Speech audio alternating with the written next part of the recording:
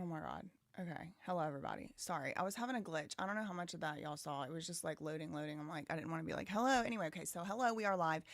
It is Friday, May 15th at 10:30 a.m. And um, I wanted to talk to y'all about a few different things today. But before we get into that, I think that probably the thing y'all are like most excited about is going to be my reaction to the Bruce Rivers criminal lawyer versus that's my uncle. I don't know if y'all knew that or not. I don't know if he knows it or not either, but that's definitely my uncle.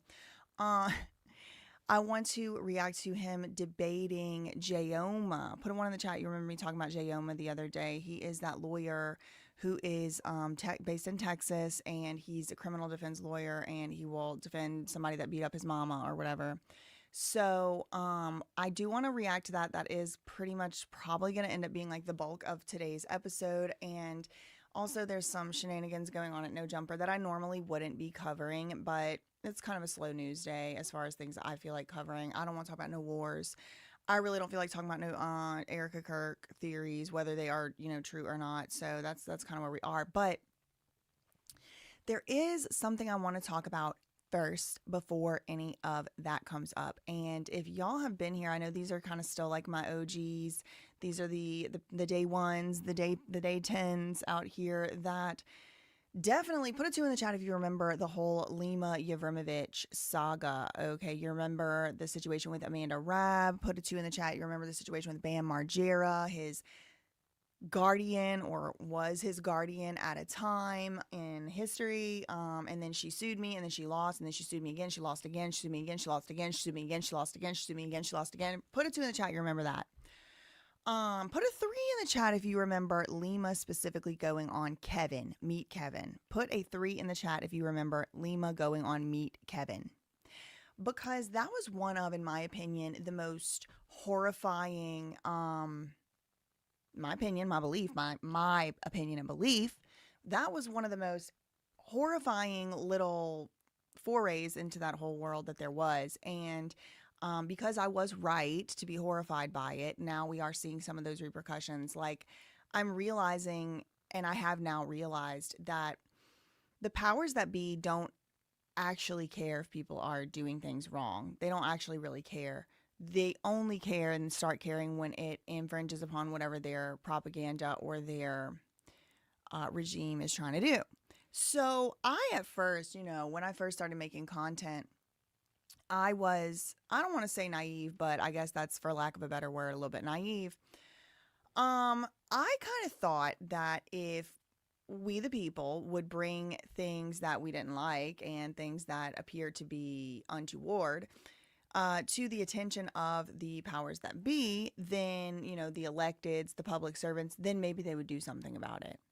I wanted to, in the beginning, of my YouTube career, before I even started YouTube, before it was a career at all, I was just on Instagram. I didn't even show my face on those videos, and I would just be reading court documents to people because I was trying to explain and use my education, my um, frankly privilege and my blessing that I was able to go and learn about the legal system. And I was trying to use those skills and that education in a way that helped people understand the law in relation to, at first it was the Britney Spears case. But when I started looking into that case, I started to realize not only do the powers that be often not give a flying rat's blank what in the hell is going on wrong and right under their very noses, even though they could do something about it, but also they're in on it a lot of times. We did see this with the courts of California essentially being complicit and enabling the labor trafficking of Britney Spears and possibly sex trafficking of Britney Spears as well. So some of these things I'm going to be talking about today are not like this topic here right now. This is going to be my first topic of the day, and then we're going to move on to the Jayoma debate. But I am going to be talking about this for a bit first because this is one of those things that I never talked about for money. And I always talked about because I care deeply about the fundamental God-given rights of all of us who are born here as, humans on this planet, but in particular, the United States of America. Now, put a four in the chat if you remember. Put a four in the chat if you remember my very last live stream. We talked about MacArthur Park, There's a maybe like a RICO, but there was a huge FBI federal drug bust. Put a 4 in the chat. You remember me talking about that. And I told y'all, I said, I've been trying to tell you for about 5 years now, they're coming for you if you are homeless and you are living in a tent. Put a 4 in the chat if you remember me saying that. And I thought, years and years ago, that there would be something we could do about that. There's not. There's nothing we can do about it except try to keep ourselves and our loved ones safe. And that is because the powers that be have made this the regime. Okay, now, I do want to be very fair and very clear. I have lived in cities myself. I'm not from a city. I was born in a very, very rural area. The place where I grew up is so rural, it don't even show up on a map. And I got to say, I'm from the next city, the next little town over. Okay, so I grew up in a very rural area. Now it's really amazing because it doesn't look like that anymore. It doesn't look like how it looked when I grew up there, but you'll just have to take my word for it. I've posted pictures before. Anyway, but as I moved out of the South, I moved out of these small towns, I moved into big cities, I had to pursue my education, et cetera, et cetera. I have lived in cities. I've lived in Boston for 3 years. I lived in Philadelphia for 3 years in law school. I lived in New York City for about 10, 12, like about 3 months, 3 months. And so I've lived in cities. And specifically where I lived in the cities wasn't where the rich people live for the most part. In my first year in Boston, I had a roommate that paid most of the rent. So I was very fortunate to live in a very cute little area of Boston for that first year. But for the most part, I lived in pretty much like West Philly, right there. If you're familiar with Philadelphia specifically, you might say I didn't live in West Philly. I was right on that like street line where it's like, no, West Philly doesn't start till 40th Street. Okay, I lived on 36th. But I did live in Powelton Village. I got attempted robbed there, as y'all know. Operative word was attempted. They picked the wrong one on the right day. Okay, they weren't getting my bag, no ma'am. So anyway, I've lived in places. I lived near Chinatown, near the fashion district in Philadelphia. There was a lot of homeless activity, encampment, whatever you want to call it, you walking under that bridge. One of my friends got lunged at in a train station. One of my law school classmates, I went to an Ivy League law school. Okay, so one of my classmates got lunged at in a train station by a homeless man with a needle in his hand. Lunged at. And she was there. There was no service down there. So I am absolutely familiar and aware that there are problems that come along with just allowing people who do have mental health differences and drug addiction to just be living in camps on the street. Okay, so I don't want anything, and I say that to say I truly can see many sides of this issue. I'm not advocating that we allow our cities to fall into ruin. However, I am also absolutely afraid and terrified that people, the powers that be in particular, if you can call them people, girl, I don't know, are going to start using, and have already been for years, and I've been noticing this for years, using these real problems that we really are dealing with. For example, mothers can't bring their children to the freaking park, the public park. They can't even go to the park. You can't even walk, get on the train just without somebody lunging at you. People got to wear closed-toe shoes because you don't know if you're going to kick somebody's needle and what it's been in contact. I totally understand those are problems, but in my opinion, I don't think we should be solving problems by violating people's constitutional rights without due process. I've always said, and I mean it, if somebody's committing a crime, put them in the jail. If we got to open some more jails, then so be it. I don't think we do. I think we probably figure out how to stop putting people in jail for no reason. And the people that do crimes go to jail. I mean, that's kind of what I think, but nobody put me in charge. All right. So I did see a bunch of 4s. And y'all do remember that I said just the day before yesterday on this live, they're coming for the homeless people. And that doesn't mean they're just putting them on buses and shipping them out other places. Okay. It's very interesting because they have told us what they're doing with the homeless people, but they don't tell you all in one place. You have to go and look at many different sources and kind of put it all together. By the time the average person out here is going to put it together, it's going to be way too late. So here I am again, trying to show y'all these canaries in the coal mine. The very same day, the very same day that I had said all of that stuff to y'all, this article comes out. May 12th, did it come out? Today's the 15th, so maybe this was the day before even. Now, earlier we were talking about MacArthur Park, which is... Uh-oh, did my camera just die? Girl, my camera died. Hold on, let me go plug it in.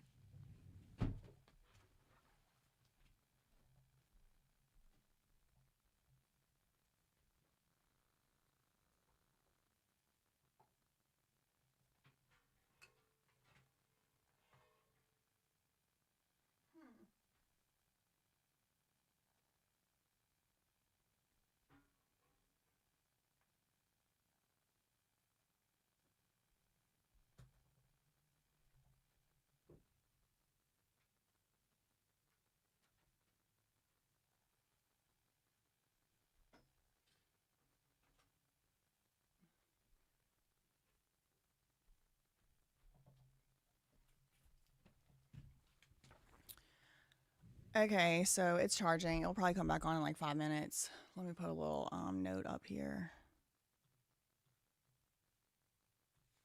No, they're not interrupting the broadcast. That one was on me or somebody in my house that unplugged my camera.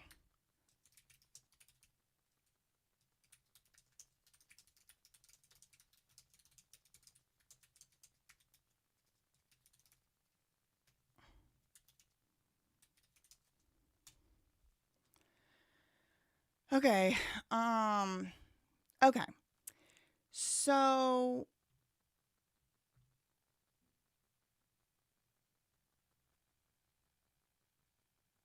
okay. So anyway, all right. So I'm just going to put this up here for now until my camera comes back on. But we were talking about LA last time. Now this is San Francisco, but this is a New York Times article from just 3 days ago. The title is, "In San Francisco, the tents of homeless people are disappearing. Mayor Daniel Lurie and city leaders have enforced bans on camping and moved people off sidewalks to reduce visible homelessness." Okay, do you see that right there? Visible homelessness. Stay with me. Stay with me. The camera's coming back on. I know y'all like to see my face, but there's important points here. But look at the subtitle right here. Critics of this tactic say too many homeless people are, quote, housed in jail. Okay, interesting. So once again, in San Francisco, the tents of homeless people are disappearing. Mayor Daniel Lurie and city leaders have enforced bans on camping and moved people off sidewalks to reduce visible homelessness. Visible homelessness. That is very interesting to me because it's kind of telling you the quiet part out loud. Daniel Lurie, the mayor, and city leaders are not really very concerned about reducing actual homelessness, just the visible homelessness. Now, there's this other aspect here. Critics say too many homeless people are housed in jail. Well, let's see further, what's going on here. According to the New York Times, San Francisco's mayor, now in office for 16 months, has insisted that his hometown was a city on the rise and that its dystopian days of rampant homelessness and public drug use were behind it. So the days of drug use and the dystopian tent cities, et cetera, were behind it. On Tuesday, earlier this week, the mayor had some imperfect data to support his claims. He stood on 6th Street, a stretch long known for residential hotels and sidewalk misery. What is that, residential hotels? Oh, residential hotels is like when somebody lives at a hotel. Instead of just staying there because you're on a trip or a vacation or something, just you live there, or the person or the family lives there. And that is something that does happen quite often. This is something that happens a lot in Florida, these residential hotels. So he was on 6th Street and he said the number of people living in the city streets had dropped to its lowest number in 15 years. Okay, so fine. Stop. Somebody said they're in the McDonald's meat. Quit it. I want to just be clear here. Again, I want to be objective as possible here. I don't have a single solitary problem with a city banning people setting a tent up on a sidewalk. You know, sidewalks are there for us to walk on. They're called the sidewalk. And it's so human beings and their animals and their, our families and stuff don't have to walk in the street. That's why sidewalks are there. The sidewalk is there so you can walk on it. If the sidewalk is completely covered up with needles or even just tents, even if it's very clean, no needles and then nobody on drugs or nothing's living there, just a tent. Let's say it's some van life family who parked their RV right there or put a tent up there. That ain't where that goes. There's RV parks. There's national parks where you can camp. You can get a spot. There are places you can put your tent that are not on a sidewalk. And I think that it is disingenuous that people who, I think in a lot of ways, rightfully, they're coming from the right place to advocate for homeless people and, people without houses, homes. A lot of people do fall on hard times. Y'all know me personally. I was on government assistance for large parts of my life. I was on food stamps. I was on, Medicaid and all that. So you are never going to hear me complaining about a little bit of a handout. They call it handouts. I took them. And it helped me to stay on track, and it helped me to get on track to where now I no longer have to rely on those programs. Thank God, praise God.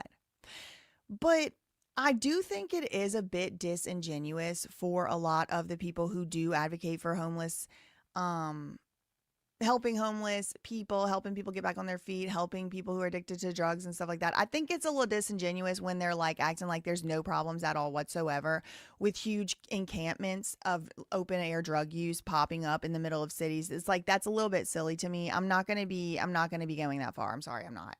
There are problems with people camping on the freaking sidewalk. Okay. Get off the damn sidewalk. But I have problems on this other side too. Sorry, I know my camera hasn't still not come back on. It's like a black screen right now.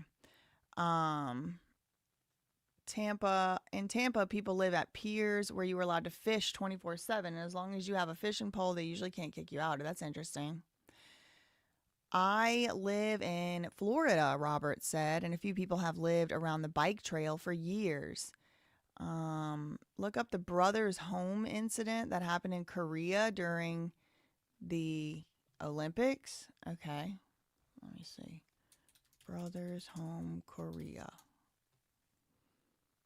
Oh, wow. Oh my God. Yeah. Okay. Thank you for this. Thank you, Renegade Continuum, for the $5 super chat. And also thank you for letting me know this. Yes. A lot of times y'all know, why you're supposed to, know about history, because if you don't know it, then we're all going to be doomed to repeat it. So look at this. Renegade Continuum said, look up the Brothers Home incident that happened in Korea during the Olympics. So the Brothers Home was, and this is like the English name for it. Girl, I gotta have to work on my Korean before I offend somebody trying to pronounce this, but y'all can read on the screen here. This is the Korean name for it. Was a notorious internment camp and, quote, welfare facility in Busan, South Korea, that operated from the 60s to 1988 under the guise of government social purification drives. Tens of thousands of individuals, including homeless people, children, and political. Okay, this is what I'm really scared of. Okay. Who ends up getting put in there? First, they come for the homeless and the drug users and the mentally ill. Then they come for your kids. And then it's people who are exercising their right to free speech. Now, in Korea, I don't know if they have the right to free speech. I don't really know what their constitution looks like over there, whatever. But tens of thousands of people over 20, 30-year period were detained, subjected to forced labor, and endured horrific abuse. They began a, quote, cleansing campaign in the 70s and 80s. Military dictatorships rounded up citizens off the streets to beautify the country before the 1986 Asian Games. So this is pretty much exactly the same thing's going on right now. They're trying to clean up California before this World Cup and before the Olympics comes down there. The Asian Games and the Seoul Olympics, police and local officials were given incentives to fill quotas, sending even everyday citizens and children waiting for trains and office workers to the labor camp. The living conditions got it termed Korea's Auschwitz by local media. Detainees lived in overcrowded, prison-like dormitories. They faced extreme violence, assault, and malnutrition. They were used for slave labor at nearby construction sites and factories. And a landmark 2022 investigation by South Korea's Truth and Reconciliation Commission determined at least 657 people died inside the facility between 1975 and 1988, and it was a direct result of the brutal conditions. Survivors estimate the total death toll is probably much higher. The camp was shut down in 1988 after an escape attempt, and subsequent investigation exposed the atrocities. For decades, justice eluded survivors as the facility's owner, Park In-kun, received only a minor sentence for embezzlement. However, following renewed pressure and investigations, the Supreme Court of South Korea formally found the state responsible for human rights violations. The government dropped appeals in a landmark compensation lawsuit, clearing the path for restitution to survivors. Okay, so yeah, exactly. Okay, thank you so much, Renegade Continuum, because that's now happening right over here. And thank you for becoming a new member. Squid Games is based. I was literally, okay. I'm glad you said this because I didn't want to be sounding like I was being racist or something, but I was like, I bet you they were doing the Squid Games or something in there. But I didn't want to, like, I got that. Like, I literally, in my mind, y'all know, put a 5 in the chat if you know how I get those little mind's eye visions, whatever you want to call them. I saw in my mind the Squid Games playing out, and I'm like, oh, maybe I'm racist because I'm equating, like, Squid Games with, like, anything abuse South Korea. No, actually, the mind's eye vision was right again. It rarely misses. It rarely misses. Thank you for the $2 super chat. Thank you. Yeah, y'all are like, yep, we know it. Okay, let me just check my camera again. Let me like turn it off and on again. It should be coming back on by now.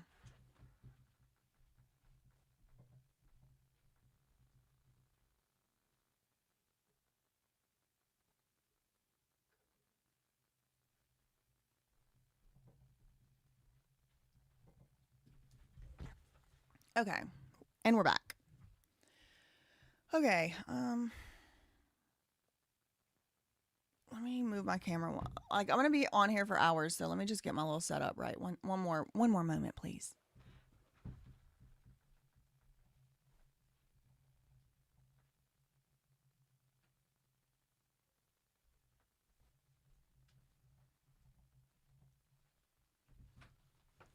Okay, and we're back.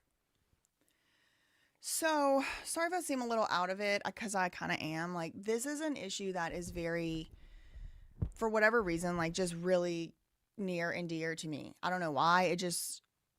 I have a lot of complex thoughts about it. And I'm trying to not get all worked up and all that. But it really does bother me. I don't like it. Like, I think people have to be allowed to make their own decisions about stuff. I am getting a little bit ahead of myself, but a lot of this ends up being like force drugged. Like, people get force drugged. Like, that's why I keep taking, like, I know I'm taking forever to get to the point, but I just need, this is my channel. I'm going to be here as long as I feel like it. Do y'all have anywhere else to be? Like, let's just calm down. Okay. I'm talking like halfway to myself too. The issue, a big issue for me, is that I have seen a lot of times there is a real problem with anything, right? Let's just call it any problem with anything. And then some, supposedly benevolent government institution comes along to fix the problem. But really, not only do they not fix the problem, but they actually exacerbate it for the individual suffering. For example, taking a drug user who's addicted to drugs off the street and even giving them like an option, right? Go to rehab or go to jail. You end up in rehab or you end up in jail, and then you end up getting drugged anyway. You don't have really a choice to take the medications or not. So you get drugged on their drug of choice. If you're acting in a way they don't like, they'll literally tranquilize you. And it's like, so wait a second. I thought the whole problem was that it was like this person was using drugs and addicted to drugs, but now y'all are giving them gabapentin and lithium and risperidone and booty shots. I don't understand how that's helping in any way. You know what I mean? So that's kind of like one of the reasons why I find this to be so improper, but there's more, and that's going to be coming up. So, San Francisco mayor, now in office for 16 months, has insisted that his hometown was a city on the rise and that the dystopian days of rampant homelessness and drug use were behind it. On Tuesday, he had some imperfect data to support his claims. The mayor stood on 6th Street, a street long known for residential hotels and sidewalk misery, and said the number of people living on the city's streets had dropped to its lowest number in 15 years. Now, it's very interesting because he didn't say the number of homeless people in San Francisco has dropped. He said just the ones living on the streets. So keep that in mind. That's important. Many people living in tents or on the sidewalks, he said, had moved indoors into homeless shelters, treatment centers, and other facilities. Okay, so let's use a little bit of inductive reasoning. Let's just use a little bit of circumstantial evidence here. If the homeless people, presumably also, without jobs or at least without enough money to afford to go to treatment, are in treatment centers, who's paying for it? $60,000 a month, $30,000 a month, who's paying for it? Also,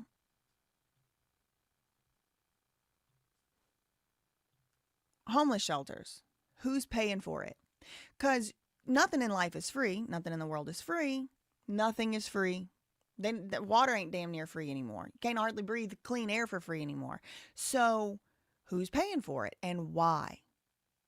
I really want, I hope by the end of this segment, to have y'all asking what are the incentives and why. Because I think it's great. Look, on the surface, it sounds good. There's shelters for homeless people. Let's clean up the streets. Let's put them in the shelters. Why not? They can get a shower. They can get food. Maybe they can get resources. They can get a job. Here's the news flash a lot of y'all don't want to hear.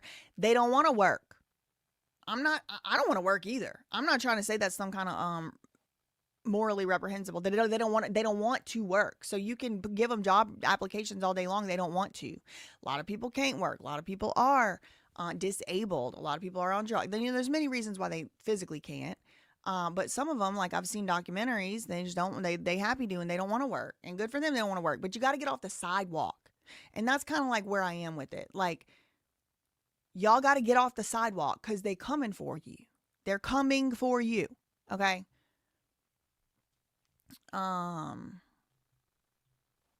Who's paying for the treatment? No, certainly not them. It's government funded. That's the point. And look at this little catch-all and other facilities. Keep that in mind. Because if you remember at the beginning of this video, at the beginning of this segment, I told y'all, they tell you what they're doing, but they don't put it all in one place. All right, so just keep this in your mind. Many are now living, many people living in tents or on the sidewalks had moved indoors into homeless shelters, treatment centers, and, quote, other facilities. Okay. Homelessness and addiction are not just challenges we have in San Francisco, but for several years, they defined our city. Yeah, I mean, a lot of big tech companies moved out of San Francisco because of it. Mr. Lurie said at a news conference outside a new sober living homeless shelter. Doesn't that sound so nice? A sober living homeless shelter. Okay. Isn't that nice? Sounds like it, but wait. That narrative didn't always capture the full story of our city, but it also wasn't entirely wrong. He was referring to the drumbeat of attacks on San Francisco from Fox News, conservative politicians, and others who asserted that the city was proof of liberal governance could not succeed. This is, in my opinion, unnecessarily politicizing this issue. There were many people on the left who lived in San Francisco who were saying that they didn't feel comfortable going outside with their stroller with their babies. I am not on the right or the left. believe me, you're not going to catch me defending the right wing. Okay. You're not going to catch me defending them. But I do think this is a little unnecessarily reductive. And New York Times is making this into a political issue that really it isn't. It's an issue. It's a real issue. And it is a real issue. Even for the people who are living out on the streets, like it is a real issue even for them. They're not safe out there either. Much of that talk has subsided as this guy is a moderate Democrat taking middle of the road business friendly approach. Business friendly approach, okay? Hold on.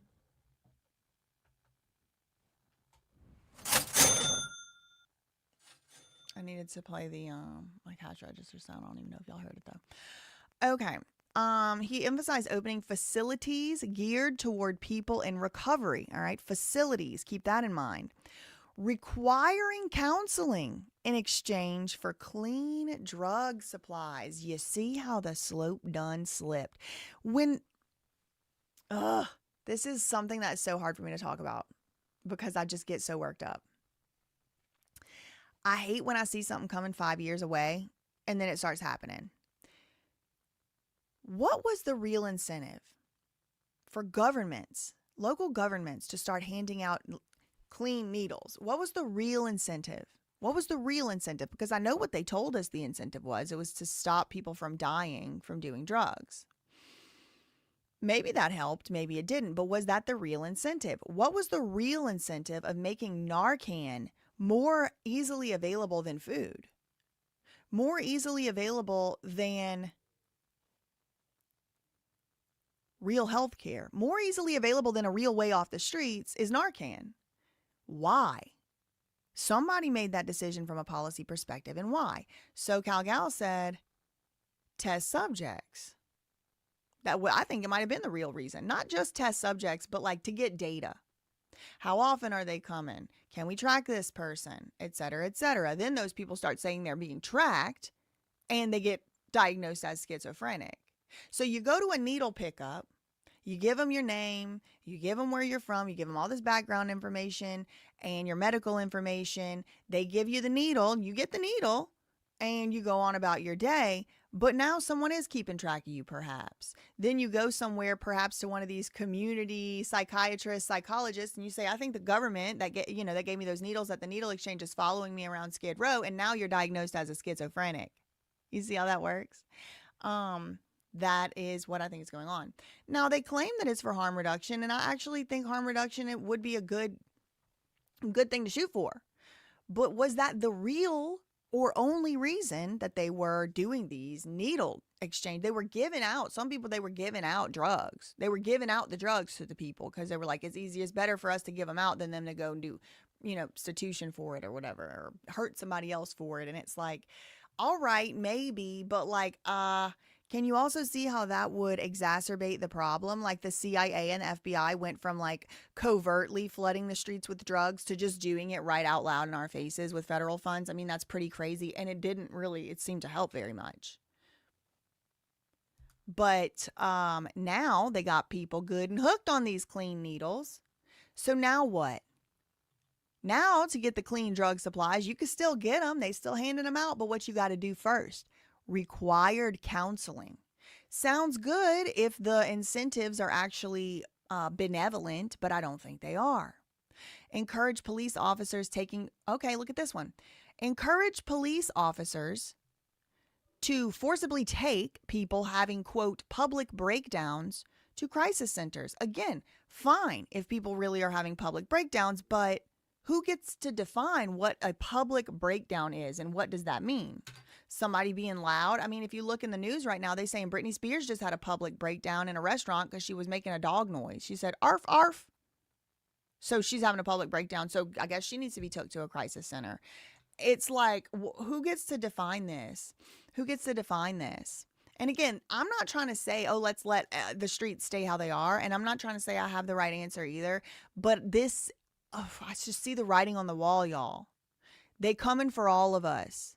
They about to start saying that having a public peaceful protest is a public breakdown, and they're going to take you all to the center and you're all getting tranquilized. That's where it's going if we don't stand up to this. I don't like it. I don't like it. This can't be what we doing. The city's new count found about 8,000 people were homeless in San Francisco, 4% drop from 2 years ago. The number of people living in the open dropped 22%. All right, so a couple thousand people unaccounted for what I'm seeing. A couple thousand people used to be living out on the street, and now we don't know where they are, is what it looks like to me. Those living in facilities, homeless shelters, see how they put it like this? Those living in facilities such as homeless shelters rose. But what do you mean? What could it possibly be such as? What is a facility such as a homeless shelter? Just wait. And thank you to the Brothers Home, the person, the Continuum, who gave me spoiler alert, looks a little something like this. Spoiler alert, looks a little something like this. This mayor's data came from this biannual report conducted in January, part of an effort mandated by who? The feds. All right, everybody? Remember that CARE Act? Remember that Free Britney Act? God, this is like everything I've cared about all on top of each other. But do y'all remember the Free Britney Act that Nancy Mason, Charlie Crist, bipartisan? Anytime something's bipartisan, you need to ask why. It usually ain't for the good of the people. It usually ain't. I wish it was. Like, I wish that it was, but it isn't. They were trying to co-opt.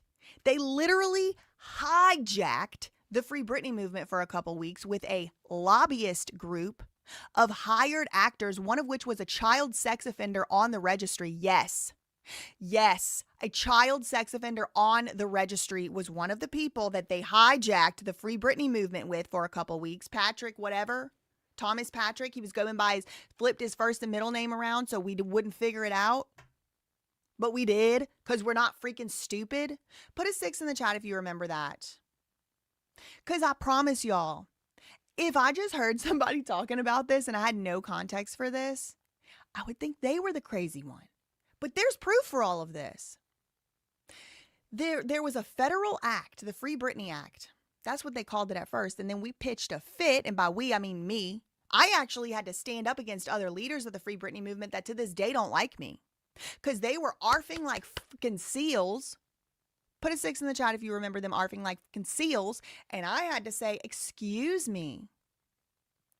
This is federal conservatorships, federal funds to be our owners, slaves, where these federal agents, these federally funded employees get to decide what medicine you take, whether you have a kid or not, whether you get to go to the voting poll, what medicine you take or don't, where you go, where you live, what you eat. And I told y'all then they're going to try to put us in camps. I'm going to tell y'all one thing right now. I ain't going to a camp. Not alive. I ain't going to a camp. I don't even want to live somewhere that got a homeowners association. I'm not freaking going. They're not going to take me dragging and screaming because I'm not going. Okay, so none of this applies to me, by the way. But I'm just trying to tell y'all. Nancy Mason, Charlie Crist tried to hijack, co-opt the Free Britney movement by calling this bullshit law the Free Act. I have a video about it on the on That Surprise Witness. I have emails with members of Congress and their staffers. I've been trying to tell y'all about this. It's getting pretty serious. We're on to the next step now. And I'm starting to feel like Lima Yevrimovich was a government front. That's what I'm starting to feel like. Like she was a government front to push this bullshit. That's what it's a feeling. That's not a fact. Facts aren't feelings and feelings aren't facts, buddy. I ain't going. So, they tried to push this act. I don't know if it ended up passing or not, but they definitely changed the name of it from the Free Britney Act. There was one of these people they were trying to say were leaders of the Free Britney movement. We had never seen them in our life. Cassandra Dumas, whatever her name was. I found her on an AI facial recognition program using a completely different name on the cover of a magazine. Put it in the comments if y'all want me to cover that, because I felt like y'all were going to diagnose me schizophrenic if I showed you that. But anyway, I'm pretty sure she's a federal operative. Pretty sure. Maybe from this country, maybe from a foreign nation that has infiltrated this one. Who knows?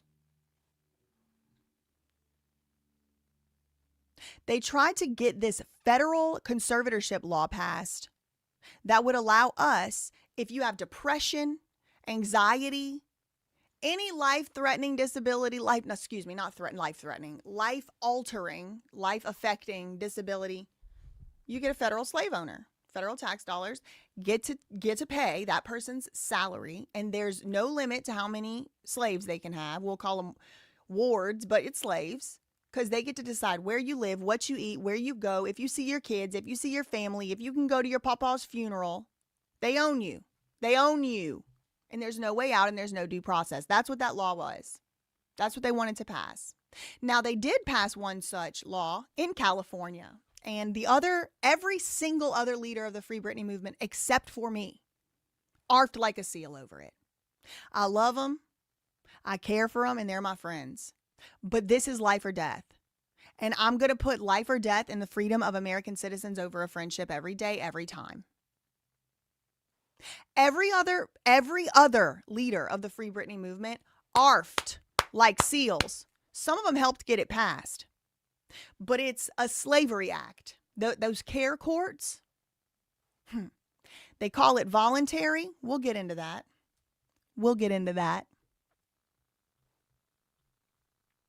But look at this. The federal government is tracking homelessness across the nation. Why? Because they want to own us. It's so obvious. Now, none of this applies to me because I'm not going. I ain't going. Nope. City employees, nonprofit workers, and volunteers, city employees, they used your tax dollars to go count homeless people. Not for a good reason either. For slavery. Slavery never ended, and it's about to start rearing its head real big. They're not going to call it that. And people that call it slavery are going to be called crazy. But I don't give a shit. They can call me crazy all day. I know I'm not crazy. They also counted people with no fixed addresses who were living in shelters, jails, hospitals, or treatment centers. Jails, hospitals, living in hospitals? The city released preliminary results Tuesday, and the mayor's office acknowledged they were not a perfect comparison to the 2024 count. This year, the counters worked early in the morning rather than late at night, so they had better visibility. They tried to survey homeless people. Right, okay, look at this. They tried to actually ask people, hey, are you homeless? Instead of just guessing. So anybody walking around, Nick Reiner could have been called homeless. I mean, technically he was. He didn't own a home. He lived in his parents' pool house. Whether they had homes. So they used to just guess. Oh, is these people homeless? Yes, no, let's count. Okay, yeah. The most striking figure touted by the mayor was the number of people living in tents had dropped 85%. This is a striking figure to me as well. Where did they go? That's the question you should be asking. Where did they go? 86% of the people used to be living in tents ain't there now. Where did they go in the last 2 years? Where did they go since 2024? Hopefully they got on their feet, they got jobs, and they're productive contributors to society. That's what I hope, but I highly doubt it. While tents seem far less visible in San Francisco than they were 2 years ago, it's hard to know how accurate that figure even is. The city's chief of health and human services said the count was one measure of many. Jennifer Friedenbach, director of the Coalition on Homelessness, agreed that fewer people were living on the streets, but she disapproved of the mayor's methods after the Supreme Court. Look at this. The Supreme Court in 2024, 2 years ago, gave cities authority to enforce bans on public camping. Fine. Again, I don't have an issue with a ban on public camping. I don't have an issue with that. But it's being used to funnel people into labor camps. That's what's going on. That's the TLDR here, and I'm going to show you proof. San Francisco officials swept tent camps and moved homeless people around with the priority of keeping them out of sight for wealthier people, according to Friedenbach. She said the jail system, with its population up about 50% since 2021, has become a revolving door for homeless people accused of misdemeanors such as illegal camping and possessing drug paraphernalia. This definitely is a tried and failed strategy. I would say we're going back about 20 years. But San Franciscans have given this mayor rave reviews. So let's just pull back for a moment and remind ourselves where the drugs that got people so viciously addicted came from. They came from the government. Fentanyl and opioids doesn't fall out the sky. Hello? They've been flooding our streets and getting people addicted, our family members addicted to these drugs for about 20 years. So the obvious, inevitable, obvious outcome is going to be there's a bunch of drug addicts on the streets. Almost like this was manufactured for the purpose of later sweeping all these vulnerable people up, experimenting on them, using them for organs, trafficking them. None of these things are things that I'm making up. Everything I am saying can be verified in the public record. Y'all see the dots connecting? So the government, the federal government, whether on purpose or not, I know it was on purpose, whether admitting to it or not, has been flooding our streets with drugs and drug use paraphernalia. Look at this. We just learned in this very article, they have these safe needle pickup points. Who funds that? Sometimes nonprofits, sometimes NGOs, and sometimes literally the government. They're handing out needles for you to do drugs and then arresting you for having the needle. Do you see how that don't really make any freaking sense? Why are they giving people needles if they're going to arrest the people for the needles? Same question I have. Why are they worried about people doing drugs if they're just going to drug them in the rehabs? This is something I brought up with the Amanda Rabb case. She was on crack. She said she wanted to be on crack and she wanted to stop doing crack and she liked crack and she doesn't want no help. So that's the big reason we were supposed to want to have her, lose all her rights and stuff. So she did, agree to go to rehab voluntarily. She agreed to go to rehab voluntarily. And she died in that rehab. She died there, 25 years old. She had gained an exorbitant amount of weight. She was dead in her bed for hours and hours and hours before anybody bothered to check on her. She had died at some point overnight. She was on gabapentin, risperidone, and hydroxychloroquine or something. You know what? Don't quote me. Don't quote me. But she was on all kind of medicine. One of the side effects of gabapentin is that you gain a lot of weight. I don't know if it's true or not. I never took a gabapentin in my life, to my knowledge. But her big problem was she was on drugs, right? That was her big problem. She's on drugs, so let's get her off drugs. And then this is one of the reasons I ended up in this whole entanglement with Lima Yevrimovich in the first place, is because she lied. Yes, you do know about the time that Lima Yevrimovich lied about how Amanda Rabb died. Why did she lie about how Amanda Rabb died is a good question. I don't know. Why did she lie about how Amanda Rabb died? I still don't know. But that's not the only thing she lied about. She also lied and said that Amanda only had Tylenol in her system. I guess she was trying to say Tylenol. That was a lie. Amanda had risperidone, gabapentin, some other hydroxy something, and something else. 4 things she had in her system. So they took her off the street because she was doing drugs, then started pumping her full of drugs. And then lied and said she only had Tylenol in her system. That was a big red flag to me. 25 years old, she died. 25 years old, she died. Now, I don't know how she died other than what exactly the coroner's report, which is the public record, says. It says she died from cardiac arrhythmia. It was exacerbated by obesity. Don't come for me. I'm remembering what the autopsy result, the coroner's report said. That's a heart thing, right? Like a cardiac arrhythmia. That's how she died. Exacerbated by obesity, schizophrenia. She had schizophrenia. And hypertension, high blood pressure. And probably because of the crack use, I will say. And probably because she had gained a whole bunch of weight. I don't remember exactly what it was. Hydro something, I think. But I have a bunch of videos on it if y'all want to go watch those. She died. Okay, then they lied. They lied. They said she didn't have no drugs in her system except Tylenol. They lied. They said how she died was a seizure disorder. No, it wasn't. All those were lies. And I got sued for telling y'all it was lies. I'm like $1 million in debt or something over telling y'all it's lies. So it's lies. I'm not sorry for saying it. I'll say it a fucking again, bitch. It was a lie. But why are they lying? Why are they lying? Because it kind of looks bad, maybe? I don't know. Oh, she's on drugs. We got to get her off drugs. Let's put her in rehab and put her on 15 drugs. 4 drugs. It was 4 that I remember.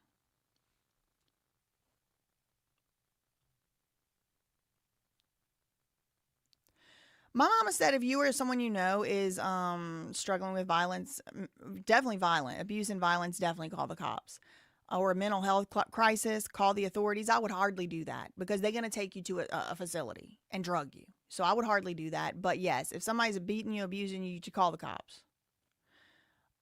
Anyway.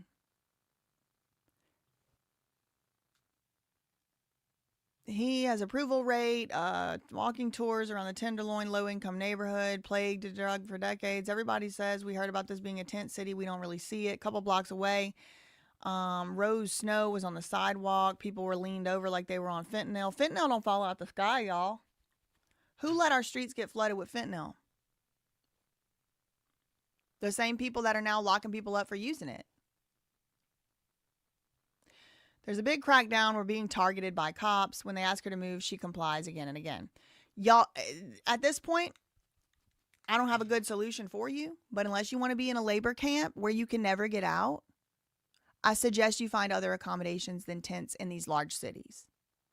Maybe somebody has a farm, will let you go work over there. You might start working. There's nothing else I can really do to warn anymore at this point. But I wanted to remind y'all just the no, don't grab pitchforks because then they'll be saying that I incited a riot. Don't grab pitchforks. Critics, this little line right here at the very top in the subtitle. Critics say too many homeless people are being housed in jail. Remember that. Who remembers? Put a 7 in the chat if you remember step 1. Conservatorship or jail.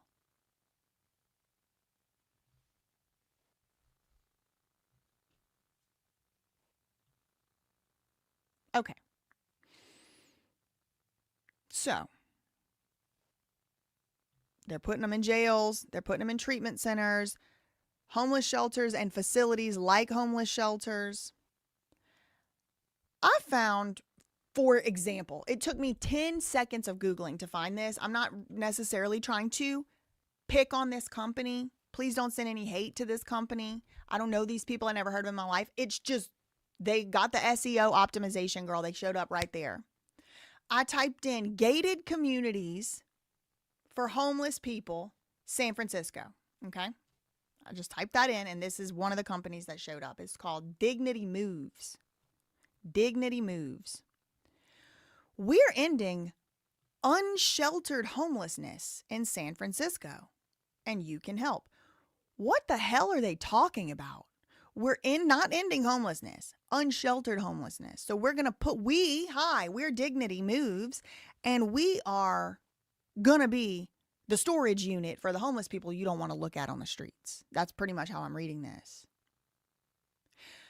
Opened in 2022, it's an NGO seemingly, through a partnership between Dignity Moves, Tipping Point, I could go 10 minutes on that alone, and the city of San Francisco. 33, the number 33 keeps coming up. Y'all notice that? Goff has been a model, a case study. This is how they do, y'all. The government funds these little experiments, and then they start acting like they helping somebody. Who's really getting helped if all the homeless people are just being held in a storage unit down the street?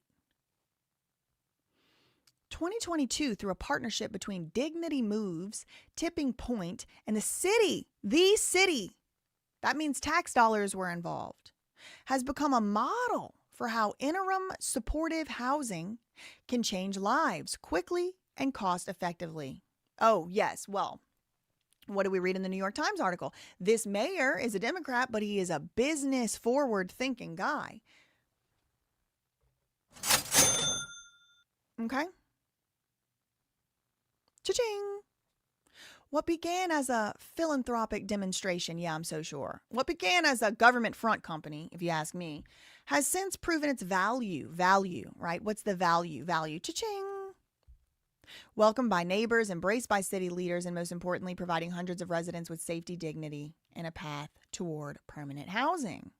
Look at the sponsors: Gensler, Swinnerton, the city and county of San Francisco, Urban Alchemy with the Freemason symbol as their sign, Home First Services, Holland and Knight. That's where Vivian Lee Thoreen works. Who's Vivian Lee Thoreen? She is one of Jamie Spears' lawyers who went on the New York Times. This is how my brain works. If I did this all day, I would just be talking about connections all day. Vivian Lee Thoreen works at Holland and Knight, or did, and she was Jamie Spears' lawyer. Britney Spears' money, while she was a slave, while Britney Spears was enslaved, her money paid for her dad's lawyer at Holland and Knight, Vivian Lee Thoreen. Holland and Knight has an unimaginably financially, fiscally helpful, very, very, very, very lucrative conservatorship practice. So Holland and Knight, the law firm, gets a lot of their money each year from conservatorships, from conservatees who are stuck in conservatorships. Vivian Lee Thoreen was the one who went on to the New York Times documentary called Framing Britney Spears and said she's never seen a person get out of a conservatorship in her life. Ever in her practice has she seen somebody get out of a conservatorship. So Holland and Knight, the law firm, is one of the sponsors of this homeless encampment. Let's call it what it is: a homeless person storage unit. They're not helping them get jobs. I'm sure they would say they were. PAE, GW, and the Tipping Point Community. A partnership with Tipping Point Community, the Department of Homelessness and Supportive Housing, Urban Alchemy. Like, tell me you're a Freemason without telling me, girl. Urban Alchemy? Please. Please. Site provides 70 private, dignified rooms for individuals experiencing homelessness. See, they act like they're so sweet and nice. They're like, oh, we call it individuals experiencing homelessness because homeless people is just so hurtful. You know what's hurtful? Taking people's rights away without due process. But anyway, each room has a bed, a desk, a chair, heating, a window, and most importantly, a door that locks. Does it lock from the inside? Does it lock from the outside? Are they locking these people in these rooms? The site has been designed by Gensler, PAE engineers. I mean, this is like, okay, thank you. Is this like an Auschwitz like type of camp? Like, what is this? Gives them a sense of belonging. The community also includes case manager offices, case managers paid by the government, extensive dining and community spaces, computer lab, pet area, community gardens, and storage for residents' belongings. But can they use them?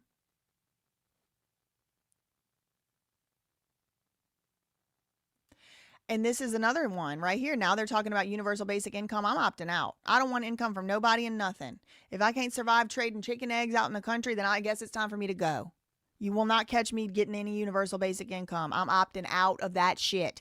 Because guess what? You're about to have a universal basic income and a universal basic house. And you're going to be sitting right next to these people at 33 Geoff by Penzler and Gimsler and all these people.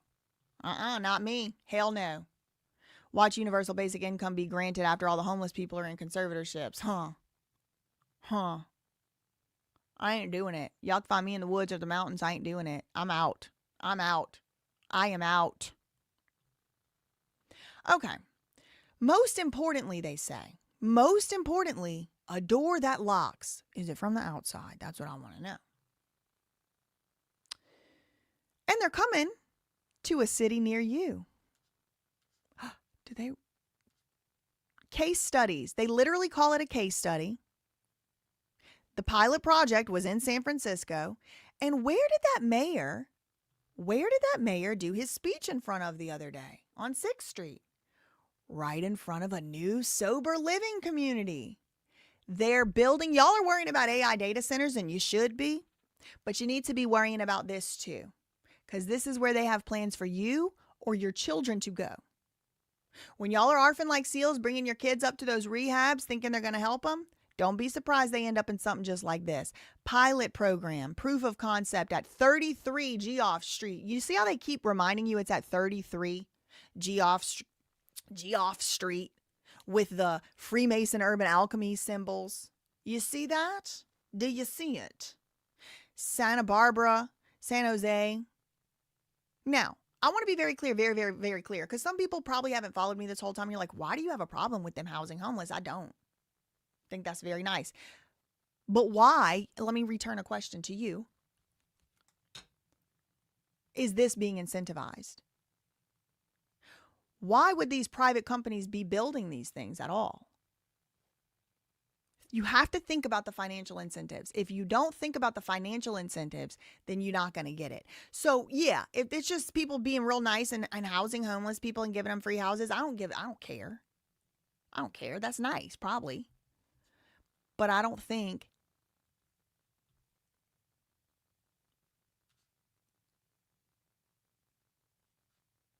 did they literally change this website since this morning? Citibank, the City Foundation, is also the playbook. Remember the steps, open source playbook, your guide for scaling interim housing solutions. Scaling, what does scaling mean? That's a business word for making more of them.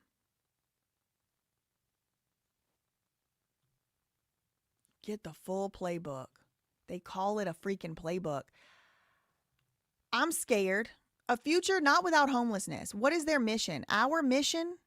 Not a future without homelessness, a future without street homelessness. We want these homeless to be put somewhere where we don't have to look at them, is basically what they're saying. We believe no one should be forced to live on the streets, but they don't believe no one should be forced to live in their houses. They like that. We're reimagining scalable solutions. Are y'all starting to feel like we're reading an aura? Look at this. Does this look like dignity to you? This looks like FEMA trailers are more comfortable. And I'm from Louisiana, I could say it. This don't look like dignity to me. This looks like y'all put sheds in a freaking parking lot. Didn't even bother painting over the lines. More than half of the nation's unsheltered population lives in California. For every person who exits homelessness, 3 fall into it. And is that maybe because the government has flooded the streets with drugs? Perhaps. Oh, they don't get into that. The reasons are complex. But we're worried about the result. Of course y'all are, because this has been a plan for 30 years, in my opinion. Law firms, banks, they're in on it. Scalable solutions. So really, we're talking about scaling like it's a business. How is that interest going to conflict with the best interest of the actual human beings who are living on these streets?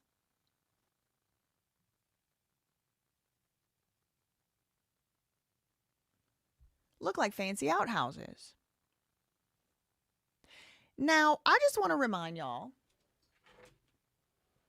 about how I've been trying to tell you about this for about 4 or 5 years. We're going to take a walk down memory lane, and we're going to go to meet Kevin. Okay. Now, thank God I downloaded this video and I covered it on my channel, because now Meet Kevin has deleted it.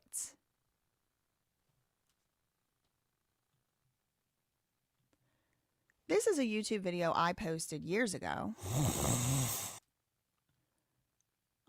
Let me just switch my account real quick. I have to go to a homeless shelter. Years ago. 3, October 2022. Lima, that's her right there. If you're new, that's her. That's the girl that I believe is probably part of some type of government operation. And that's where somehow she's coming up with all this money to keep suing and keep suing and keep suing and keep suing. And that's where she's coming up with the freaking audacity. But that's just, I mean, girl, they might say I'm schizophrenic next. So let me stop, because that's just a belief. She's the one that tried to get a restraining order against me to make me stop talking about her. And I won. And then she owes my attorneys about $100,000 in fees and sanctions. That's her. Lima proposes mandatory gated camps for Californians. Now, when she did this interview on Meet Kevin, it was 2021. This is 5 years ago. I want you to make. Your decisions are not the things that I want you to do. Y'all can go and watch this video. It's on That Surprise Witness. Let me get the transcript up.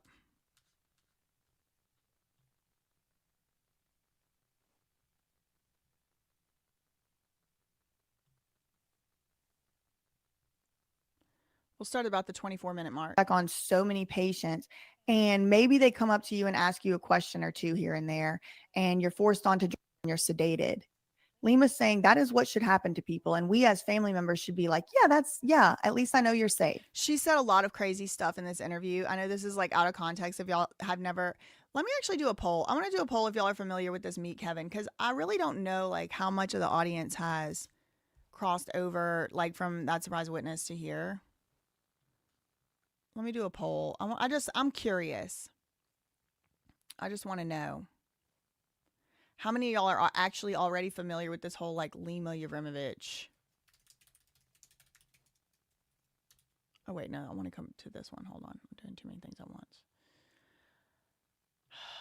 Okay. I know y'all are waiting for the Jayoma and Bruce Rivers debate, and that is going to be the bulk of today's episode, but this is something that's so important to me. I just couldn't not say anything, and I had to say it. So let me just do a yes, no.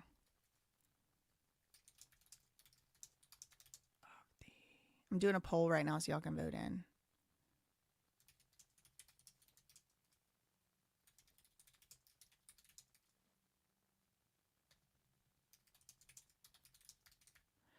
Okay, I said, have you heard of the Meet Kevin Lima interview before today, from me before today?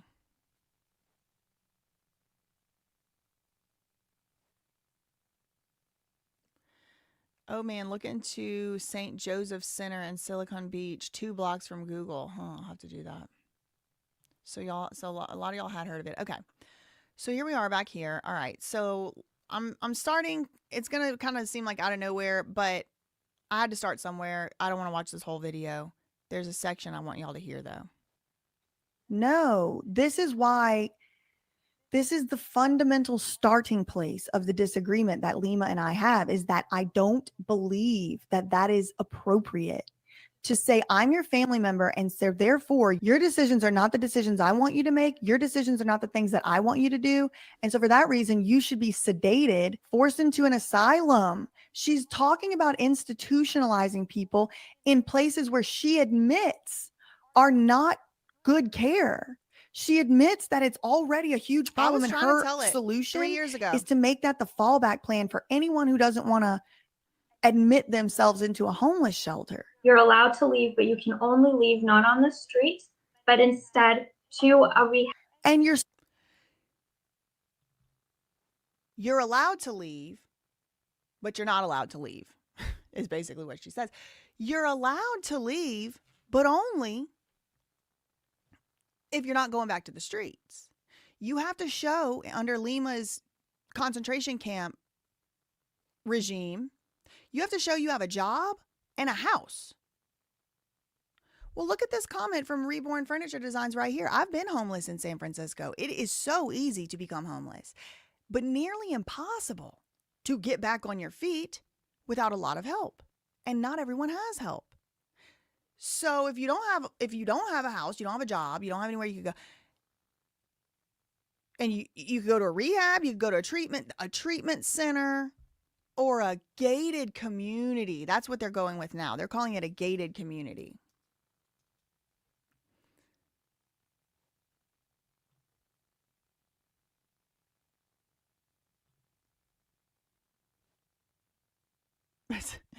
I was saying here, I'm like, so what's the difference between that and prison? What's the difference between that and prison? And if you're going to prison, you're supposed to have due process. Stuck there forever. She's saying you could be allowed to leave, but you can only leave if you have a home, a house. How could someone like just the logistics of that don't even make sense, y'all? No. Let's say you have someone falls on hard times, gets addicted to drugs, admits themselves into a homeless shelter, leaves off the street, gets put in the psychiatric ward, and now they want to leave. Okay. Too bad. So sad. How would they apply for a job from inside the psychiatric ward? How would they get any help? What if they don't have family to help them? What are you talking about?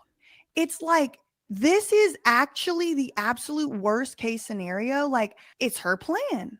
If she was put in charge of reform, first thing would be you have to go to a homeless shelter or you have to go to a rehab. If you don't admit yourself into She there, said you that. have to go to a psychiatric institution, an asylum. And the only way you can ever leave is if you have a home to go How to. insane Can y'all see is how that? that could be a circle that you just get stuck in for the rest of your life with no due Yes. process, Yes. no equal protection, no jury of your peers? Have a home and be able to afford it and stay in there and be a productive, functioning member of society, aka daddy capitalism, or go to an insane asylum for the rest of your damn life. Those are the options Lima has just said. That's what she just said. Rehab where you're willing to go. And if you choose to leave rehab, you either go back to the psychiatric hospital or you can go to a homeless shelter where you can go back to rehab. Those are the only. And if someone gets very violent, then they should be taken to jail. Clarify that jail, not like prisons, right? Jails and prisons. Okay. And y'all don't forget, Lima's business before Aura was called The Last Star. And that was specifically for diverting people from prison to not being incarcerated. I mean, I never saw the business model, I never saw the business plan, but I do want to point. Let me go up the transcript a little bit. I want to see. Anyway, the situation. Let me send her. Okay, hold on. I just believe it not okay. Nobody should be treated like. Okay.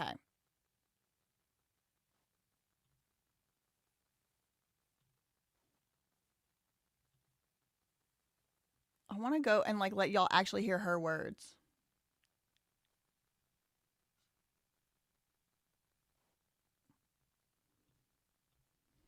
Brain scan tell you? It tells you what the humans who programmed that algorithm, at the coders who wrote the code.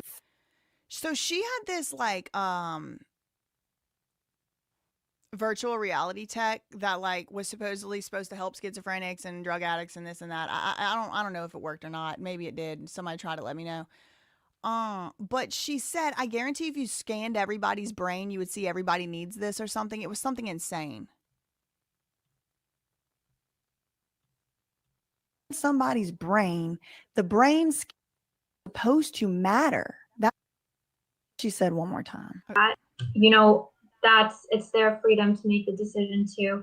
But if you scanned everybody's brain, you would see that they were incapable of making their own decisions. How do you scan someone's brain? If you scanned everybody's brain, you would see they were incapable of making their own decisions. She was saying this in 2021. With that as a metric, because in this society, theoretically, human beings, particularly citizens of the United States of America, are inherently endowed with the ability to make our own decisions. It's a freedom that we have here. And in order to lose that freedom, the freedom to express yourself, the freedom to make your own decision, what decisions about what? Lima's very unclear. She just says they don't have the mental ability to make their own decisions. If you scan their brain, you would see it. Confusing to me. If a person is disabled, if a person has a condition, if a person has a diagnosis, it shouldn't and is not supposed to matter. That's why we have equal protection under the law. That's supposed to mean it doesn't matter what color you are, what religion you practice, how old or young you are, the race, the national, or none of that is supposed to matter. The laws are supposed to just equally apply to you, except in very extreme circumstances. So here we have Lima talking about if you were to scan somebody's brain, the brain scan would tell you whether someone can make their own decision. Everyone. That is just preposterous. I didn't even catch it at that time. She said if you would scan everyone's brain, you would see they are incapable of making their own decision. Then, bitch, what the fuck are you doing up on this thing? You clearly didn't make a good own decision. Somebody needs to take over for you. A jury of your peers, after due process and equal protection, should be deciding whether or not someone can make their own decisions, but not a brain scan. And what brain scan? Have y'all ever had a brain scan that was going to tell you whether you could make your own decisions? Right. And let's talk about the slippery slope of if that technology even did exist and it was being used in the way that Lima is proposing it be used. That would be extremely Orwellian. It would be terrifying because that means Somebody owns that brain scan technology. This is Lima talking about this, y'all. I don't really get into the brain scan of it all, okay? But I'm just talking about and commenting on what she just said. If you were to scan someone's brain and the brain scan would tell you that somebody can't make their own decisions. Well, just imagine that technology exists and now we're going to use it in clinics and things. What's to stop that technology from being faulty? How many checks and things has it gone through? And who's the decider of the threshold? Right. Right? Yeah, a brain scan could tell you something, but what does a brain scan tell you? It tells you what the humans who programmed that algorithm, the coders who wrote the code, think and believe it means for you to not be capable of making your own Hello? decisions, right? I've been trying Even to from one say. doctor to another doctor, their personal opinion on whether someone can make their own decision will and often does differ. And that's why in conservatorship cases, you often have two doctors fighting with each other through lawyers over their opinions. Yup. So I am very extremely leery of this brain scan I'm telling me opposed. whether or not I have the ability to I'm make my own opposed. decisions technology. I don't know that that even exists, but here's Lima 8 days after Amanda died in court-ordered treatment after being forced into it, sitting here talking about brain scans deciding whether or not you can make your own decisions, right? If you were to Hello? scan their brains, you would see they can't make their own decisions. That is quite frankly terrifying to me. And I truly believe that there should be three things that should be done. It should either be, if you're homeless, you need to seek a homeless shelter. So this is still Lima talking about if she was to Okay. So we're seeing this play out in San Francisco. 3 days ago, the New York Times published an article about how homeless people are being put into jail. It's a revolving door of jail. Okay. I know it exists now. I've made many videos. This was 3 years ago. So I've definitely found that it exists. I've made many videos across all my channels. I have playlists on all the channels that I have concerning this. What makes Lima qualified to make decisions for anyone? The last time she was in charge of another person, somebody died. Well, actually, she also was in charge of Bam Margera, and he claims, according to him, Lima actually had him locked up in these rehabs against his will. He did not want to be there, and she forced him into there. So that's what he claims. I mean, they can work it out in court if she disagrees. But and I don't know. I wasn't there, but she also went on No Jumper. Y'all know No Jumper. We're going to talk about them later. She went on No Jumper. It's the reason, actually, we're coming full circle, because the reason I don't like them people over there at No Jumper is because of Lima. They platformed her. She lied through her ugly ass face about me. She lied about me. She made shit up about me. But on No Jumper, she talked about how she was so depressed. And this is before I came into the picture, so this can't be my fault. But I didn't even know she existed at this point. But back in, when Amanda Rabb was still alive, Lima said that she had actually not only contemplated, but took active steps to take away her own life from her own self. She had some kind of mental crisis, and she got in an Uber, and she had the Uber take her to a bridge, and she was going to jump off some bridge in Chicago. So what in the flying ass hell does Lima have the authority to be telling somebody else what to do with their stuff? What somebody else needs to be, what medicine they need to be on, what somebody else needs to be, what center they need to be in, and this and that and the other thing? That seems really weird to me. That seems really strange to me whenever she can't even keep herself from getting the Uber to drive her to the bridge to jump off of it. That's very weird. That's my opinion.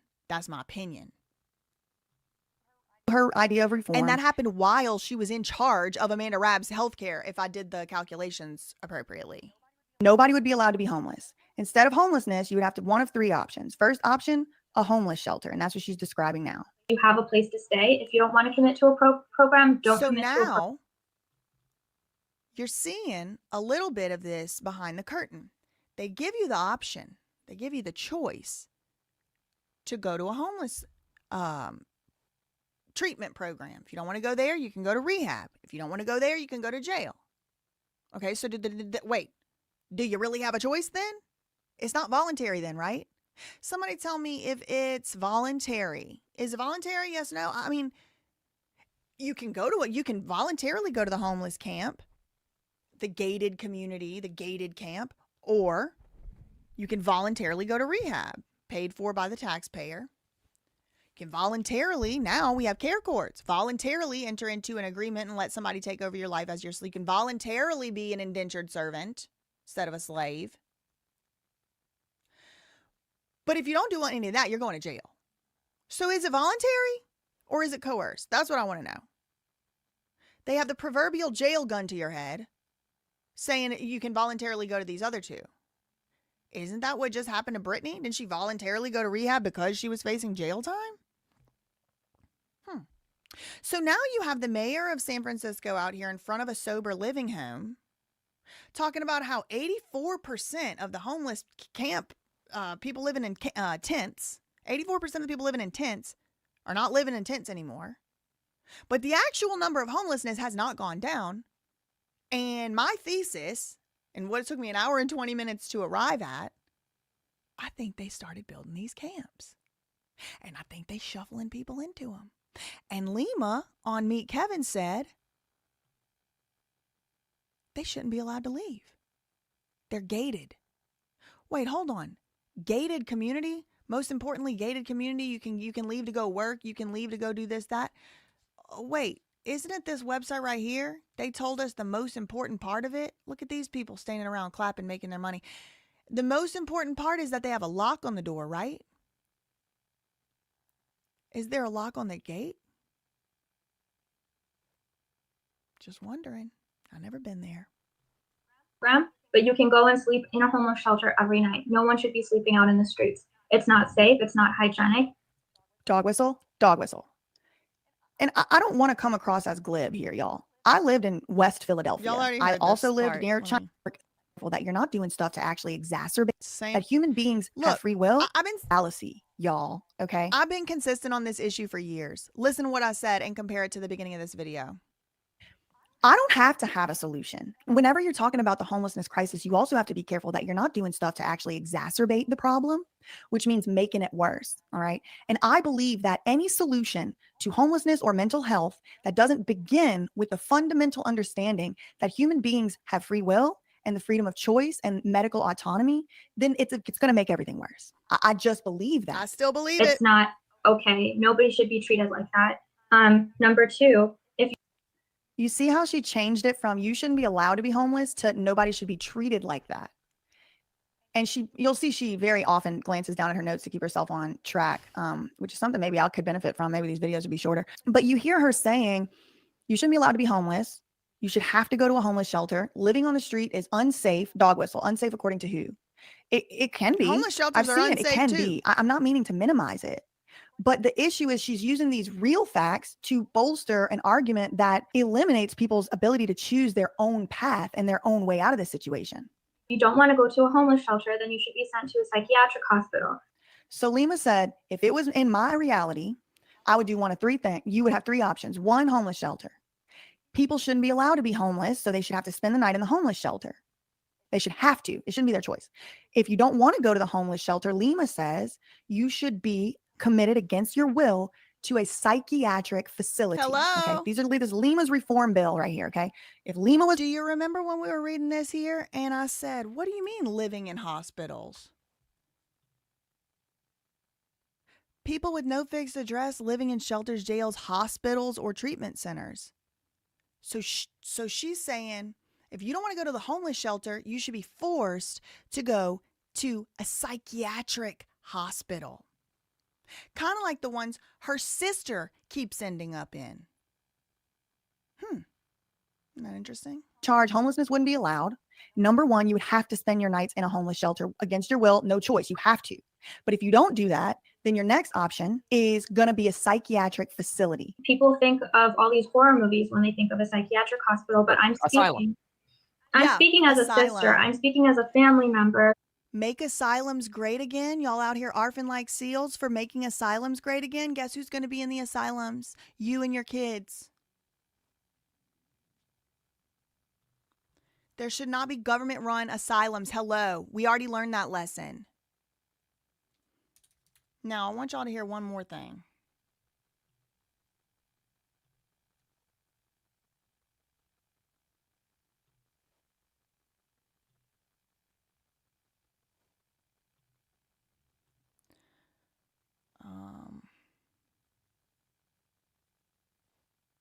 Hold on.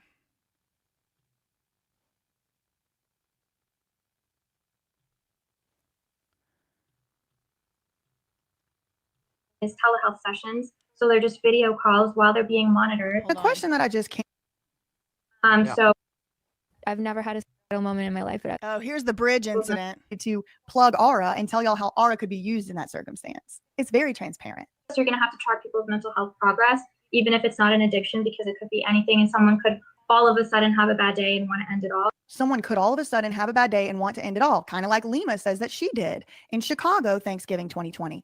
I've never had a moment in my life, but I was like, I'm just going to kill myself. Was she mandated into a year-long treatment program? No. I don't believe she was. So the fact that she is advocating for that to happen to others is completely mind-blowing. So, you know, being homeless is a way of, even if you start off okay, you will become very depressed. You will feel like you're stuck, and you'll end up with a lot of problems.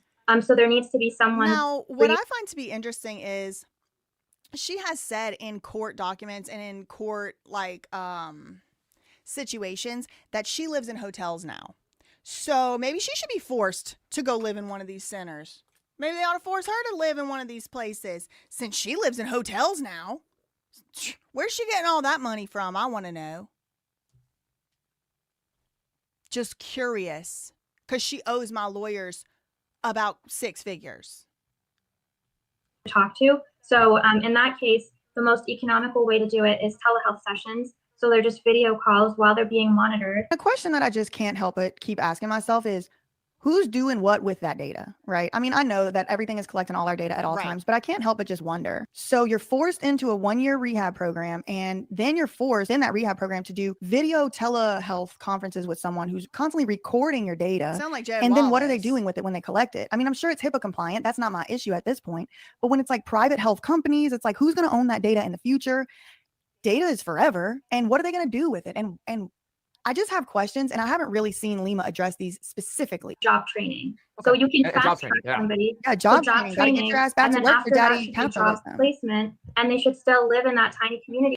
Job placement. Are they going to place people in the jobs where they become the prison? She's calling it a tiny home community and a tiny community. Okay, she's calling it a tiny home community and a tiny community instead of a concentration camp. Do y'all see how this system could work? You get pulled up off the street. Your freedom's taken away. You're stuck in a thing for a year. They successfully maybe rewire your brain or whatever they want to call it. And now they help you with job placement. Now, we already know the beginning of this whole rat trap was that you were homeless, right? So don't end up homeless, even if it's not your fault. Even if it's a total, like, you're capable, you just lost your job. Y'all just heard Lima say it yourself. Even if it's not your fault, even if you're not on drugs, even if you're not an addict, even if you're not committing crimes, you should still be monitored by the state, because at any moment you might do something. Right. At any moment you might have a mental health crisis. You might want to end it all. And for that reason, you should be being monitored, and your data should be being collected by the state. And then at the end of this whole thing, you get offered a job like Larry Rabb did and like Amanda Rabb did. They both got offered a job placement. Amanda wanted to go to nursing school or whatever, but we had Lima giving her a job. Larry Rabb, as we speak, works for Aura. So doesn't it kind of look like that's already sort of starting to happen? And then what if those people need to speak up? What if those people need to say, wait, this is messed up? Well, they might lose their job they just got help getting placed into. And if they can't find another job, what's to stop them from getting put right back into that cycle again? Y'all see how that could be the eventual reality we find ourselves in, where kind of like everybody just works for. That don't apply to me. That don't apply to me because I ain't playing the game. Some entity that's all checking in on each other and keeping each other safe and healthy. And it's like, whose definition are we using here? Because I don't even see a consistent one. It's very scary to me. And look, y'all can call me. And the way Lima's crispy ends look, and the way her nail cuticles look, and the way she fidgets, she don't look healthy to me. She looks sallow. She looks sullen. She looks dehydrated. And I don't really want people like Bill Gates and Lima telling me what's healthy. That don't look healthy to me. She wanted to pump people full of drugs of her choice. That don't seem healthy. Conspiracy theorists if you want to, but I see the loopholes and I see how it can be used. There's nothing stopping them from using it this way, is my point. Is that the necessary eventuality? Maybe not. But do y'all see what I'm talking about? It's like, okay, we got you into our care because you were not on drugs, you were just homeless. Now we're going to help you get a job placement. Maybe they're helping you place you here and there and everywhere, but couldn't they just say like, oh, we need more prison guard? I mean, people to watch over the sober houses. You see what I'm saying? I'm just suspicious. But a big part of that should be financial training, because too many Americans live paycheck to paycheck. Bingo. And the more money they make, the more money they spend. Lima is the worst person with finances that I have even come across in recent years, because she keeps spending her money to sue me frivolously while she owes me money. So I'm not really sure she needs to be giving out, I'm not really sure this fucking commie needs to be passing out capitalism advice. I'll say that. Rules for thee, not for me. And it's a huge problem. So now Lima has problems with how y'all are spending your money, But don't forget, Lima was begging y'all for your money to help her pay for Amanda's treatment. Remember that? Cooked. And then she went out and took an impulsive loan, apparently not telling her husband about it. So I made a rash decision without talking to my husband to Oh. take a very large loan out to pay for Amanda's treatment. Oh. Like, not anyone can just go and take out a loan for $200,000, you know? can't. So I was in a good financial position where I was able to do that with my credit. $1,000 to help her. I'm still paying back the loan She that I need got. financial Like, I'm still paying literacy back the loan that I class. got. That's I've had to refund all of my orders for the supplements. I had to pay for the supplements. And now she's mad. Now she's mad that people are spending their money how they want to, but she can go and do whatever dumb shit with her money that she wants to. Y'all see how this works? It's called hypocrisy. And that is the issue I have with it. Lima can go and have her suicidal ideation. She can actually even start implementing the plan. Nobody locked her up. She didn't even get put in a 5150. But here we are talking about how other people are spending their money after Lima almost wanted to end her over taking out. Somebody said, how much debt does she have? I don't know, but it's at least about close to 100,000 that she owes my lawyers. I can guarantee you that she ain't made no payments there. A huge loan. It's hypocrisy. And it's because the education is not there. So a part of that should be Speaking of education not being there, I was not able to confirm that she actually attended the university where she claims she attended. They said that they could not attended, graduated. They said they could not confirm that she graduated from there. There's no record she graduated from there. So coming from her saying something like the education is not there is rich. No pun intended. financial education with the job training. Or rather, how can you compel people to go? This is my favorite part of the video. Okay. This is my favorite part of the video. After this part, we'll move on. But this is where it all ends up. All right. When Kevin, I went back 10 seconds. So you're going to hear him say, how can you compel people to go? Because remember, her whole plan is voluntarily just offer them to go to a homeless shelter. And obviously they're going to want to do it and they go. But sometimes they don't. And if they don't want to go, then you got to force them into the hospital. And if they don't want to go there, then they got to go to jail, all just because they're homeless.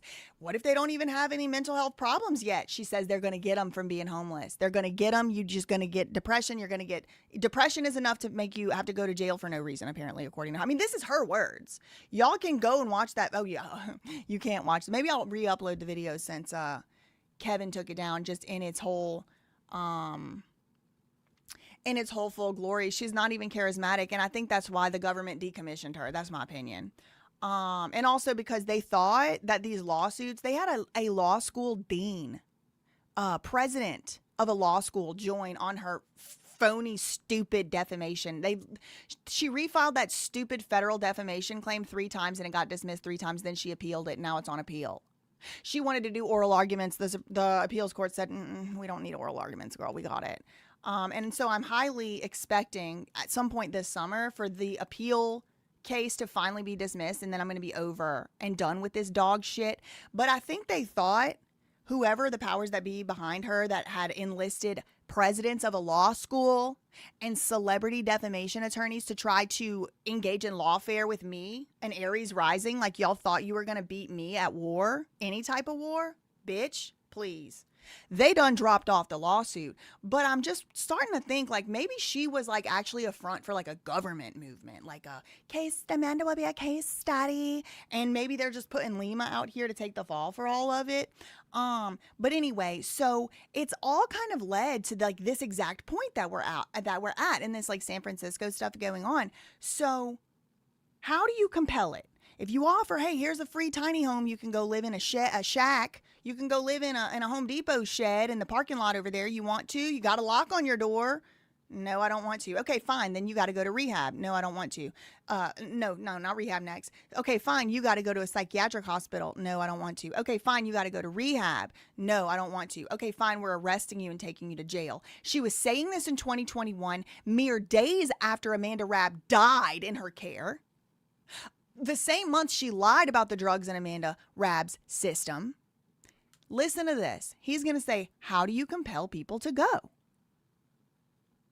It's because the education is not there. So a part of that should be, financial education with the job training. Or rather, how can you compel people to go? Because, I mean, Kevin is really stuck on this forcing people to go places, and I appreciate it. Thank you. I do think that You the have to people who force it. You have to force it. You have to force it. It has to be a choice of the state. You have to Oh, wow. force it. Okay. You have to. If I can't get somebody to come in and have a meal in a homeless shelter, not commit to being How do you make someone show up to do it? You have to force it. This woman said this on purpose. It has to be the choice of the state. It took me over an hour and a half to get here. Put an 8 in the chat if you see what I am saying.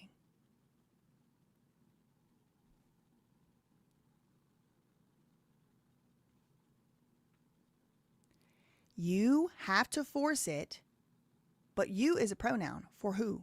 Is it for me, Kevin? No. She said it has to be a choice of the state. Now, I'm starting to wonder if this bitch ain't a Bolshevik. They act like they from this place, that place, LMNOP place. Is this leftovers from the communist regime? She said it has to be a choice of the state. Let me run that back. So a part of that should be, financial education with the job training. Rather, how can you compel people to go? Because I mean, Kevin is really stuck on this forcing people to go places, and I appreciate it. Thank you. I do think that You the have to people who force it. that You the have to people who force it. that You the have to people force who it. It has to be a choice of the state. You have to oh wow force it. You have to. If I can't get somebody to come in and have a meal in a homeless shelter, If you can't get somebody to come in and have a meal, they ought to be forced into a concentration camp. That is Lima's argument. One that they cannot leave. One that they cannot really refuse to go to. Because if they say no, then what? Psychiatric hospital. If they say no to that, rehab. And if they say no to that, jail. No due process, no lawyer, no equal protection, communist bullshit. not commit to being. How do you make someone show up to do it? You have to force it. This woman said this on purpose, with conviction, with her chest for once. And Kevin rightfully said, oh, wow. how can you compel people to go? Because I mean, I do think that You the have to people who force it. that You the have to people who force it. that You the have people to who force it. It has to be a choice of the state. You have to oh wow force it. okay. That's So your choice is not your choice. It has to be a choice of the state. It's real, y'all. You can't even write this in fiction. You can, they you have. have to. If I can't get somebody to come in and have a meal in a homeless shelter, not commit. So what about people that fast? I mean, Jesus himself fasted 40 days and 40 nights. Under this criteria, if you can't force someone to eat, you got to compel them to go into a state-run facility. What the hell is she talking about? To being clean, not commit to anything. Just walk in, eat, and you can leave. Just have a meal. This sounds like somebody grew up in a cult to me. And I've always thought it was strange. She doesn't really seem to have any pop culture references. She doesn't use any cultural analogies for anything. She doesn't understand human beings. Did she grow up in a cult? Is this like is this one of those Raelians from the clone cult or a Scientologist? I'm just curious. This is questions. Can't even get that, and I can see them outside Maybe they don't want your crusted, busted meal. Or maybe every time they go in to have a meal, somebody's trying to get them to go into treatment. Maybe. the windows, just laying on the streets, and they're so skinny. You have to be able to say, you hurting yourself is you hurting a person. So Right. you are not allowed to hurt a person in this. But Lima is allowed to go and drive to the bridge, get the Uber driver to drive her to the bridge and say she's going to jump off and all of that. Well, guess what? Guess what? California is alive and well with doing this right now. Okay? They are definitely forcing it. If you or someone you know is living with schizophrenia or another eligible diagnosis, which includes, by the way, depression, they always use, this is another big point I have harped on for years. Put a 9 in the chat if you remember me harping on this for years. Once somebody is diagnosed with schizophrenia, everything they say is a lie. Everything they say for them that they want for themselves isn't good enough. Nothing they ever say is credible, because once it's schizophrenia, they're just a liar who can't be trusted. But it ain't just schizophrenia. They're just putting that out there just to let you get your cortisol through the roof. But eligible diagnosis also includes depression, by the way. In and out of hospitals, living without a stable home, so homeless, if you or someone you know in and out of hospitals without a stable home, getting in legal trouble. Why would someone get in legal trouble? Like Britney Spears, like maybe because they like call the cops on her and pick on her, and they go and buy surveillance footage from the convenience stores where she goes. Like, it's very easy to just target an individual in this scenario. It offers you a team who will be there with you every step of the way. They're responsible for listening to your goals and helping you get mental health care, substance use treatment, and a safe place to live. It's all voluntary, they say. It's not voluntary if you're facing jail time, stupid ass. But this is the new play. They calling it a playbook. I'm not interested. It doesn't apply to me because I could see what they doing. All right? I could see what they doing. I ain't going to no camp. Not alive. They ought to be ready for a fight if they come in and try to pick me up at this house. But I don't live in California and never will. Thanks so much to Renegade for the $2 super chat. Gentrification is genocide. I don't have enough information to be making comments on that one. Thank you for the $2 super chat again. Brothers Home USA version. Exactly. Thank you, Kim, for the $4.99 super chat. Echoing Renegade Continuum as I catch up. Stephanie Sue has a great multi-part series if you want a thorough rundown. Okay, good to know. Thank you. Thank you, Wellness Coach, Pet Wellness Coach, for the $10 super chat. NGOs are funded with tax dollars too, as are many nonprofits via grants, etc. It's all the same. Yeah, it's government front companies. Like I'm not stupid. We not stupid over here. I tell you that. Thanks so much to Game On, Metal On, You Hate Lima. Thank you for the $5 super chat. I don't even hate Lima, but I definitely absolutely loathe what she stands for and what she says. And I strongly, firmly believe everything that she advocates, she should be subjected to. Thank you for the $1.99 super chat. Lindsay, don't Lima's own sisters hate her? Well, one of her sisters did say she hated her sisters, but I don't know who she was talking about, to be clear. That was on body camera footage. That's public record. Can I please run for president? Thank you for the edutainment. First of all, no, because I don't feel like it. Second of all, no, because they would kill me. Thank you for the $9.99 super chat. And you know who they is. I don't even have to say it. Thank you, Blake, for the $4.99. You have to eat, then you can leave. Now I'm suspicious of what's in the meal. Oh, that's a great point. Thank you so much, Lindsay, for the $1.99 super chat. Cortisol levels through the roof, inflamed. Put a 777 in the chat. Thank you, Amy. If you like this video, put a 777 in the chats. Thank you for the $7.99. $7.99. Thank you for the €2, €2 super chats. Thank you.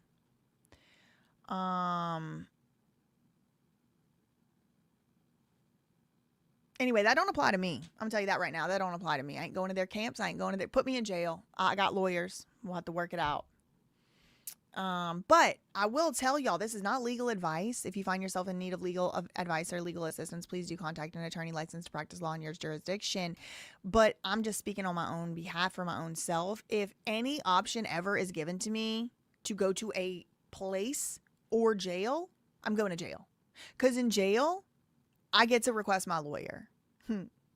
You don't get to request your lawyer when you're drugged out of your mind at the mental hospital. I'll tell you that. Anyway. So they're doing it. They are doing it over there in California. All right, let's get into the next topic here. I want to talk about the David situation. I know most of y'all probably clicked on this video for this, and it was Mickey Mouse. Always my intention to make this the bulk of the video. But I needed... Mickey Mouse. When you have a team, it's... Sorry. I needed to talk about that issue. Very near, very dear to my heart. For what reason, I really can't explain. But I definitely think that probably has something to do with the fact that even though I'm not a huge YouTuber, I don't even have 500,000 subscribers on any platform anywhere, on one channel anywhere. But somehow HBO aired an entire hit piece about me, full of lies, completely not in any way mentioning that I keep winning the lawsuits. They ended the hit piece documentary on HBO, Hot Snakes Media. Naima, she's literally not even important enough for me to remember her stupid last name. Got on the phone with me on FaceTime and literally wearing a weed hat and the CEO president of this documentary company wanting to gain my trust, saying that we need to build trust. They were making a documentary about the free BAM movement. They advertised it and never reached out to the leader and founder of the free BAM movement, namely me. That was my first red flag. Then Holmes, that was her name, Naima Holmes. Then Naima Holmes finally convinced me, didn't pay me, gave me no consideration, didn't have the contract ready to sign when I got there. A bunch of red flags. But I sat there about 7-8 hours interviewing with these people, telling my side, because I'll be damned if they not going to know my side. And then they, in bad faith, still put out some bullshit. But in between that time, guess where Naima Holmes was? With Mark Leta in attendance, with a little baby 6-year-old in a bathing suit. Lima's birthday party. Naima Holmes from Hot Snakes Media, Todd Schill, Schill is his literal last name, reached out to me and said, I signed an agreement. I signed a contract that I wouldn't disparage them. I said, honey child, baby boo. Contracts require consideration, you dumb fuck. Y'all gave me no consideration. Actually, I had to go out of my way, spend my gas money, I was exhausted for 2 days after doing that interview with those idiots. Actually, I'm not going to say idiots, because the people that actually interviewed me, there were these 2 twins, Jackson and Christian. They also did the Natalia Grace documentary. The 2 guys that actually interviewed me don't work there anymore for those hot snakes. They were actually pretty nice. I would work with them again. Maybe they'll want to do my documentary one day. Maybe I can hire them one day. But I was completely exhausted. And within a few days, like after that, Naima Holmes, the president and CEO of a documentary company that was making a documentary about Lima and me and Bam Margera, really was about me. She went to Lima's birthday party. Her daughter blew out Lima's birthday candles. Does that sound like an objective documentary to you? Because what it's starting to sound like to me is a government operation. I've always said Mark Leta seemed like a Fed. What was he doing at Lima's birthday party? And it was at a huge mansion that rents for like $14,000, $20,000 a month. Huge mansion. Lima's spending all her money on that, but can't afford to put the test subjects, the case studies into the case study experiments. She got to rely on us for it. There's a lot of questions, but I mean, I think a lot of them can be answered if the answer ends up being she's a front for a government company. She's a government front company. It's just my opinion. Actually, it's not even my opinion. Because I'm not even saying that is my opinion. What I'm saying is I'm wondering. It's a question. It's a question. Now, before you know it, she'd be out here trying to say I got schizophrenia. And you know, that's why I don't like Adam 2216 Grand Mason. Because he said women like me should be locked up because we're sick in the fucking head. That's what he said. Sick in the head for telling y'all somebody lied about how somebody died. Isn't it the person that lied about how somebody died under their care, the one that's sick in the head? Isn't it the people that puts out documentaries that lie and make people that they really wanted to harm me with that documentary? They had people, this is my opinion, that they wanted to harm me. They had people on there lying about me, people who claimed and pretended like I had spoken to them and told them to do things that I literally never did. Saying I was a cult leader. How can you possibly be a cult leader when you've never had a meetup? I don't even have a Discord. Every other YouTuber on the damn platform has a Discord. Not me. I don't even go on Discord. I won't go on Discord. And it's because of these people. They tried to set me up. I even made videos at the time. Am I a targeted individual? They had Fiona Pistana. I hadn't forgot about your ugly ass. Fiona Pistana, also working for a podcast company. They were reaching out to my law school friends, people I did actual charity stuff with, people I did philanthropy with, people I did activism with, reaching out to them, seeing if they could get a gauge on me as a person. They never reached out to me to get a gauge on me as a person. Isn't that interesting? So I think this is all a big government operation. That's my opinion. And I think Lima could possibly, I don't know, I have the question of could she possibly be a part of it? Because why? Because I'm getting in the way of the regime. Under the care of the government, really considering she was placed there by a judge. Well, under the care of the government as well. But to be clear, Amanda was not in a conservatorship. Bam Margera was. Amanda never was in the conservatorship. They did try to put her in one, but she didn't get put in one. She actually agreed to go to court-ordered treatment. However, if she left court-ordered treatment, she was facing up to 5 years in jail. So is it really voluntary? Step 1 on Lima's ARA website, conservatorship or jail. Free Bam, justice for Amanda. Oh, me saying love you mean it is me grooming y'all. Put a 1 in the chat if you don't feel groomed by me. I need to see 656 ones. And if you feel groomed by me, I invite you to press the unfollow button because I don't want you around me. I only have time and energy and space around me for people with strong mental capacities. And if me saying love you mean it K-bye is grooming, I'm going to need to ask you to get away from me because you're not strong enough in the mind. Okay, so let me reset real quick and we'll get into Jayoma Jidion.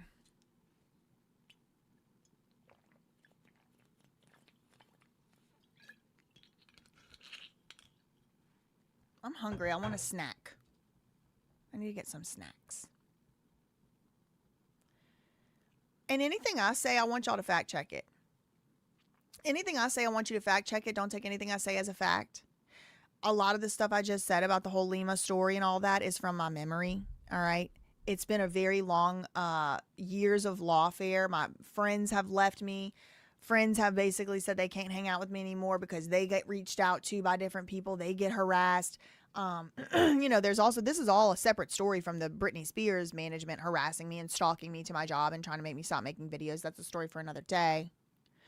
But I'm constantly attacked, targeted. I've been followed in the mall at the Quaker Bridge Mall by this Eastern European man. I think, he's wearing like a leather jacket. But you know what I did? I picked my phone right up and I said, oh, okay, bet. And I walked about a quarter mile back to him on the other side of the mall. And I said, maybe it was about an eighth mile. And I just recorded him, took some pictures of him. I said, this man was following me in the mall. Nothing that these people ever try to do to me is ever going to harm me. Every single thing that these freaks and low-level, unevolved lunatics try to do to me, every single thing they try to harm me with will work out to my favor. I am the head and not the tail. I am above and not beneath. No weapon formed against me shall prosper because I dwell in the shelter of the Most High. I rest in the shadow of the Almighty. Nothing they can do to me will ever hurt me.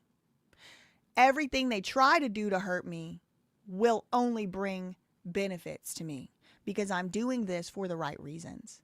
I have lost more than I ever gained here in a financial sense. Every single time I get money in my bank, it's already spoken for.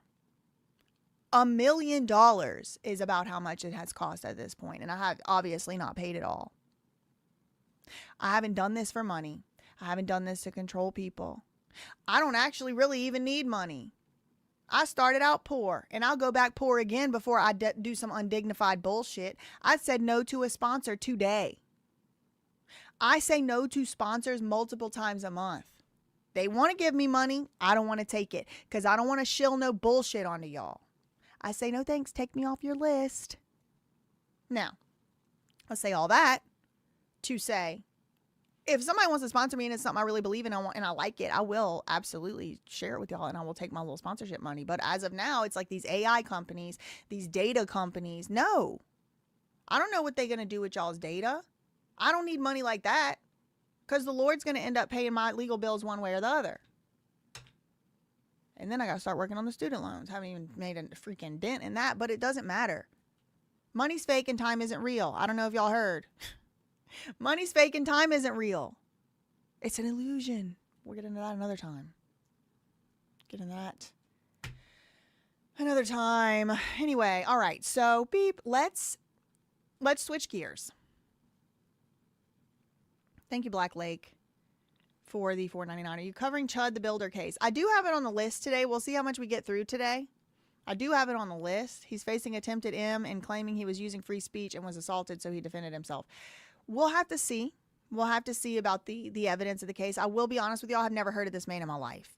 I have never seen any of his content even till this very moment. So it would be like a actually brand new reaction. But I did hear about it. I saw other people talking about it. And I do have it on the list today. But it's going to be coming up after the David and Jayoma, Jidion, Bruce Rivers debate. And thank you for that $4.99 super chat as well. Thanks to Blair for becoming a new member. Shout out to the new members in the chat. Anybody in here before 10,000 is an OG. Okay. I don't know if I can change the name of the memberships, but I should. After 10,000, I should change membership and close this one off. And if you got this one, then you're an OG. I don't know. I got to look into that. I don't know if you can do it like that. I think maybe there's some rules about having to keep not changing the price, but like the, or maybe changing the, I don't know, maybe making it for, I don't know. It's all a social experiment. Yeah, I guess. They can experiment on me, but because I'm breaking every curve. Every single thing they think I'm going to do, I don't do it. Every single thing they don't think I'm going to do, I end up doing. So,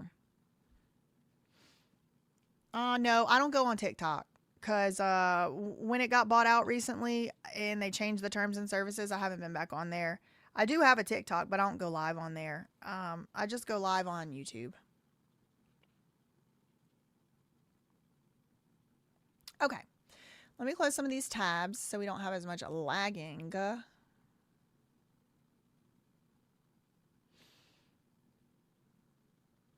So, the moment you have probably all been waiting for. Oh, let me take one more thing. Sorry. I want to take down that poll. I'm going to take it down because we're moving on to a new subject here.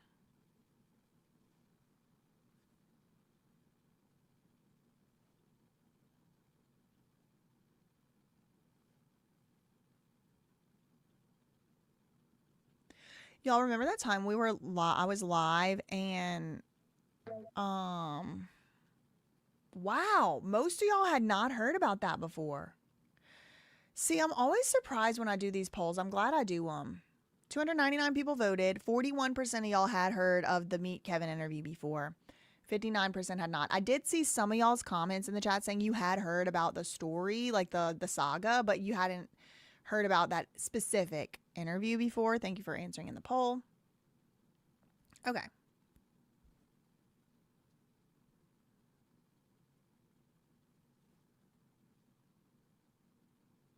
Okay. Shout out to Rando from Iowa becoming a new member. Okay, so here is, we're switching gears, we're switching topics, we're switching subjects. This is the headliner event. 2 hours in. This guy right here, Jayoma, is a criminal defense attorney. This is Jidion. He is a YouTuber, a streamer, and he is a predator catcher. He goes and works with like decoys who pretend, these people pretend to be under the age, but they actually are adults, and pretty much like these creeps online will do all kinds of creepy stuff. So he's one of the guys who I think is American hero. He helps catch those people, reports them to the cops, works with the cops, testifies at court, all that. And this guy right here, Jayoma, is a lawyer, but he also was Jidion's lawyer. He represented Jidion in a case where Jidion had maybe restreamed or taken some pictures or videos inside a courtroom where he wasn't supposed to be doing that. And so he had to go to court over it. And so this guy right here represented him, but he has a kind of a reputation, this Jayoma guy, this lawyer, for being kind of like horrible and representing the worst of the worst. Like he has said, like he could know that somebody beat the hell out of his own mother and represent that person. Now, yes, that would introduce serious conflicts of interest, but he did say that. And then my uncle right here, this is Bruce Rivers, another criminal defense attorney, and he is also a YouTuber, social media content creator. And I don't know if he knows he's my uncle or not, but he definitely is. And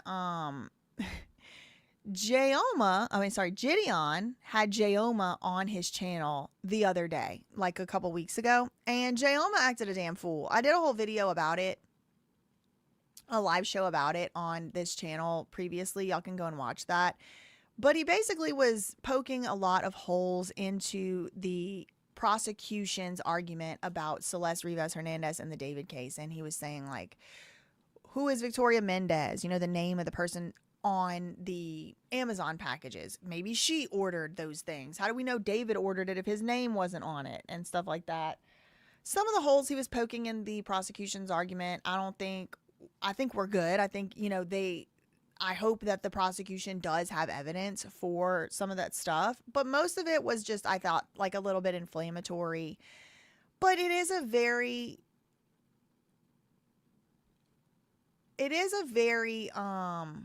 important function that people have a defense lawyer that is zealous and that is willing to go all the way, because especially when you're facing life in prison or you're facing possibly up to the death penalty, facing heinous allegations, you are entitled to a fair trial so that when you finally do get convicted, it was fair and you're going to jail. The government can't just come into somebody's house and arrest you unless they think you got schizophrenia. Then they can.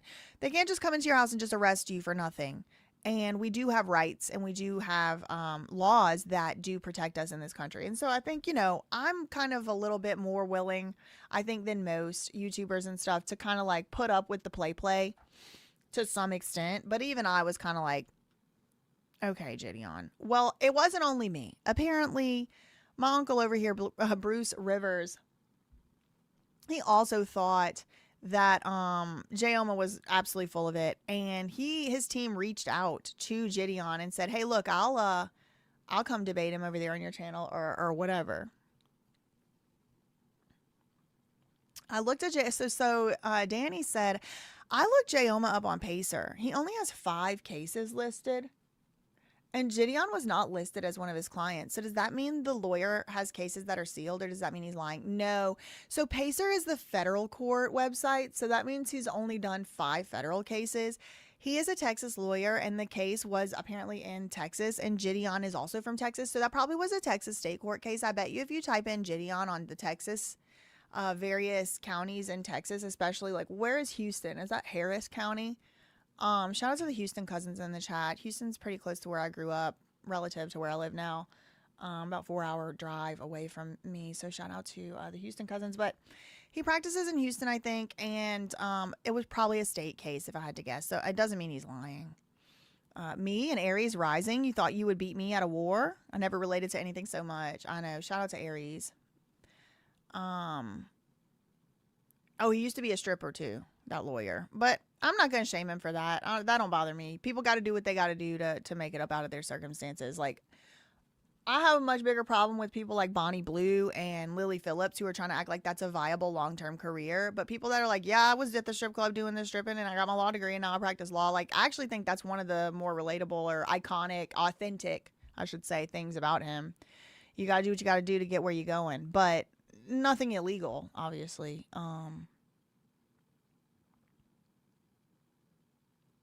Sassy Lips, shout out to my Houston cousins. I knew y'all were in here.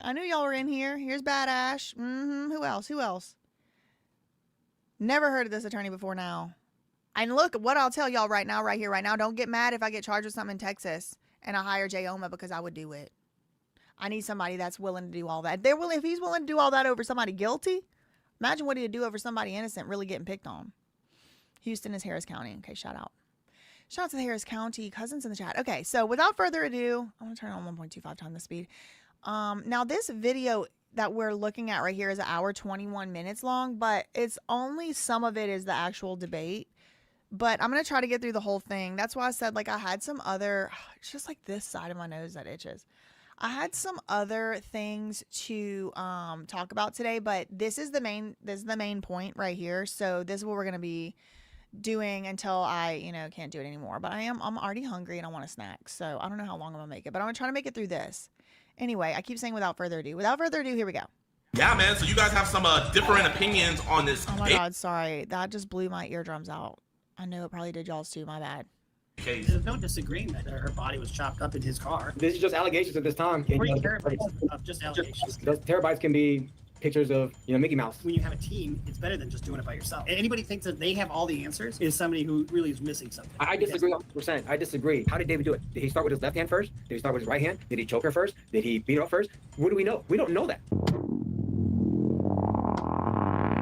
Chat, man. So this is Bruce Rivers. His team reached out to me. I actually really enjoy watching his videos. He would talk about the YNW Melly situation, and he would also react to like music videos and stuff, and like say like what can be used in court and what can't. Do you guys know who he is? But he's been talking a lot about the David Celeste case, and I got an email saying that his opinion differs greatly from Jayoma. They are both criminal attorneys. So I would love to. So somebody from Bruce Rivers' team reached out to Jidion and was like, we can't have lawyers being on your channel acting like that. No. Let me come on there. Or let Bruce come on there. Shout out to Catsio. Shout out to the Houston Cousins. Them duke it out and stuff. But before we ask him about that, I want to ask him about this Mason case and get his opinion on that. I can hear you, Mr. Bruce. I can see you. This is me. Nice to talk to you. Always a blick. They go hand in hand, right? Whoa. Hey, you're not the only person I know about self-defense now. Okay, for purposes of this video, we're gonna say that was a water gun. No, I ain't trying to get in trouble. Cases, I don't just show up and say, hey, look at my good friend that is acquitted of criminal sexual conduct, even though he diddled a kid. I don't do that. I don't put those kinds of things on the air. But I do have my own channel called Criminal Lawyer Reacts, and we've got about 1.5 million subs, just about. Just going too fast. And but I actually try cases. I'm board certified by the National Board of Trial Advocacy and by the Minnesota State Bar Association as a criminal law specialist and a criminal trial specialist. I've been doing this a long time, and I love what I do. So when you say you try cases, what does that mean? That means you go into court. You go to first of all, trial. before you get to court, you investigate a case. You go into court. You give an opening statement. You select a jury, give an opening statement, cross-examine witnesses, bring your evidence in. Okay, he basically goes to trial. All right, so he talks to Bruce Rivers for quite a while before the little, debate happens. So I'm gonna fast forward because otherwise I'm never gonna make it through this today. I'm gonna fast forward. Y'all can go check this video out. Let me put it in the the live chat here, so y'all can go check the video out yourself here. Now this is also a clip that we're watching here. It's a clip from a longer video that was like a live stream. So I think it's even, much longer one. Y'all can go check that one out as well. But I'm reacting to the clip. Because it's all about money. Ain't a damn thing funny. I love him. That's my uncle. I'm going to add Jayoma to the call. So it's just going to call again, and all you got to do is just answer. Oh, Jayoma! What's up, baby? All right, y'all. What's up? You have a bed in your office? I guess you. Oh my gosh. Whoo. Okay. This is what happens when you're really experienced. Woo. Oh my God. Bruce Rivers is an experienced troll. He said, you have a bed in your office? That's the first thing he said out his mouth. Like, way to destabilize Jayoma. Jayoma then turns into like a little boy all of a sudden. He like laughs, giggles. Look at his face. Bruce Rivers said, you have a bed in your office? Oh my God. That was boss.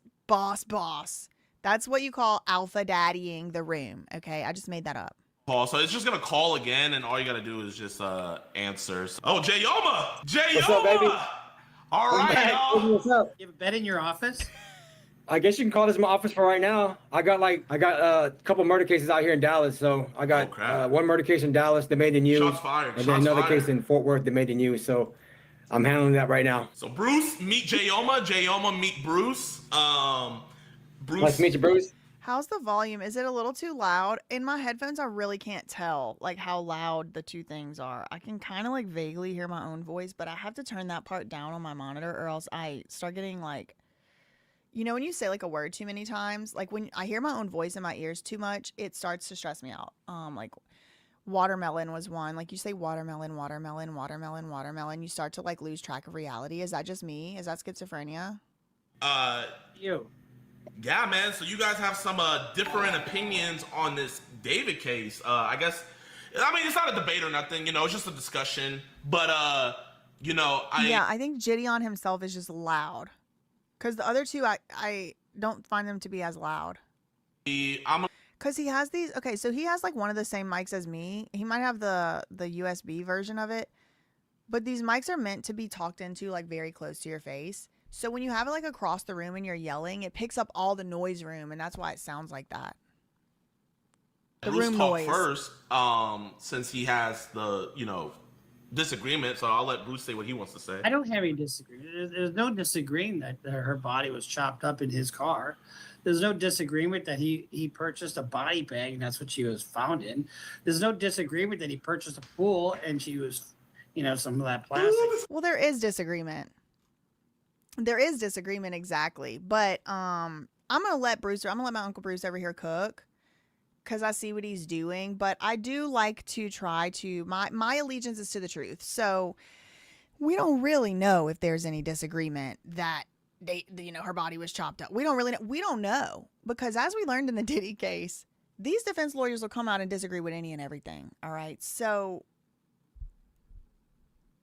I think Bruce is doing like a rhetorical device where it's like, there's really no disagreement. This is what the evidence says, but we haven't seen that evidence. Only thing we've seen is that paperwork that the prosecutor put out, but they didn't really put why they thought that. There's some things that are like, oh, that don't look good. Like, they found a chainsaw there.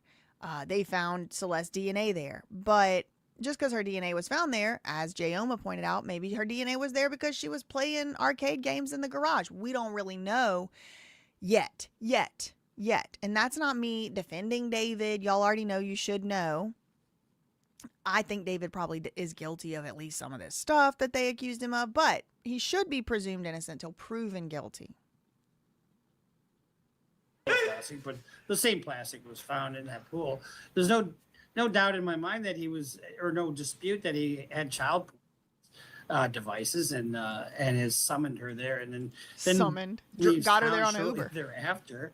I mean, no dispute about all that. That sounds interesting. I mean, this is just allegations at this time. I can't say like whether there's dispute or no dispute about it. I can just see what the press is putting out there and what the prosecutors are alleging. But just like I'm gonna say, from because it's my channel, I'm gonna say 1 point Jayoma on that one. I don't expect him to be getting many more points. It's true. It is just allegations right now. We didn't see the pool yet, right? We saw the medical examiners say there was blue plastic. We saw the prosecutors say that there was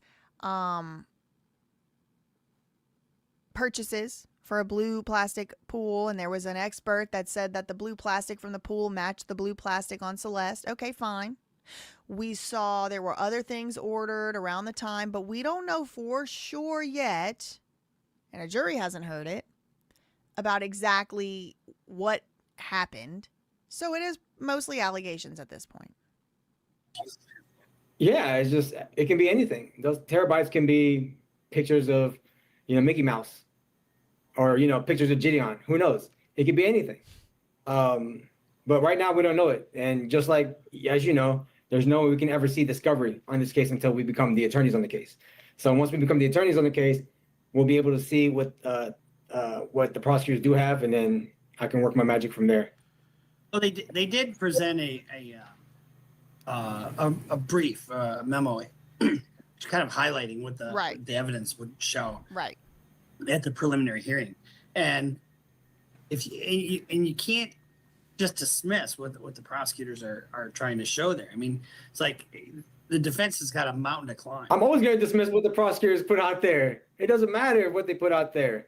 As long as I get into the case and I can start getting discovery, that's when I can sink my teeth into it. So it's like, I'm never going to concede to what the prosecutors have, ever. I don't do that in my practice. I'm always going to fight it, no matter what they have. Well, you have to look at bad facts. I mean, you can't just ignore bad facts. No, I'm not. Maybe just ignore bad facts. Maybe that's what you do. I don't know. I try to recognize bad facts when I see them and try to combat them if I can. But you got to, if the freight train is coming, you got to be able to tell your client, hey, look at that fucking train with that big light and that big smoke. It's on its way. You can't just be happy go sunshine and tell you, everything's great. It's just allegations at this. So it's kind of like just differences in lawyer styles and also in public persona, because I don't know if how Bruce Rivers acts on his channel is how he acts in court. Jayoma might act the same. I mean, he seems like probably acts more like the same. I wonder if Jayoma and no. I was gonna say I wonder if Jayoma and Tony Busby have ever gone head to head, but Tony Busby is like doing billion-dollar cases. But I'm just saying from this perspective right now, I'm not hired on the case. Neither are you. You know, Right. only the people who are representing him are able to see what the extent of that discovery is. It's literally just a statement, a free speech statement. If anybody has any problem with anything I say, you're free to leave. It's not going to hurt my feelings, and you don't have to announce your departure. You can just get your ugly ass and click off the screen. Okay, thank you. Is making about what they have. I can say, well, we have nothing, or they don't have anything, just as much as they're saying they have a lot. So it's not until one more thing. Not that I'm like really in the business of responding to trolls at this point, but or to idiots, but please don't make any assumptions about what family members of mine have died from and haven't died from. Clearly you're new here, but you're dismissed. Ugly. you know, we jump onto the case that we can see what we're actually working with. And then that's when I can go ahead and start doing my work in regards to those cases. Here. Hey, I want to bring up some other stuff that we talked about, like how the body was chopped up. Isn't that part of the allegations that Yes. Her body was found chopped up in his car. I will tell you, I have never, in my practice, I've never seen like a black defendant have chopped up a body. This part is crazy. Okay. Jayoma, presumably an Asian man. I don't know. Maybe he's Asian, something else.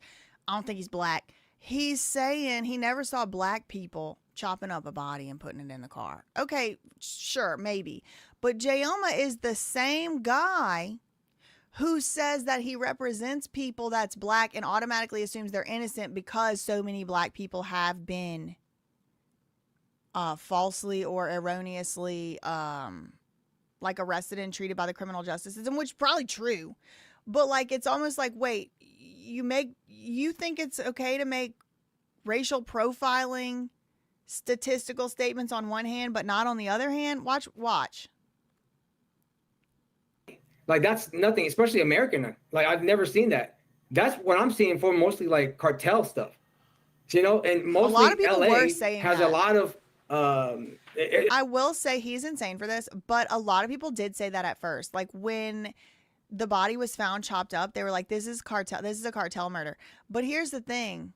David said he was addicted to gore. Like he was addicted to gore. He watched a beheading video when he was like 14, and I think it was a cartel or something like that. So he was very influenced by those things. Yeah, he's fine with racial profiling as long as it's in his favor. Yeah, that's what I felt was very strange. Oh, Riley's painting said, it's like saying I've never seen an Asian male stripper, to be honest. Filipino, is that Asian? Cartel area, I would have to say, right? I mean, and for me to see that type of what I mean by that is, would Filipino people identify as Asian? Obviously, okay. dismemberment of the body parts, that doesn't look like something outside of cartel-like. And I don't know, the way I'm putting it together is, can David at his 5'5", 140 pounds, have the capacity to do all that physically? And also, can he do that mentally? In the chest, and they die. They're not moving when you chop them up with a chainsaw that you purchased. Yeah, but that's Bruce is like to cut up the astonished. body part. That's uncommon. Very, very uncommon. I have a lot of murder cases.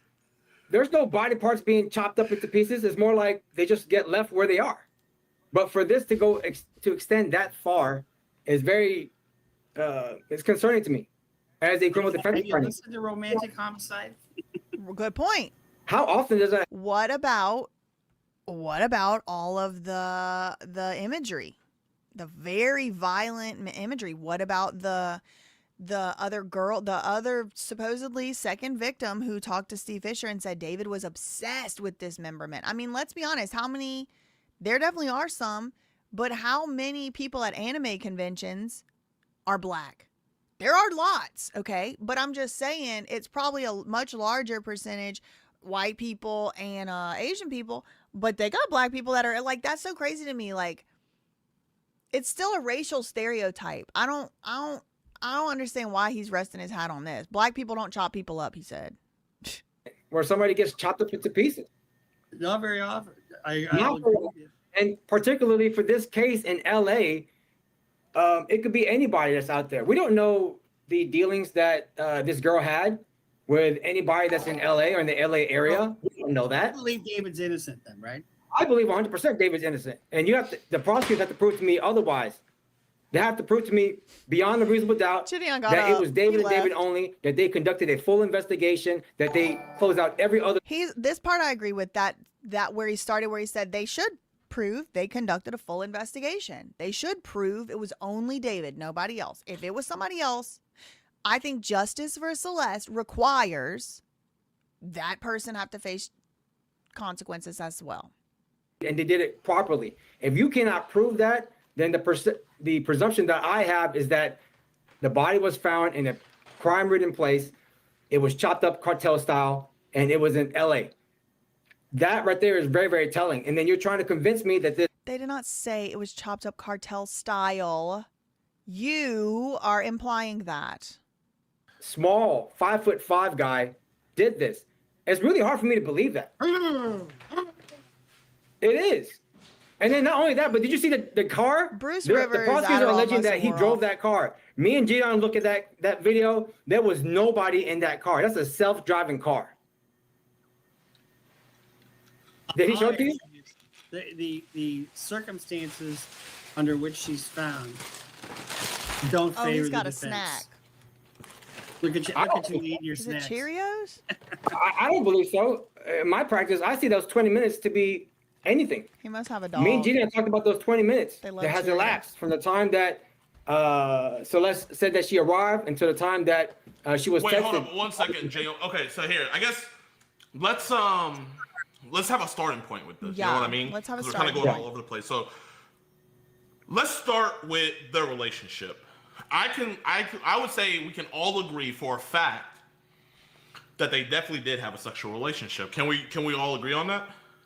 I don't concede to that, not one bit. Oh boy. Okay. I mean, like the prosecutor said, the evidence shows that she had a finger with his name tatted on it. They also showed that there was child porn of her on his phone with both of them in it doing sexual things. Not only that, in text messages, she said, all we do is have sex. I want something more. Oh, good point. You're not conceding that because you don't even know that's her text message, right?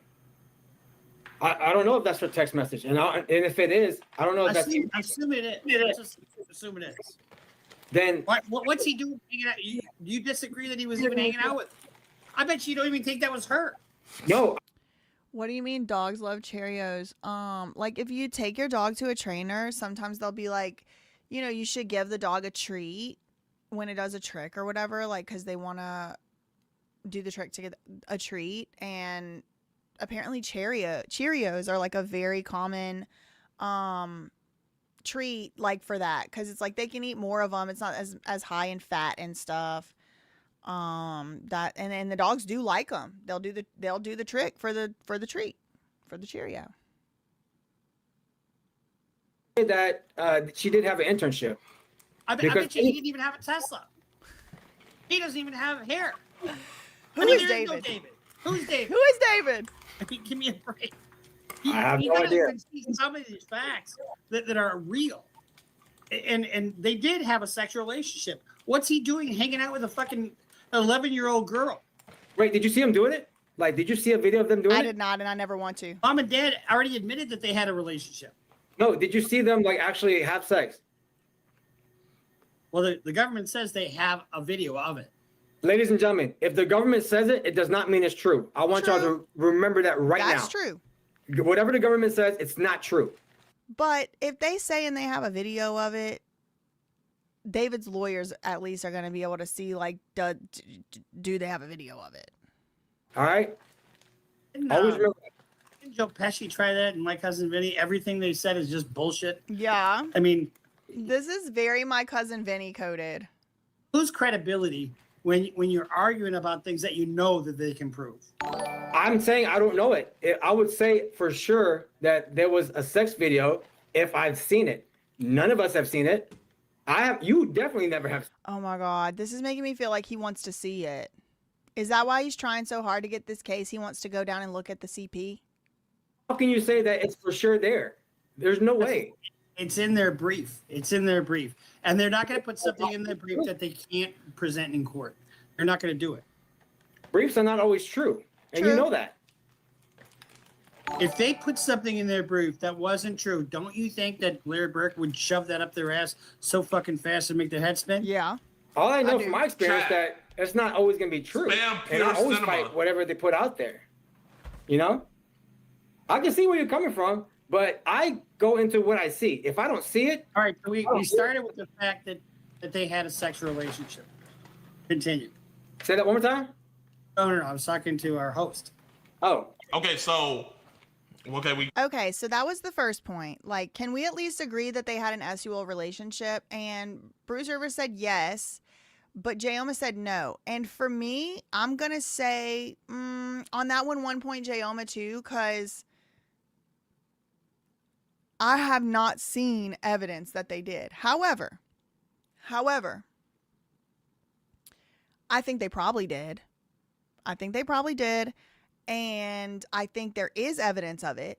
And while I personally do not want to ever see evidence of the SUL relationship as far as a video or a picture, perhaps text messages are going to come out as evidence in the case where Celeste did say, all we ever do is have relations, da-da-da-da. Perhaps we'll be able to see, perhaps she went to a clinic and she was pregnant. Maybe there's some type of evidence like forensic evidence to prove, you can't get pregnant without having, baby Jesus and Mother Mary girl. Like, you don't get pregnant without having relations. There could be evidence we could see that isn't a video or a picture that would allow us to make the conclusion, yes, they did have an SUL relationship. Now, if you're asking me on my gut feeling, what do I think if I had to bet money? Yes, I think they did. But I'll give the point to Jayoma on that one.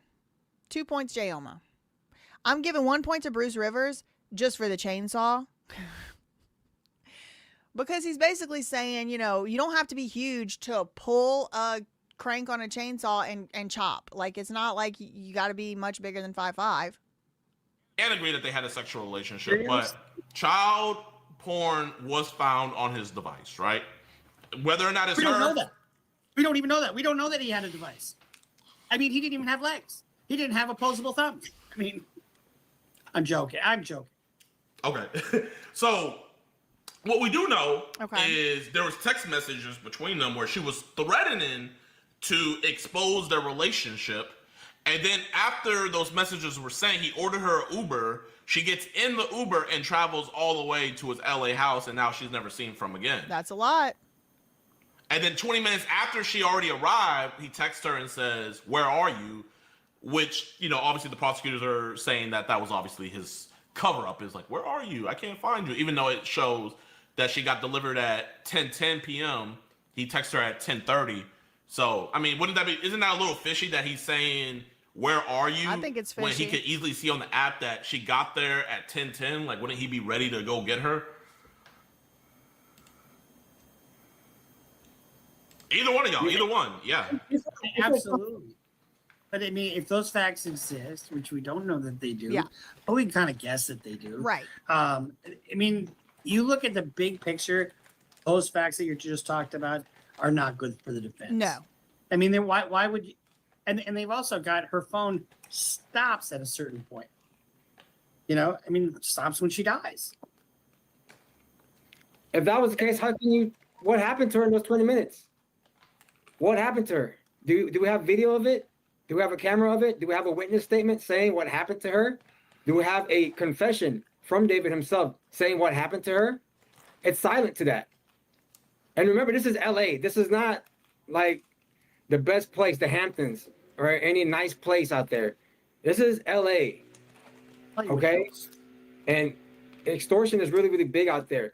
listen, we don't know her dealings. We don't know her personal life. We don't. We just see pictures of her, and I'm not taking that away from her.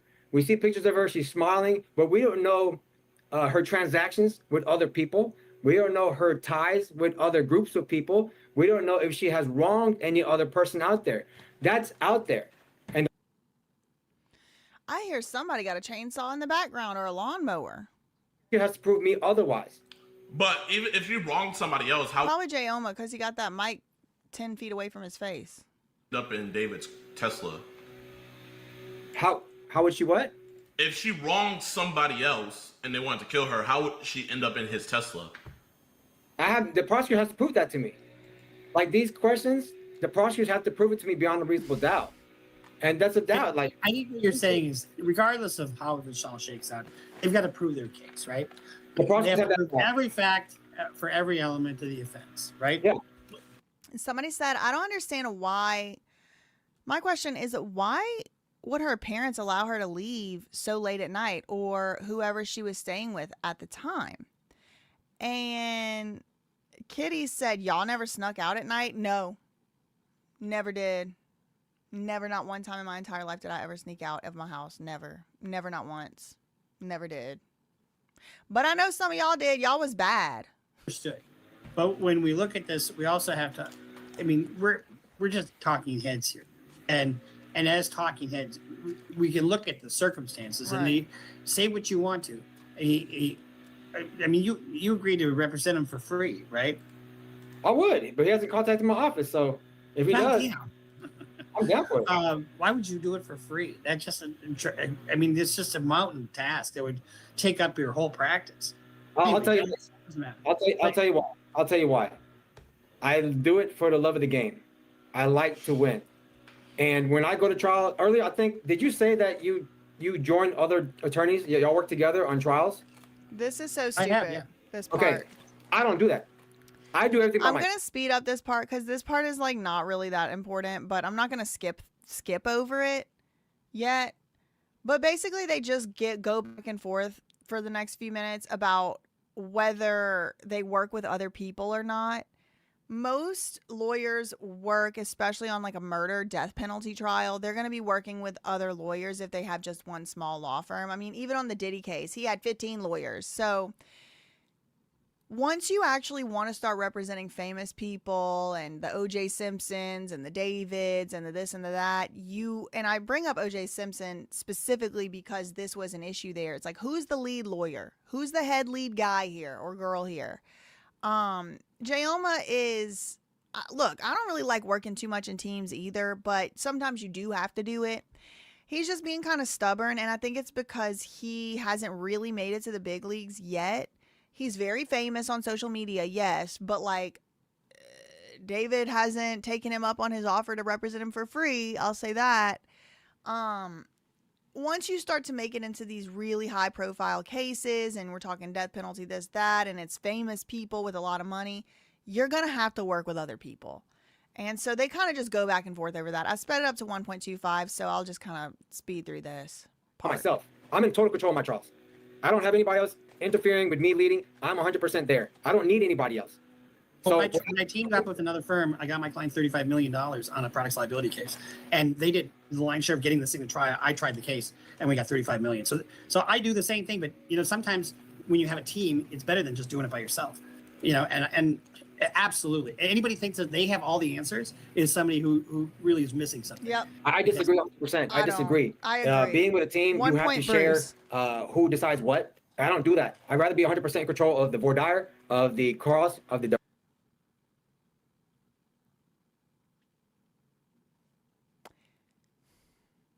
When I watched this the first time, I was in a little cabin on a camp in Texas, and I was sharing a wall. Somebody else had another little cabin on the other side, and I think I woke him up laughing.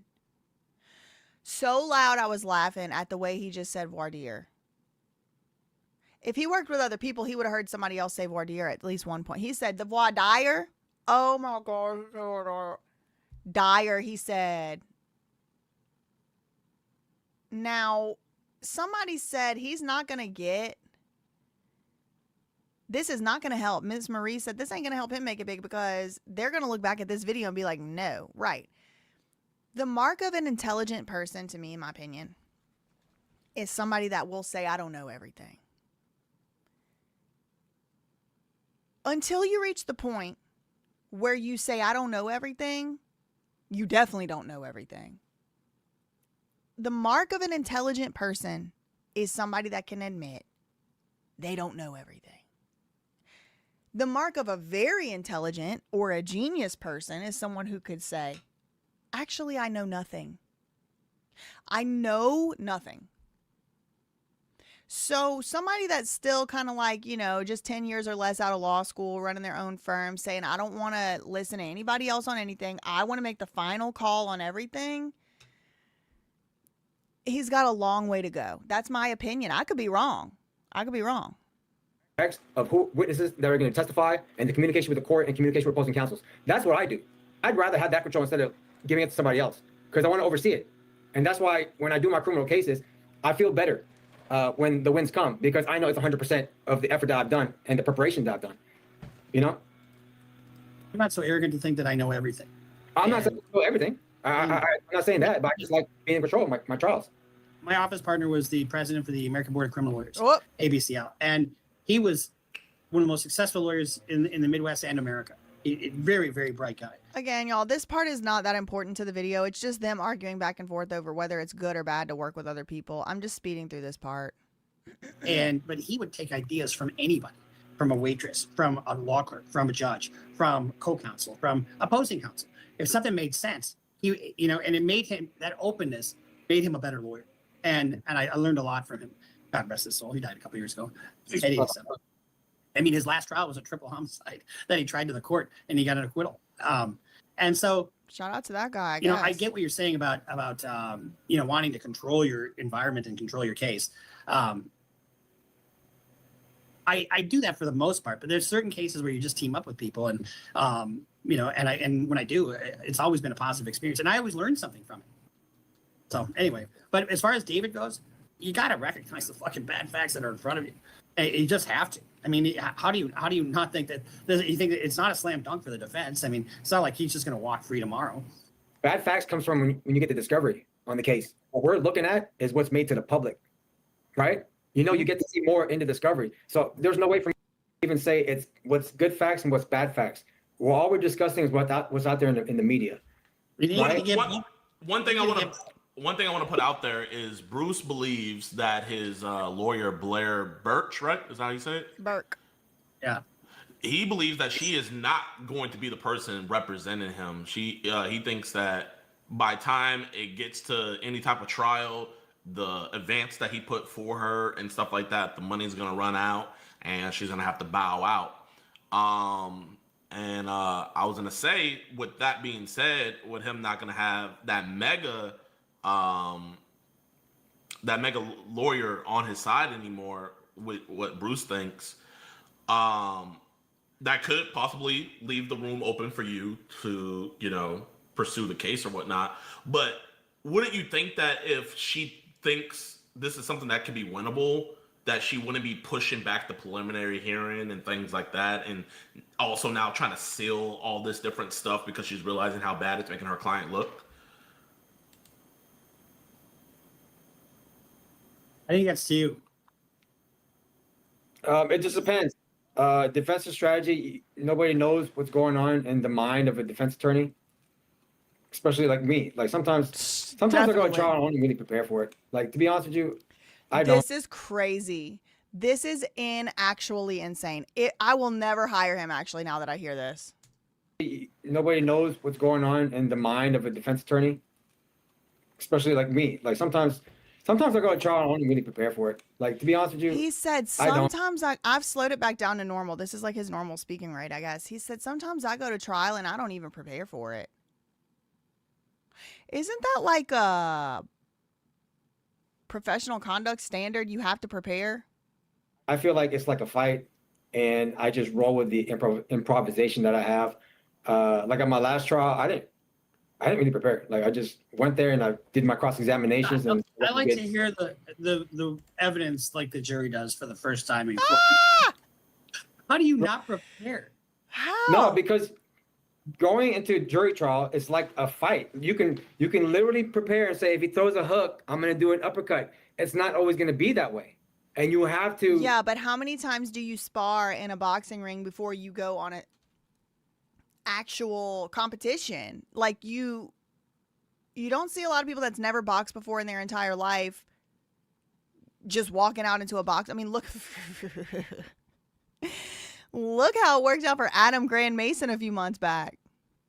See how you're going to do in your improvisation when it comes to new evidence that this witness is going to testify to, if they say something that you can capitalize on, and any evidence that the prosecutor is going to twist into their favor. So that's what I say, like to not prepare. It's more like you have to be fluid when you go to trial, because if you're going to stay one way and you stick to that strategy, you have to be fluid, but you also have to be prepared. You can't go in not knowing what the evidence even. Look at Bruce Rivers' face. Same. What? Strategy has to change. I'm telling you right now, you can prepare all you want for trial, but that strategy that you have is not going to change. I mean, it's going to change. It's not going to stay the same. So the way I do my trials is I have a general idea of what it is, but to write down every question, to write down every. The thing that's crazy to me is he said that he's in Dallas right now in that hotel room because he's doing murder trials. Like people's like lives are real, whole lives are on the line. He's like, I don't really prepare. Every topic, I don't do that because I go based on what the flow is in the testimony. Wait, Bruce, to put some respect on Jayoma's name, he recently just had a client who was on video, shot a man 3 times. I'm gonna fast forward through this. The prosecutor did. It's just, we already you know can jump that. onto a case out of job, and now he's free. He has to serve no prison time at all. And Look that's at Bruce's face. where I feel like being more fluid in trial and not 100% preparing rigidly. I didn't mean that you should write every single question out. There's lawyers that do that, and I think you do lose something when you do that.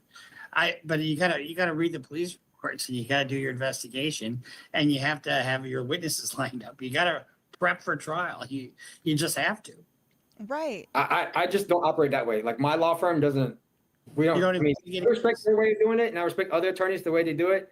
But my way is you more don't like work with people and you don't prepare. Improvisation, and it's good for me. I can say he did represent. I had a personal case where I was being charged with contempt of court, and I was trying to give him the rundown. We already know about this. Whatever I said was more like how my mind thinks, and pretty much that's how it is. Wait here. With this being, the prosecutors are going to say we're going to call. Would you at least let's say he got you right off the bat? Right. Like he's like his whole thing, I think his whole thing is basically trying to advertise his services. Like he wants David to hire him. If he wants David to hire him, he needs to stop saying he don't prepare for his cases. So here's Jidion saying, okay. Let's say David does hire you. Are you going to prepare then? You prepare for him at least, or would you just do it the same way you do? No, I'll review the discovery, which is the alleged evidence that's out there. And then I'll say, I'll make my like small notes, like the offense report, what they're alleging, who is the witness. And then I just go with it. You go to trial, you don't know what the witness is going to. I think Jayoma doesn't have a very strong motion practice. Like, when you're in, like you see Blake Lively or you see, which was not a criminal case, it was a civil case, or Diddy, how there was all those things being filed by like Mark Agnifilo and Alexander Shapiro. You see it with Busby. You see it with Alex Spiro. They file a lot of motions before the trial ever starts. There's like 1,000 or something, 50, 1,200, 1,800, like thousands of pages filed before it ever goes to trial. Diddy's had hundreds of filings, motions in limine, motions to exclude evidence, motion this, motion that, motion to gag order, motion to this, motion to that. Jayoma, it sounds like he doesn't really do a motion practice. And in big cases, that ends up being, especially federal, but that ends up being a big part of the case. Like all these motions that you have to do beforehand, it doesn't seem like he does that. It seems like he just rolls into court on the day of the trial. Hey, nobody knows what the witness is going to say. The prosecutors are going to say, we're going to call John Arbuckle. to the stand. You don't know what he's gonna say. You don't know what he does. Yes, you do. No, you don't. No, Yes, no, you don't. do, A witness can say Bruce anything on the said. stand. Well, I do. When I read the police reports and I read the transcripts of what they said, and if they say something different on the stand, you jam it up their ass. No, I'm talking about what they say on the stand is not 100%. You know for sure what they're gonna say because Well, details are different on what's an you offense. never know 100% anything, but you have a good idea from reading what they said and from looking at all the evidence what they're probably going to say. Sure, sometimes people get up on the stand like Sean Kelly did in the Tory Lanez trial and completely change their story. But for the most part, that's not what's happening. And what they say in trial. Details are different what they say on the stand and what they said on different interviews. Does that make sense? So it's not 100% like a happens. robot, like you know what they're going to say. It's not. Everything is literally You know the tenor of what somebody's going to say. You know the story that they're supposed to tell. You know that. You know it going in. Because there's usually a transcript of a prior statement. And when you get that prior statement, if they say something different, well, then you pounce. They don't often have transcripts. And I so you don't have like audio recordings? No, They- they don't have like in-court statements. They don't have in-court statements that I can use to impeach them. For the viewers, impeachment is like when you lie on the Bruce stand. Rivers is thoroughly Impeaching is like to confused. show that you're lying. Right, And right. then that affects their credibility. Just for the viewers that's out there who's watching, who wants to know what impeachment means, it's actually something that's really, really important in trial to show like this witness right here is not credible. No, I don't want anybody to come be a guest on my channel. This is my channel. I'm absolutely not reaching out to anybody to come on this channel. Absolutely not. Okay. Almost every case, there's a recording of what a witness is going to say. Right. And if I don't have a transcript, I'll have one made. And so I know exactly what they've said in the past. So if they get in court and they say something different, then I've got that transcript. I can show them. I said, well, you said this then, right?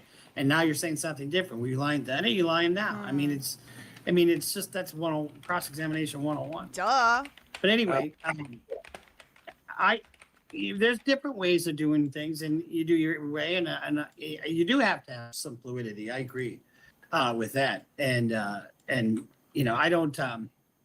don't write out my questions. I usually have an outline of where I wanted to go, but I'm not married to it as the case goes on. Be sure to vote. If you overpromise and underdeliver, you're gonna get fucked. Yep. I can see that, but I have my own ways, and like I learned through law school, I don't really like every lawyer is different, and you're gonna beat yourself up if you're gonna try to compare yourself to this lawyer that you look up to, right? So it's more like you paint your own picture, and you work with how the way you do your cases, your strengths and your weaknesses, you work with that because everybody's different. So back to the David. So yeah, back to the David, please. The pool. There was a pool used that the prosecutors are saying that he placed her body in, and that's what he was using to A, chop her up, and B, keep like blood kind of like off the floor and stuff like that. And that same pool that he bought on Amazon is linked also on her body where the embedding is there, and they've matched the two, showing that it's the same pool. And also with him buying shovels, him buying chainsaws, all of these different things, wouldn't the circumstantial evidence show that he killed, then dismembered her? That is what the prosecutors are trying to show. Now, there is one hiccup here that I think most likely the prosecutors do have evidence to show, but that is that the chainsaw and the pool and all that stuff was purchased under a different name. It wasn't purchased as David. It was purchased as Victoria Mendez. So if there's like actually a Victoria Mendez, they're going to have a hard time like showing she didn't buy it. But again, they probably have like IP stuff, account stuff for David. But that's the one little hiccup that I personally issue spot here. You can go this time. Yeah, I'll go Bruce. Bruce, when did that show that? 100%. And I'm going by if you just go by the brief that they filed and look at the list So Bruce is saying, look, I'm giving credit to the prosecutors. I'm assuming that the things that they said in that brief is what happened and they have evidence to show it. of evidence that they say they have, and you have to kind of assume, for the purpose of our discussion, that they're not lying in their brief. I mean, if they would lie in their brief every single time, how long do you think it would be before they were disbarred? Not that long. Right. But there are cases where there's prosecutorial misconduct, and they're not that. It happens, but it's not that often. Yo, man, if you're on Twitch, make sure you guys sub up, man. If you believe, if you're on YouTube, make sure you subscribe. He didn't mute himself. Oh, Jidion. Poor Bruce. He's like, what? I'm not muted. Y'all can stay. No, our host was trying to say something. Oh, no. I muted myself like I was talking to the audience. No, you keep on talking. But I think He you did look not at mute all himself. the crap that they say they have, and if they have it, goose is cooked. All right, ladies and gentlemen, the statements made by the prosecutors, it's literally their statement. They're going to curtail it to what they believe is right. They're going to curtail it to what their story is. You don't hear anything from the defense. I'm the side of the defense. And what I'm going to say is the prosecutors are only pointing out what they want you to see. My job is to get like a light, and show everything that surrounds it. Did David only buy those things? Specifically the chainsaw and that little inflatable pool? Is that the only thing he bought? Or were there other things? Did David even buy it? Wasn't it under a different name? Like a female name? It was like Victoria Martinez. Yeah, how do we know it's literally in the custody, care, and control of David? We don't know that. It's just, if you just listen to the prosecutors, of course you're going to go, duh, it's a guilty. It's easy. That's because you're listening to one side, right? There's always two sides to a coin. So my job is to acknowledge that, is not just be one-sided and say, well, there's other things that we have to look at. And the way I'm looking at it is, we don't know exactly what other stuff they have that allegedly David bought. There's maybe some other things. And we don't even know how the manner in which David did it. The question I have is, how did David do it? Did he start with his left hand first? Did he start with his right hand? This is interesting. Reborn Furniture Design said, my hubby works in IT and said if it was ordered on a phone and the phone was unlocked via face or fingerprint scan, that data would be saved and can be used as proof. That's one thing I tell y'all too. This isn't legal advice, but I'll just say for myself, I don't have any of my devices on biometric opening, like face scan, fingerprint scan. I don't have any of that. Passcode every time, because you cannot be forced. And I don't do crimes, but if the cops are going to try to accuse me of something, they're going to have to freaking prove it. I'm not going to be helping them to prove it. And they're not going to be able to prove it because I didn't do it, because I don't do crimes. But I'm just saying, they can get into your devices more easily if you have your devices set to a face screen scan reader or a biometric, and this applies at TSA. This applies a lot of places. This is not legal advice. If you need legal advice, go hire a lawyer. It's not me. I'm not your lawyer. But the password or passcode PIN number to a phone or a device is considered to be testimonial evidence, because you have to use your brain and actually perform an action. Whereas your fingerprint, and especially just scanning your face, is not considered to be testimonial, which has less constitutional protections and is subject to less Fourth Amendment protections. Just so y'all know. I don't know about the scanning the this and the that of the what the hubby said, but that was interesting. First, did he beat her up first? What do we know? We don't know that. But I would leave it up to the prosecutors to prove this case beyond a reasonable doubt, to answer those questions for me. That's the only time I'll choose guilty. But until then, there's so many different stories to this. Okay, And but it's there's one thing choosing. You said choosing guilty, but if you Look how many views this video has. 512,000 4 days ago. defending him, how would you defend him from not being guilty with those evidence being stacked against him? The way I defend him? Yeah.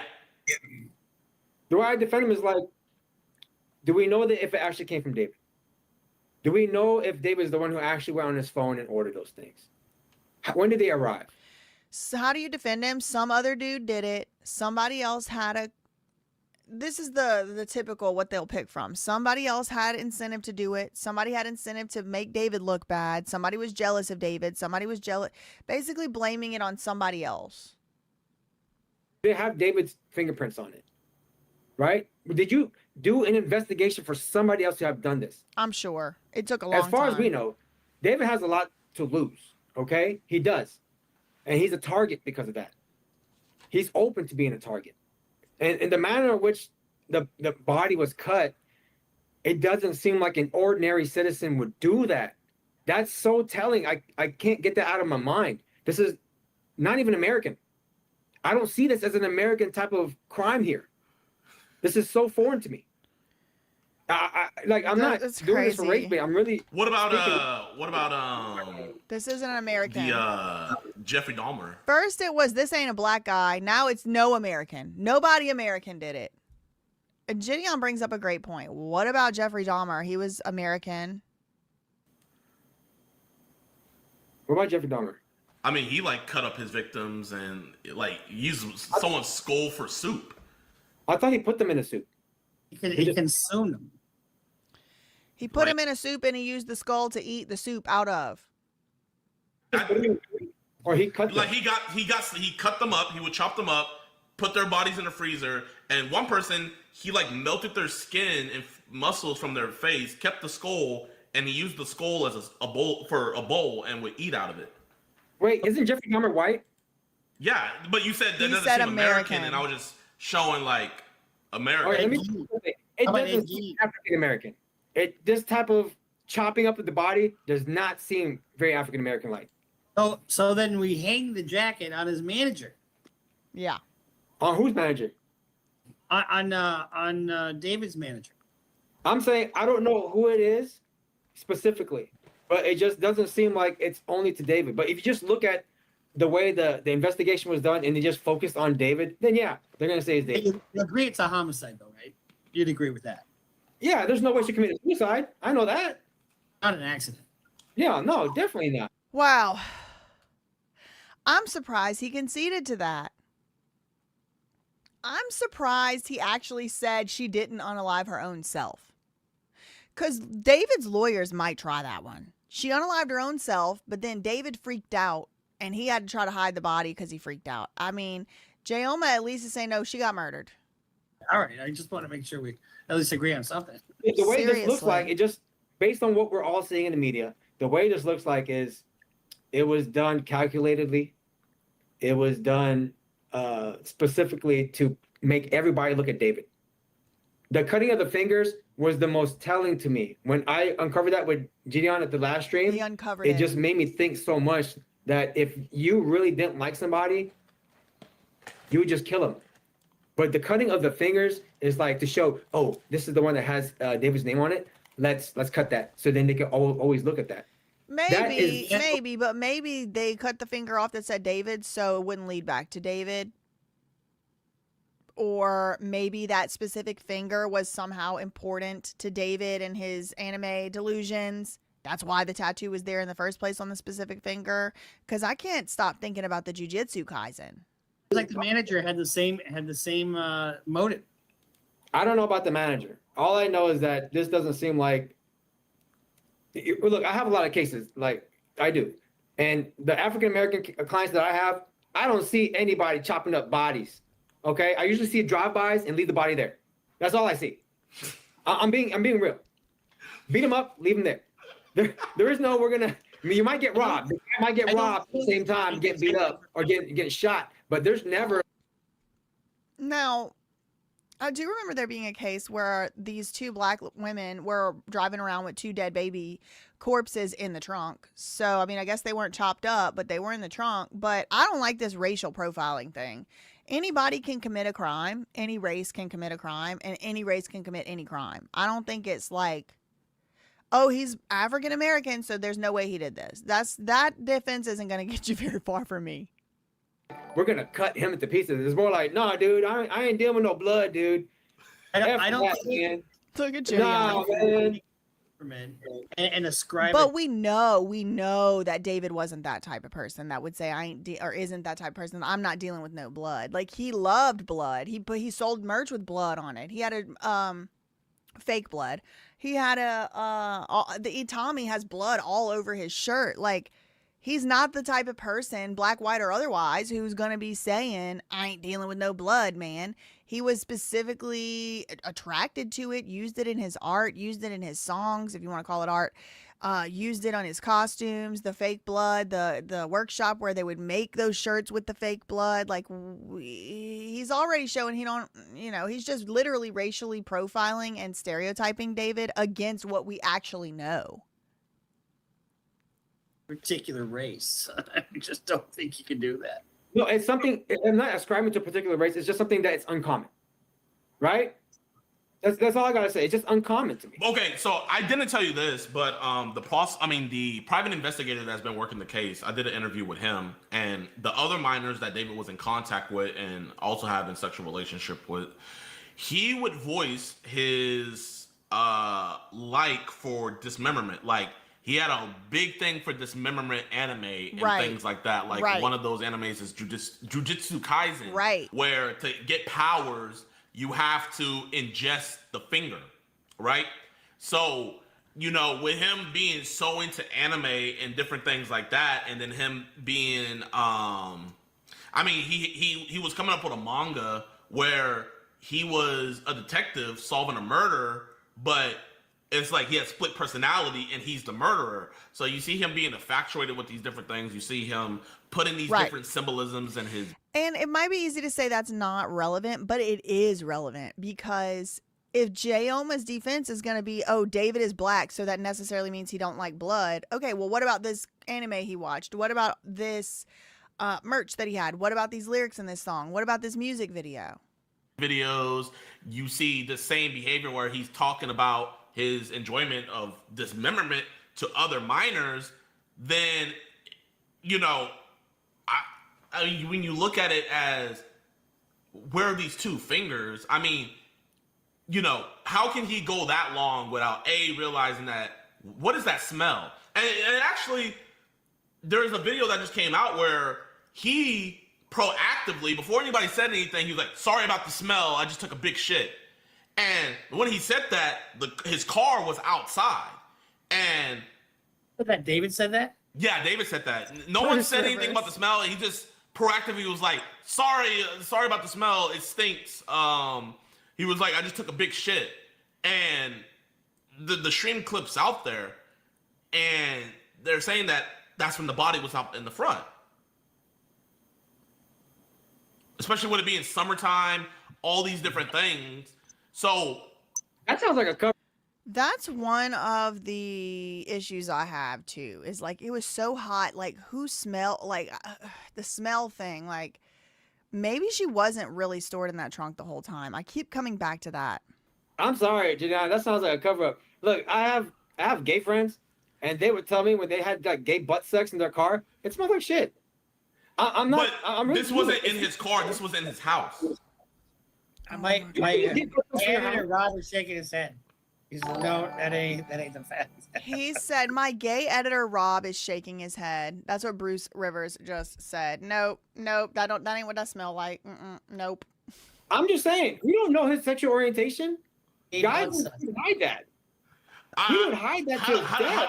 How does booty smashing have the same smell as a rotten corpse?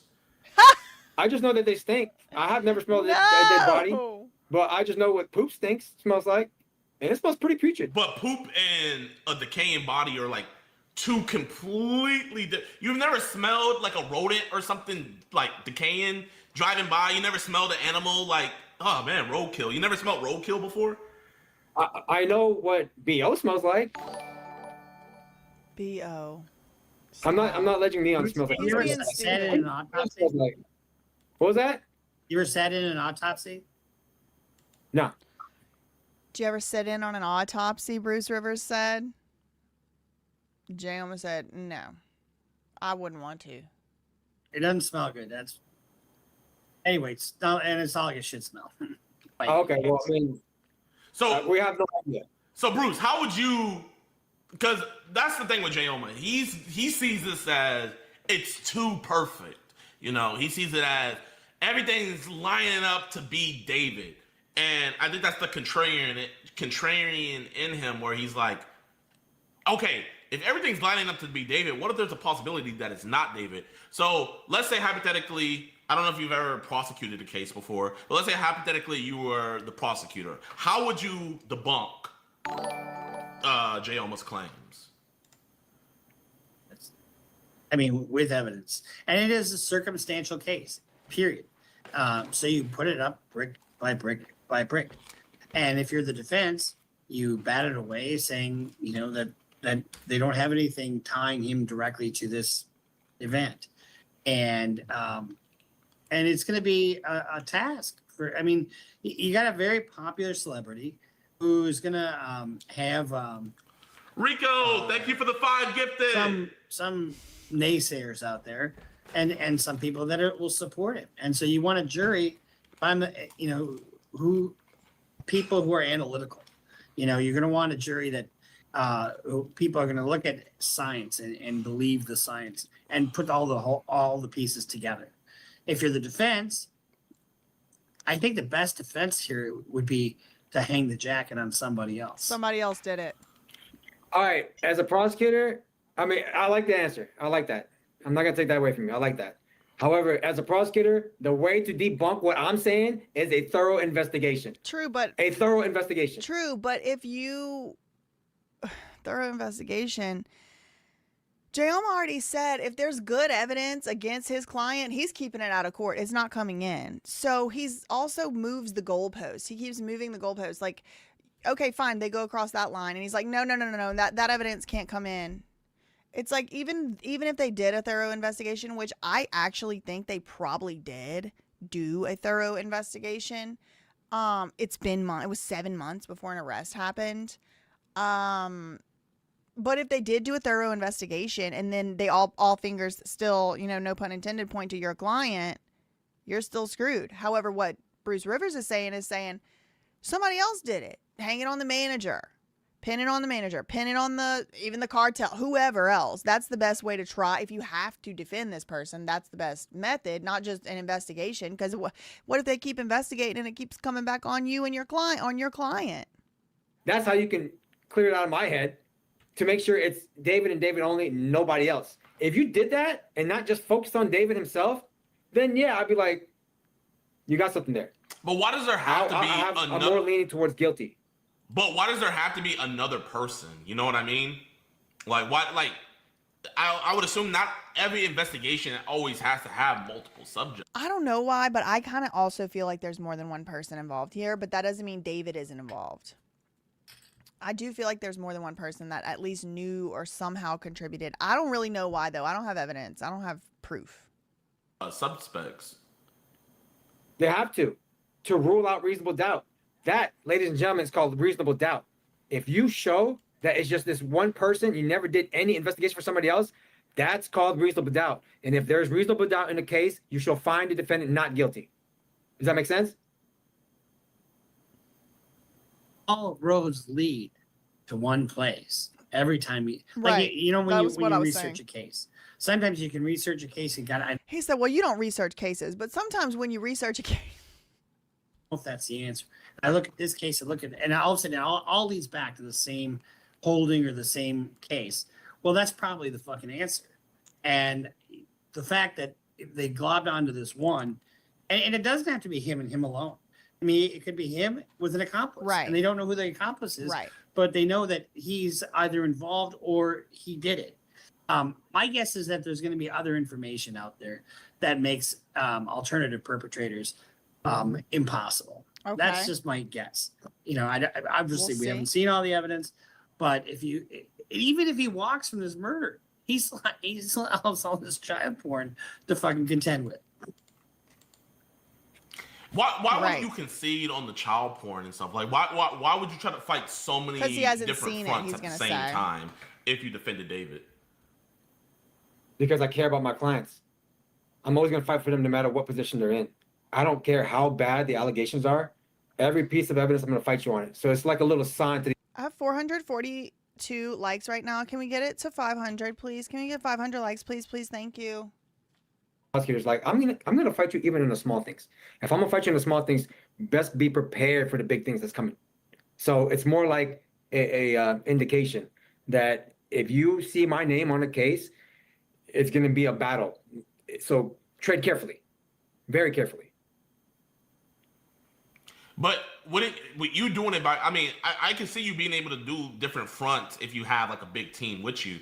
But with you wanting to do this solo dolo, wouldn't that be difficult to, okay, you know, the child porn in the relationship is a trial and stuff in of itself, let alone the murder. So wouldn't you not be putting as much effort into one spot as you could the other? And so wouldn't one suffer? Right.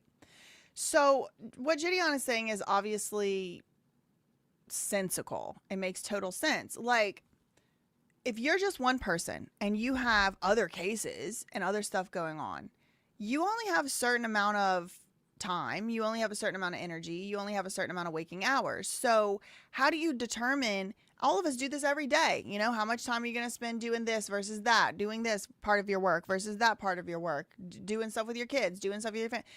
Jidion's like, okay, so if you're not going to work with anybody else, how are you even going to tackle all of this stuff? And then he acts like you don't understand the question, or maybe he's actually stupid. Oh, when I have a client, I 100% go all in on him. 100%. No matter where it's at. No, I know you were going to go 100% all in, but I'm just saying. His 100% is not the same as if you add up his plus Mark Agnifilo, plus Alex Spiro, plus, you know, whoever else you want to put on the team. It's like you are limited. How can you go? You can go in 100% for the client. Right. How can you go 100% on the topic? On both fronts. You have the child porn, the relationship. Really, it's 3. You have the child porn, then you have the relationship, and then you have the murder. How can you go 100% for all 3 if it's 3 different things? Right. Duh. Because you can attack each one separately. He doesn't get it. Right? Each charge that you have has different elements. Right. And you attack each one of those elements. You can only do the work of one person, though. Because you attack one doesn't mean you're going to let go of the other. I don't work like that. I will never work like that. Every charge that my And he obviously don't work by doing research or preparing or being cooperative with other lawyers or having any sense or understanding questions that are asked. As I'm attacking it piece by piece by piece. And that's just how I do my cases. I'm not going to concede to anything. We're going to fight this from the beginning to the end. You know that, Jidion. I fought your case wasn't facing murder charges. You did. Okay. You did. And I did all that shit on the fly, just like that. What I tell you, Neon did that shit, right?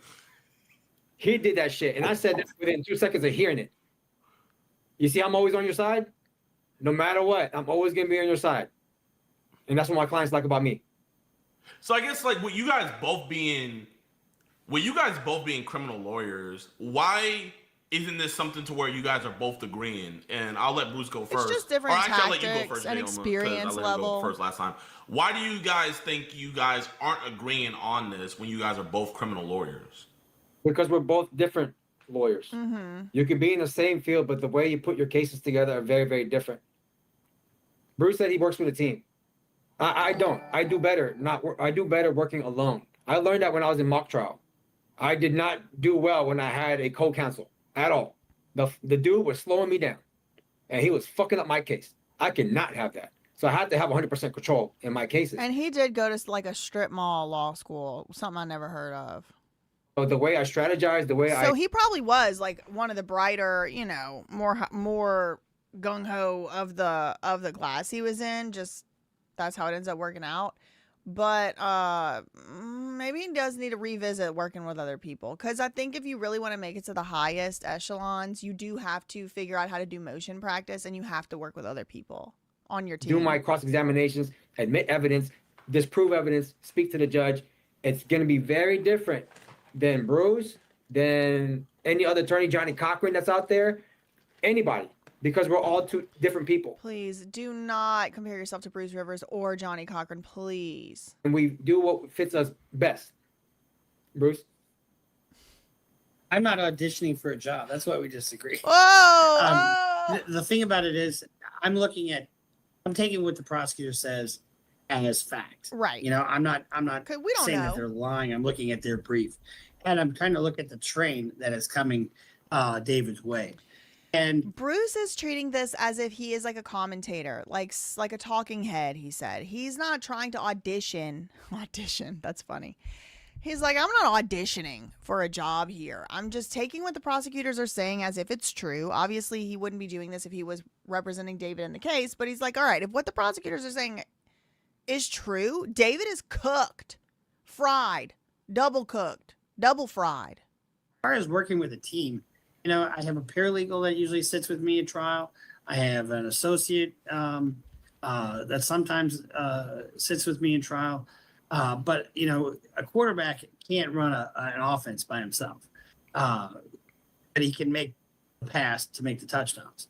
And that's what I do is I quarterback everything. And we're really not disagreeing. I mean, I think, you know, my colleague is just basically saying that they've got to prove it. And I 100% agree with that. And you got to put the government through their paces. At this point, I'm talking. Lacey said, well, if Jayoma does represent David, he would get out on appeal from incompetent counsel. Your lawyer didn't prepare and failed to give you a fair trial. Yeah, that's a great point. I'm also thinking, though, a counter to that is Jayoma did say this out loud to 500,000 people that he don't prepare. So maybe that, you know, could be also like, don't hire somebody if they already said that out loud. Looking at what I think the evidence is going to be at trial, and I'm just saying, I think David's fucked. I absolutely think he's fucked. I mean, think about where you start out. You know, if we're arguing, you know, there's 3 parties in every case, right? There's the listen to this part. He said there's 3 parties in every case. I've never heard it put like this, but it is really compelling. There's the perpetrator. Let me go back. Think about where you start out. You know, if we're arguing, you know, there's 3 parties in every case, right? There's the rescuer, there's the perpetrator, and then there's the victim. And the rescuer, the perpetrator, the victim. There's 3 in every case. And the rescuer is always the jury, right?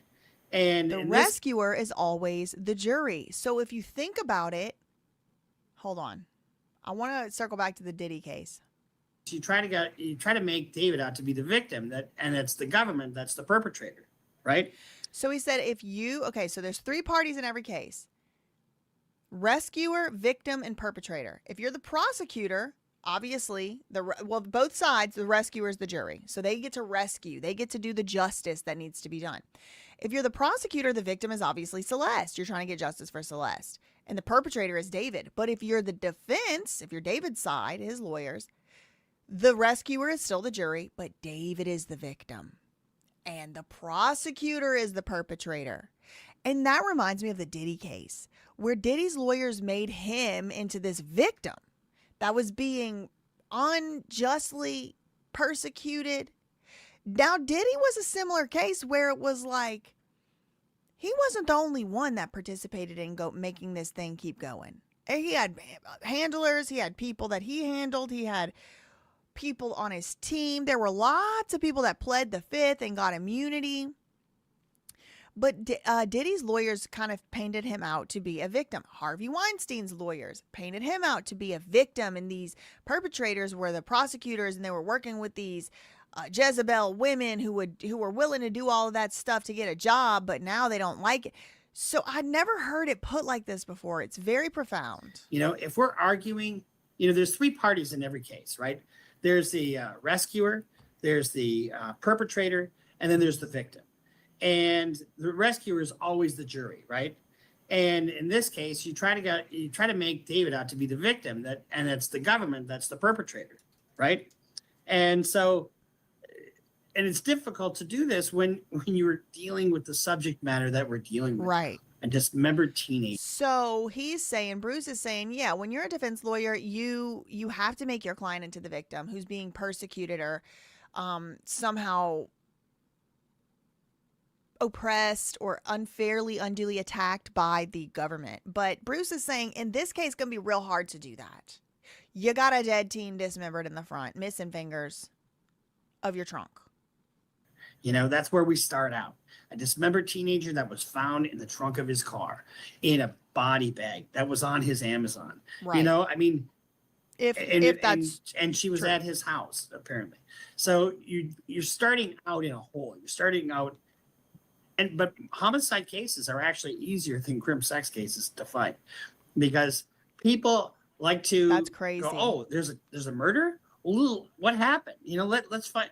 But you have a crim sex case. They look at your client and they say, oh, what did he do? You know, I mean, there's a real difference in handling a homicide. That's crazy to me. That's crazy to me. He said actually it's harder to defend criminal SUL case than a murder. It's harder. Like when it's a murder, people on the jury, he's saying, when it's a murder, people in the jury are more willing to be like, huh, what happened? Maybe the person got killed deserved it. Maybe they came after them. Maybe they whatever. But he said these SUL criminal cases, especially involving a minor, good luck. It's a crim sex case. So I don't think we're really disagreeing too much. But I do. Ava, yeah, that's exactly the distinction I literally just made. Diddy wasn't charged with murder. However, he said in every criminal case, there is the three. It's the perpetrator, the rescuer, and the victim. And depending on if you're the jury, depending on if you're coming from the perspective of the prosecutor or if you're coming from the perspective of the defense attorneys, the perpetrator is going to be different. The victim is going to be different, but the rescuer is still the jury. We might have different approaches. I mean, I have experts. I've got my investigator that I use, and I investigate cases. And if the government has some evidence, I don't go by the fly. I get my own expert and combat them. He's like, if the government has evidence, I want to know about the evidence because I need to get my own expert to combat that evidence.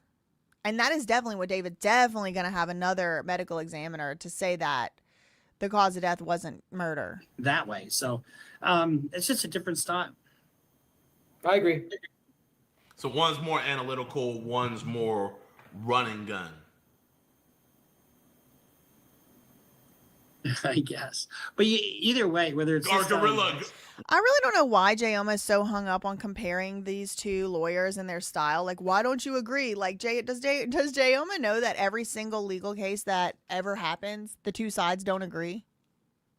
One's, like the British where they stand in the army formation. The other is guerrilla warfare. You know, Red we're going to hide in coats. trees. We're going to put mines. We're going to, Oh, I'm not a red coat. All right. Well, I guess, you know what? Here, how can we end this to where, like, y'all can, Can we just get along? Yeah, what can be said about both of y'all to where, it's like, hey, we're both on this stance, like, full-hearted. They both so far seem to only have agreed on one thing, and that's that Celeste was killed. What do you guys think you can both compromise on something that the other person said? I believe on the policy. Go ahead. Go ahead. I believe in his motto, adapt and overcome, which I think is what you're saying. When a case comes at you and trial, you need to be adaptive and you have to be able to think on the fly, and if something all of a sudden change, I had F. Lee Bailey here for an event. I brought him in to speak to our group. He spoke for an hour and 15 minutes, didn't use a single note. And I find when you don't use notes and you're just got eye contact and you're just having a conversation. Bruce Rivers is so good faith. He's like, all right, let me find some stuff that I can say nice about this guy that I agree with. Witness, the jury is riveted with that. And so from that standpoint, I think that's what you're kind of talking about with your style. Yeah, that's what I do. How about this? Let's agree to this. It's the prosecutor's burden to prove every criminal case beyond a reasonable doubt. True. And for us to immediately start pointing the fingers at the defendant, at any defendant who's charged with a crime, it would be a great injustice. Because every True, but That is a fallacy because he misrepresents what is going on. People did not immediately start pointing the finger directly at David. It wasn't until he was arrested and then the prosecution actually dropped that brief that said that there was evidence against him.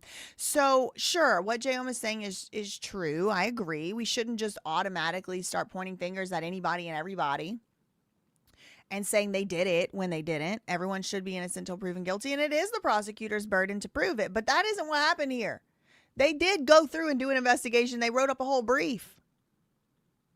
It's supposed to be innocent until proven guilty, and we need to hold the courts to that. They need to prove every defendant guilty beyond a reasonable doubt for us to say he's guilty. But until then, we have to decide that he is innocent. Would you agree to that? Yeah, absolutely. And that's what I'm coming. That's the reason why I say the things I say, is because I'm ascribing to that notion that everybody's innocent until proven guilty. Ascribing? Just based on just what we see on the news. It's not evidence. Hold on. Something about the way he said that sounded wrong, but I think it was the right word. No, it wasn't quite. Ascribing is attributing the result, quality, or characteristic to a specific cause, source, or author. I don't think it's subscribing either. I don't know. Maybe that's what he meant to say. I don't know, girl. It's just the news, okay? It just looks like somebody else did this other than David. I kind of strangely fall like somewhere, like, I don't want to say in the middle, because I don't really, like, I do agree with Jayoma's instinct that there's someone else involved. But I don't agree with Jayoma's instinct that David is innocent because he's black. Like, just the same way we can't say everybody that is suspected of a crime that's black definitely did it. We can't say he didn't do it because he's black either. That's also like exactly the same type of racial profiling, and it's racist. And also, not only racist, oh, you shouldn't be racist. Yeah, you shouldn't be. But like, why in particular in this type of situation it's harmful specifically is because if you're making all these race-based assumptions, they could be wrong. None of us know because we were not there. And so if you're saying, well, somebody got chopped up, must have been the Mexicans, that's racist too. That's racist too. Can't be doing all that. That's my opinion. The point is to get justice for Celeste. You can't do that if you're relying on stereotypes instead of the truth. 5'5", like lightweight guy did all this in that manner, African American. It doesn't make sense. It doesn't fit. And if it doesn't fit, you must have quit. I don't even mind him saying that as his opinion, but like to say that that's the reason why David is going to be found innocent is so silly to me. Right? That's how I think. But you can't say it doesn't fit just because he's black. Like, right. I'm sure if you look it up, a black dude cut somebody up before. I'll tell you this quick story. I had a client who he and his brother killed his girlfriend with a baseball bat, right? My God. And then they put her in the back of a pickup truck and strapped her to a fucking motorcycle, and then got the pickup going 50 miles an hour, and then threw her out, right? What the hell? And to make it look like a motorcycle accident. Oh my God. I told this story to a black woman, and she goes, this is what she said to me. She goes, white boys? I said, yeah. How'd you know? Sounds too much like work. That's what she said. Interesting. But, and this crazy shit is usually white boy shit. I mean, how many black guys are going around doing mass shootings? Well, this makes me wonder, and renew my theory, my suspicion, my question. Was David himself victimized? Perhaps by white people, perhaps by black, who knows? But was he himself at a young age, perhaps around about 5th, 6th, 7th grade, in the group chats, in the Fortnites, in the Robloxes, in the this place and the that place? And did he get caught up in a group or a gang or a team or a clan or a something that, was just opportunistic and not necessarily race-based? 100% chance David learned these behaviors from somewhere and something. What it was, I don't know. Just up the block from my house, that Annunciation shooting, it was like literally. And it should go without saying, especially because at this point y'all know where I stand on these issues. But even if David was victimized, that doesn't mean he should go out and kill and chop people up. And if he did do that, he should go to jail. 3 blocks from my house, and it was a fucking white trans guy. You know, it's like they're all, you know, crazy white people who are doing that shit. So I get what you're saying. However, a tendency or a trend doesn't mean it's a reliable predictor of future events. So we don't know is the answer. I think it's very hilarious that it's 2026. We have learned from history and in our own lifetimes the dangers of racial stereotypes, but now we're still doing them. It's crazy. listen to Romantic Homicide. That's some depraved shit. It is. I'll give it a chance. Wait, counting or not counting gang violence? Oh God, here we go. Oh, gang violence is completely different. Counting or not counting gang violence, I think was one of the last questions, like at the Charlie Kirk thing. It's still a shooting. I don't think they Yeah, Yeah, got but that. no, that's not, that isn't amongst themselves. Oh man, I like it. I like how you have a different take. You know, and thank you, Jidion, for introducing me to Bruce. Like, I like to see how he thinks. Yeah, no, I mean, I think this was really cool. You know, people heard your side, and I think it's cool that people heard another criminal attorney's side. And I'm hoping to get a freaking prosecutor. I want to get their opinion on this. But man, yeah, it was great talking to you guys. Okay. Anyway. So there was something in that clip. I don't know if I skipped over it because I was distracted or what, but there was one part of the clip where Bruce Rivers was like, "Oh yeah, Jayoma, you seem like you're ready to like get down to look at the evidence in this case. Like you look like you seem like you're ready to go look at basically the cheese pizza evidence." But I guess they edited that part out. Okay. Anyway, I wanted to react to that. Y'all were asking me to do that. Let's get into some of this Chud the Builder story a little bit. Controversial lie. Now, I don't know anything about this guy at all whatsoever. But this is USA Today. They put this article out, I think it was today or yesterday. Controversial live streamer Chud the Builder shot. Hold on, I need to readjust my position here. Shot and charged with attempted murder. Controversial live streamer Chud the Builder has been charged with attempted murder following an alleged physical altercation that left two people, including himself, shot outside a Tennessee courthouse. This happened in Tennessee. The contractor and live streamer, whose real name is Dalton Etherly, was detained after the cops said he and another man got into a fight on May 13th, 2 days ago, that escalated into pew-pew at the Montgomery County Court Complex in Clarksville. The city is about 50 miles northwest of Nashville. During the confrontation, a man was shot in the stomach, oh my God, and transported by medical helicopter to Vanderbilt University Medical Center, where officials said he remained in stable condition. So he did not die, thankfully. Chud, 28 years old, was also injured in an apparent self-inflicted injury. And so he pew-pewed his own self in the arm, I heard.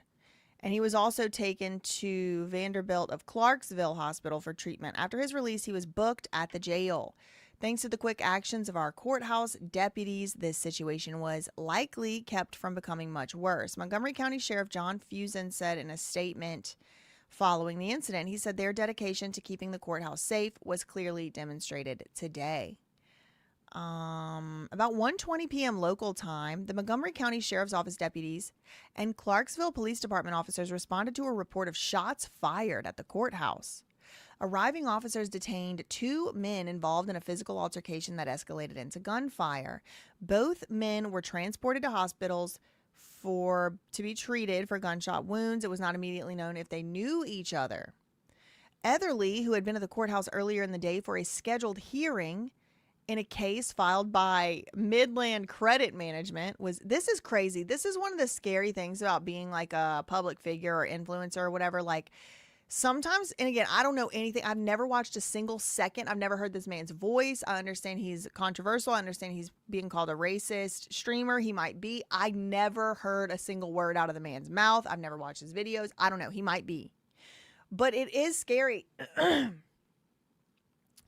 Because, you know, I told y'all earlier in this video about like Lima and like the HBO documentary and those plants that got planted, and they started the like a fake Discord pretending that I started the Discord. It was just like a very, very strange situation, and they lied about me. Like those types of weird weirdo freaks and stalkers, they will hurt you, and it's scary. Like you're going to the courthouse and you get gunned down. But anyway, it sounds like he's the one that had the gun and he did the shooting. I'm not trying to defend him at all. I'm not trying to say he's like me in any way. I don't know anything about him.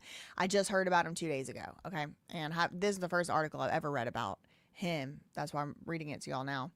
He live streamed the incident. Maybe I was about to say maybe I should watch it, but I actually don't want to see it. In the video, he tells first responders a man was pointing and laughing at him.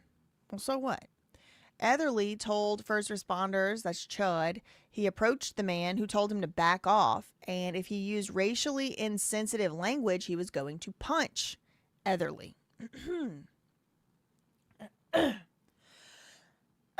So Chud was charged with attempted murder, employing a firearm during a dangerous felony, aggravated assault, and reckless endangerment with a deadly weapon.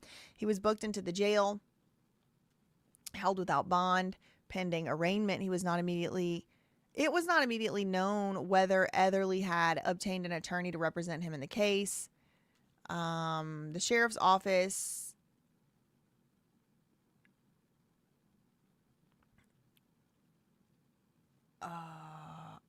okay. Who said this? A post on the Facebook page? I don't know what. I'm not reading that because I don't know who that's from. I don't understand the sentence.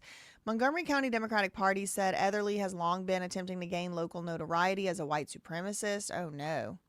This afternoon, if preliminary reports are correct, he may have gotten his wish. The Montgomery County, I don't really actually give a shit what the Democratic Party said or the Republican Party, so I'm skipping that too.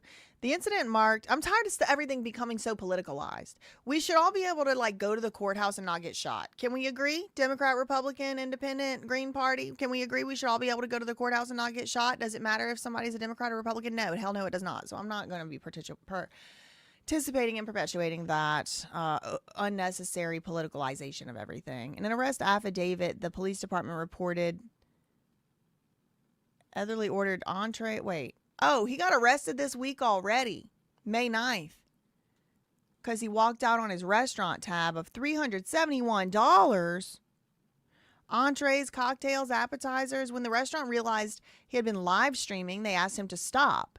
He became disruptive and started making racial statements, yelling, screaming, and otherwise creating a scene.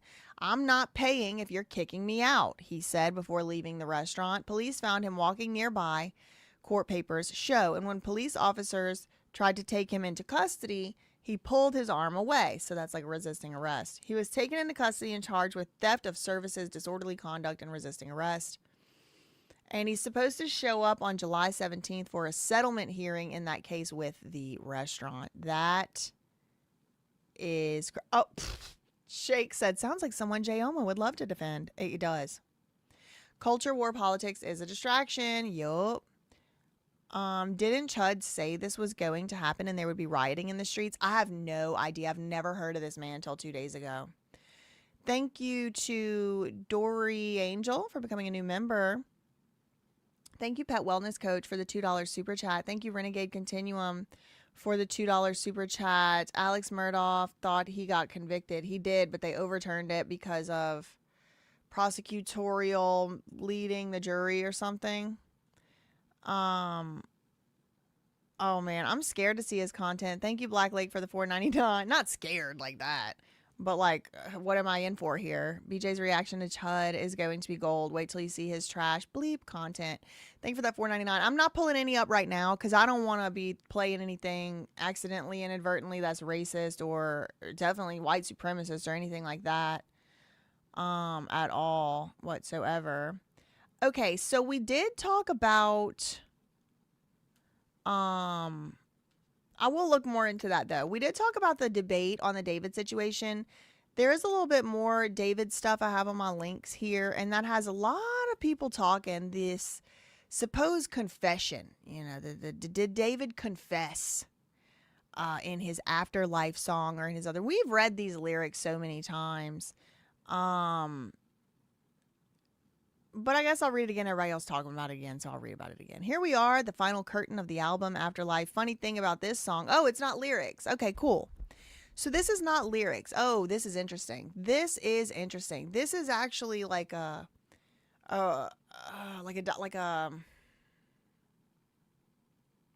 thoughts, like almost like a journal entry type of thing, like David talking about the song Afterlife. It's the last song on the album. Here we are at the final curtain of the album Afterlife. Funny thing about this song is I wrote it before Withered was even a real thing, with the intention of it being an outro for something in the future.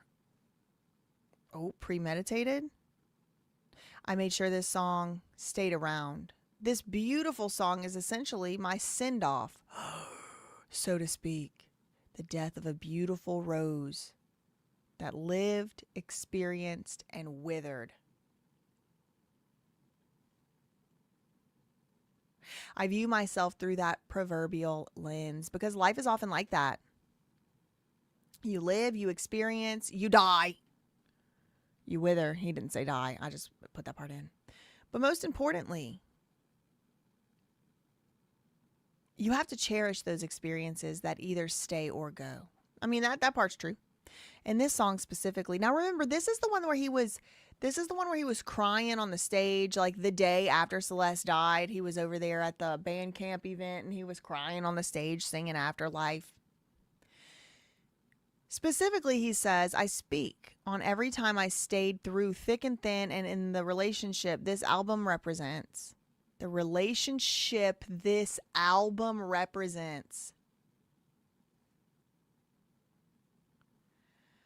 Oh, man, all this is going to be used as evidence.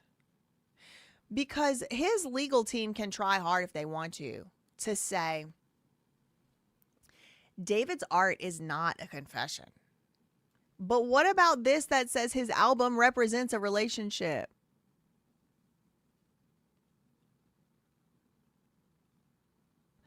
And the relationship this album represents, every time she crossed the line, I stayed by her side. Who crossed the line if she was 13, bitch? Even going as far as to let love kill me. Even then, still loving her after death. Okay, death. So she died. Jesus. But that's just for the song. Real life isn't as poetic. No, sometimes a little girl gets found in your trunk. He said sometimes you have to know when to leave or to chop her up. Y'all can read on here what it actually says. It doesn't say that part. It says when to leave. Sometimes you have to notice that things aren't getting better. Sometimes you have to notice you're engaged in criminal conduct, perhaps. Sometimes you have to let go of the rose stem that is stabbing you with the thorns of the so-called love, no matter how beautiful the petals look to you. It's not worth holding on to pain disguised as love. It's not worth dying for superficial affection. Well, somebody did die over superficial affection, it seems, and it seems like it was Celeste. It's not worth expediting your own demise just to feel something for a moment, but you did it. That's the message of this album, to learn to separate your fantasies from reality, to learn to let go, stop asking the same questions over and over and over again, stop repeating a cycle forever. To live, to grow, to experience love, to mourn, to grieve, to laugh, to cry, to hurt, to heal, to break, to become whole. Oh my Lord. I see why they're calling that a confession. Now, like I said, they're bringing up other lyrics and stuff again on the Reddit, and this one I think is important to look at. This is crazy. Look at these lyrics from one of the songs from Withered Deluxe. Quote, all I know is I've been really doing great. I've been great. You've been rotten in your place. And he spelled it like rotting, but without the G. Like, you've been rotting. Not rotten, rotting. You've been rotting, and I've been doing great, but you're rotting. All these diamonds in the face, all these things I can replace you with. Every day it gets better, every day better, every day. I just really, really pray sometimes. Woo, you didn't pray hard enough. As Armand Wiggins said, the voodoo was doo-doo. The voodoo was doo-doo.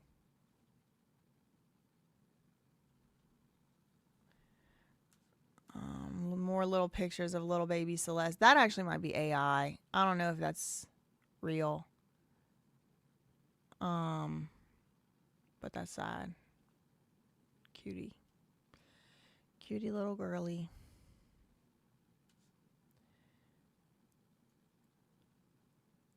Someone said, is anyone pronouncing Celeste's name right? Well, this is actually a great question because different groups of people have the name Celeste. I have a cousin, her name's Celeste, and we pronounce it like that, Celeste. But apparently, if it is like from a Spanish speaking background, they will say Celeste. So pronouncing it right really just depends on like who's pronouncing it. Because there are people who do go by Celeste without pronouncing the final eh. Because you liked I Thought I Saw Your Face Today by She and Him. I don't know what that means. See the lyrics from one of the songs. Do you realize who's going to get caught in there? Okay, so I guess nothing really new has happened on the Reddit. We did look at that already.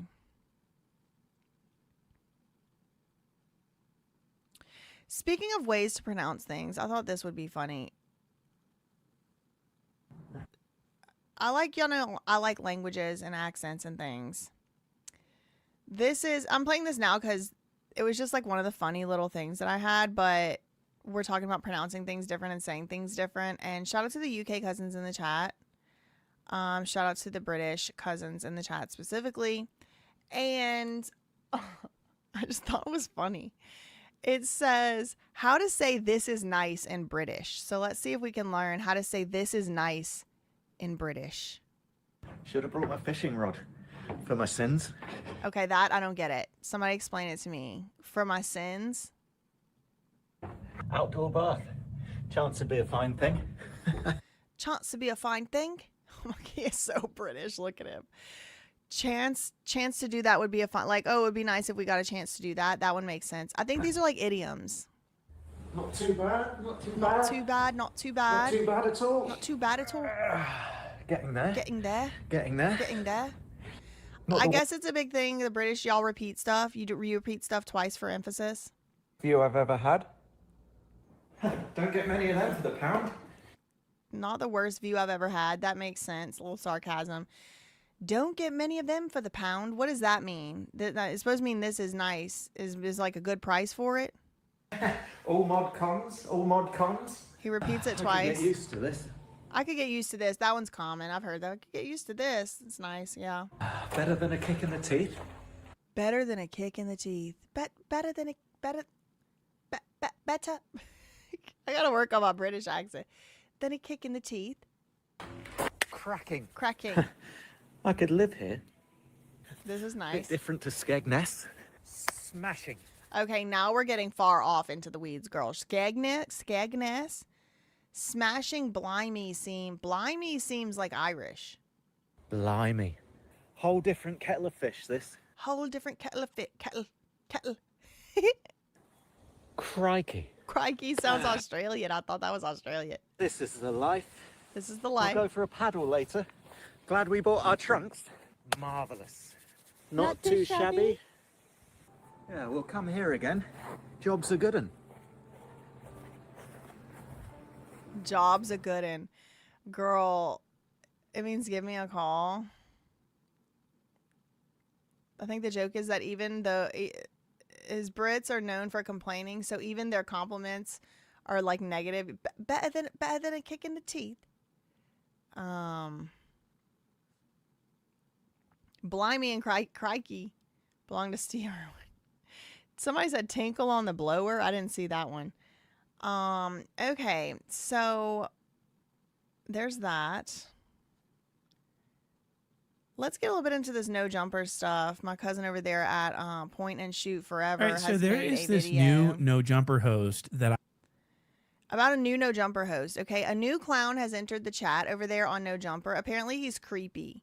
So let's watch this video together so that if anything crazy happens with this new no jumper host, that we already have context for him. And actually something crazy also has already happened.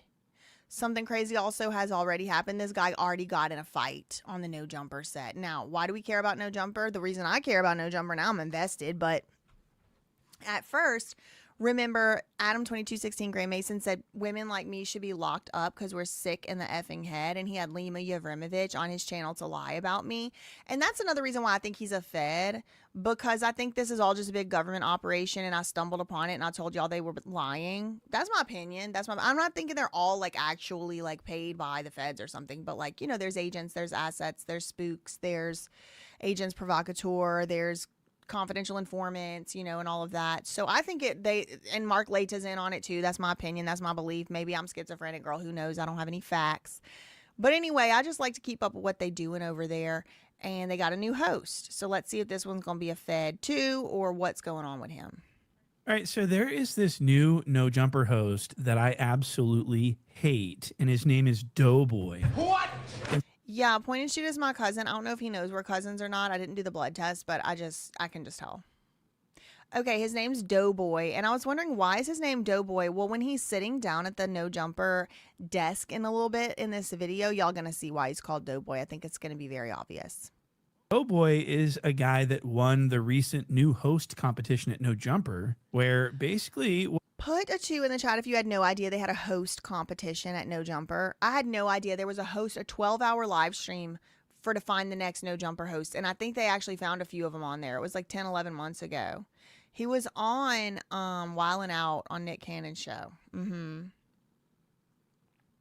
Is like 200 homeless retards all get together and see who can glaze the hardest so that they could be selected by the cuck for a permanent No Jumper really position. Weird. When I was doing the Wendy's and I was like a normal guy, no host. It was reminding me of like an even more degenerated Making the Band, or like Drewski, do you want to be the next whatever it is? Like, it's like the most degenerated version of that possible, other than the Who Wants to Sleep with Lena the Plug reality show. I'm blowing. It's blowing up. Love I a swear good to God, bum. bro. It's crazy. I'm telling you, and a bum with a chain. All I'm missing is a chain, though, bro. Oh, God, bro. Like, it's called babe stationing, all right? This was the station, what is it? Babe competition. stationing. Like, you stay with a bitch, you feel me? You babe station. Oh, yeah. I'm a homosexual. You feel me? Yeah. And he wins the position, so now we're stuck with him for like, I think he's got a 6-month contract that he is not going to be extended on. Trust me, this guy sucks. And I'm going to show you this first clip. This is actually from the competition. Okay, y'all, this is from, I had no idea this happened until today or yesterday when I watched this video. There was a No Jumper competition. Who's going to be the next host? And here he is right here trying out, auditioning. You see in this clip the hateability, the glazing, the name dropping is some of the worst. This is top 3 name dropping. Listen to this guy. Right. What up, dude? Doughboy. Doughboy. New nickname alert. J Simpson. You know why they call me J Simpson? Why? Because I'm killing these hoes. Oh, wow. I'm out here, man. New nickname alert. Dough Jumper, because I'm bringing dough to the jump. Oh my God, he wants his new nickname to be J Simpson because he's killing these hoes. Excuse me, no ma'am. Excuse me, no ma'am. I'm with this guy. His face he's making. I'm not always with this guy. I mean, usually I'm disagreeing with him. He's degenerate too. Dudes too. All right, so pretty straightforward so far. He absolutely sucks. His humor's trash. He has no charisma. He mix and matches white and yellow gold jewelry. Oh, me He's too. just an absolute goof. Wait, hold on. But I do that too, cousin. You just leave me alone. You can mix match white and yellow gold. If you have it, you could wear it. You're gonna die. You could die at any day. You could die tomorrow. You could die today. You just wear it all. this next really perked my ears up. Listen to this. You know what I'm saying? I rock with Flacco. Shout out my brother Flacco. I was just on the phone with him last night. Like, you know what I'm saying? Shout out my brother Flacco. What? Jala is my real I couldn't name. believe it. That's I was Flacco, like, so he's name the one that dropping needs prescription pants. Jala now? What the fuck? So he's connected to Jala. I'm going, wow, there's no way he's going to win. But he did. He won. The name dropping worked, and I want to continue. Look at Shout this. out to everybody who spoke up for me. I appreciate y'all, all the dope boys, dope girls. You know what I'm saying? I think the reason why I need to be here at the platform, because everybody you fuck with me. Oh my I fuck God. with Now Fla- he's about to do a nightmare blunt rotation. I'll say that. Everybody he's about to name drop is nobody I would want to be in a room with. I fuck with Whack. I fuck with Lush. You know what I'm Fed, saying? Shout out my Fed. boy, The Conclusion, that introduced me Never to Lush. heard of Like, him. these are people that I've been locked in, rocking with, and even like by proximity. Like, I fuck with Crip Mac because he fuck with my homeboy Day One. He no, makes thank beats you. for him and all the type shit. So, Okay, so how did he not immediately get dismissed after all of Seriously, that? this I mean, was it's glazy. nonstop with this guy. You know what I mean? Name droppers. I would have said, oh, look right there on the, that name, you just dropped it.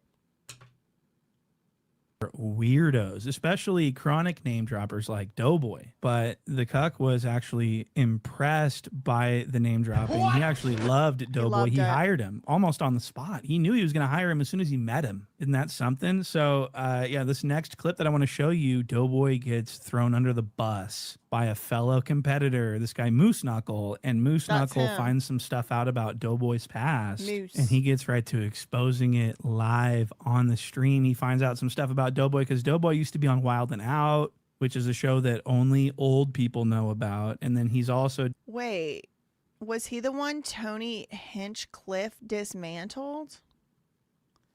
I'm looking that up. Tony Hinchcliffe is the guy that does Kill Tony. Tony Hinchcliffe Doughboy. No, he did? Hold on. hey, my man, you ain't no wrestler. What the fuck you got on wrestler shoes for? Whoa, you guys are mean. It Absolutely. was a long time Jimmy ago. Neutron granddaddy right here. You guys look like a before and after for a product. He looks so different. He looks so different. This is apparently 9 years ago. So there's, yeah, that's Doughboy. Here's Tony Hinchcliffe. Whoa, you guys are mean. Absolutely. Jimmy Neutron granddaddy right here. You guys look like a before and after for a product that doesn't work. We was like before. What does ADD stand for? A dose of diabetes? Okay. I wasn't ready for any of this. You guys are wearing sweatpants and sweat skin. What, have you guys just completely given up on pussy? Is that it? Maybe Doughboy, not me. I'm out here, dog. Doughboy? Wait, what? His name is Doughboy. Doughboy? Yeah, I spell it D-O-B-O-Y. He thinks he's different. D-O-B-O-Y. Yeah, I had a feeling you'd misspell it. You guys are two of my favorites, 2 Chins and ASAP Rocky Road. Wow. You didn't say this nigga was coming today. You just said we got a white nigga roasting. Hey, my man. Okay, so, all right. So they did a roast. Okay, so he got roasted. I don't think it was that bad. He might have got 1-2 good ones in. been on a bunch of different failed podcasts, and he's had like 90 different people that he's had to work with before that know stuff about him. And Moose Knuckle is a conniving little weirdo himself, and he went and found all that out, and now he's exposing it to gain an advantage and to He's tear a conniving Doughboy little down. weirdo So this is himself. really entertaining, actually. Look I at like this. Doughboy too. I did hear some things about Doughboy beefing with co-hosts of former podcasts. I mean, people, I mean, you know, you don't get along with everybody all the time, but I got nothing bad to say about nobody. You know what I'm saying? I just keep doing my thing. I took some time off. You know what I'm saying? Rest in peace to Teddy Ray. I know anybody who know me know Teddy Ray. So, you know what I'm saying? After my homeboy died, I just... That's what we need to do. I mean... I was complaining about the audio. He said, this is No Jumper's official audio, by the way. Some shit that people were saying, oh, he's beefing with all his former co-hosts. Nah. They were putting schizophrenic Nah, I'm not... Baby Crip Mac. Nah, man, I mean, it's a lot, a lot of people, but you know, if they ain't talking about you, you ain't doing something right. So, you know what I'm saying? But at the end of the day, I don't promote the negativity, man. Okay, so Knuckle calls him out and he says, I don't promote the negativity. I'm not schizo. I'm actually very cool. Everyone loves me. I know everyone. Better not be schizo, because they'll come round you up for the care court. No, please hire me. So he gets hired, and then about 2.5 days later, he's saying this about his brand new No Jumper co-host. What are these shorts Adam's wearing? Big homie Ard? What? Jesus Christ, these people have problems. Neighborhood Spody. Hey, shout out for no apparent reason. Fuck Spody Face. That's how you feel. Right. Okay. So now you can see why they call him Doughboy. He's very doughy through the midsection, but he already got a No Jumper tattoo. He'd been on the show 15 minutes. He already got a No Jumper tattoo. I don't know what happened to Munchie B's face. It's like he got beat up or burnt or something, and it's still healing. Then here's that one. So in that previous scene, this right here, this is the moose guy that was in the camo, and then this is what's his name, Doughboy, and he's sitting there, and just a few days ago, he's like, I like Spotty Face. I think that's the stupidest name. Like, I literally go out of my way not to talk about anything having to do with him. Later, he's saying this about his brand new No Jumper co-host, Neighborhood Spody. Hey, shout out for no apparent reason. Fuck Spody Face. That's how you feel? Man, I'm gonna punch on that boy, man. I'm starting to have a dislike for him. What? So he says fuck Spody Face, but he actually, ironically, Spody Face was one of the people he name dropped in the fucking thing. I don't promote the negativity, man. Like, I'm fans of everybody. Like, you know what I'm saying? I'm a fan of Spody Face. I got to meet him at the thing. And he said it so genuinely too, didn't he? And Yeah, then he about was all 40 hours excited. later, you're saying this about Spody. Well, how about this? Spody Face, I don't think you are nearly as tough as you think you are. I'm gonna beat you the fuck up, and nigga, I'm gonna knock Jigaboo out your mouth. You ain't Y'all, spoiler alert, Spody Face about to show up and beat him up. gonna be able to listen to the song Jigga, my nigga, because when you say jig, you're gonna just stop. You ain't even gonna be able to watch Saw. No jigsaw, no jigsaw I don't watch puzzles. that I'm gonna anyway. knock all that shit out your mouth. Now, young man. I have many times, criticized this. Whatever in the hell. I hesitate to call it a bookcase because ain't no books in there. But it's like, I mean, what even is it? There's Old English. There's Old English here. There's, what in the hell is even that? They got snacks down and looking like at the bottom, games, and then Lena the Plug's Fleshlight or something.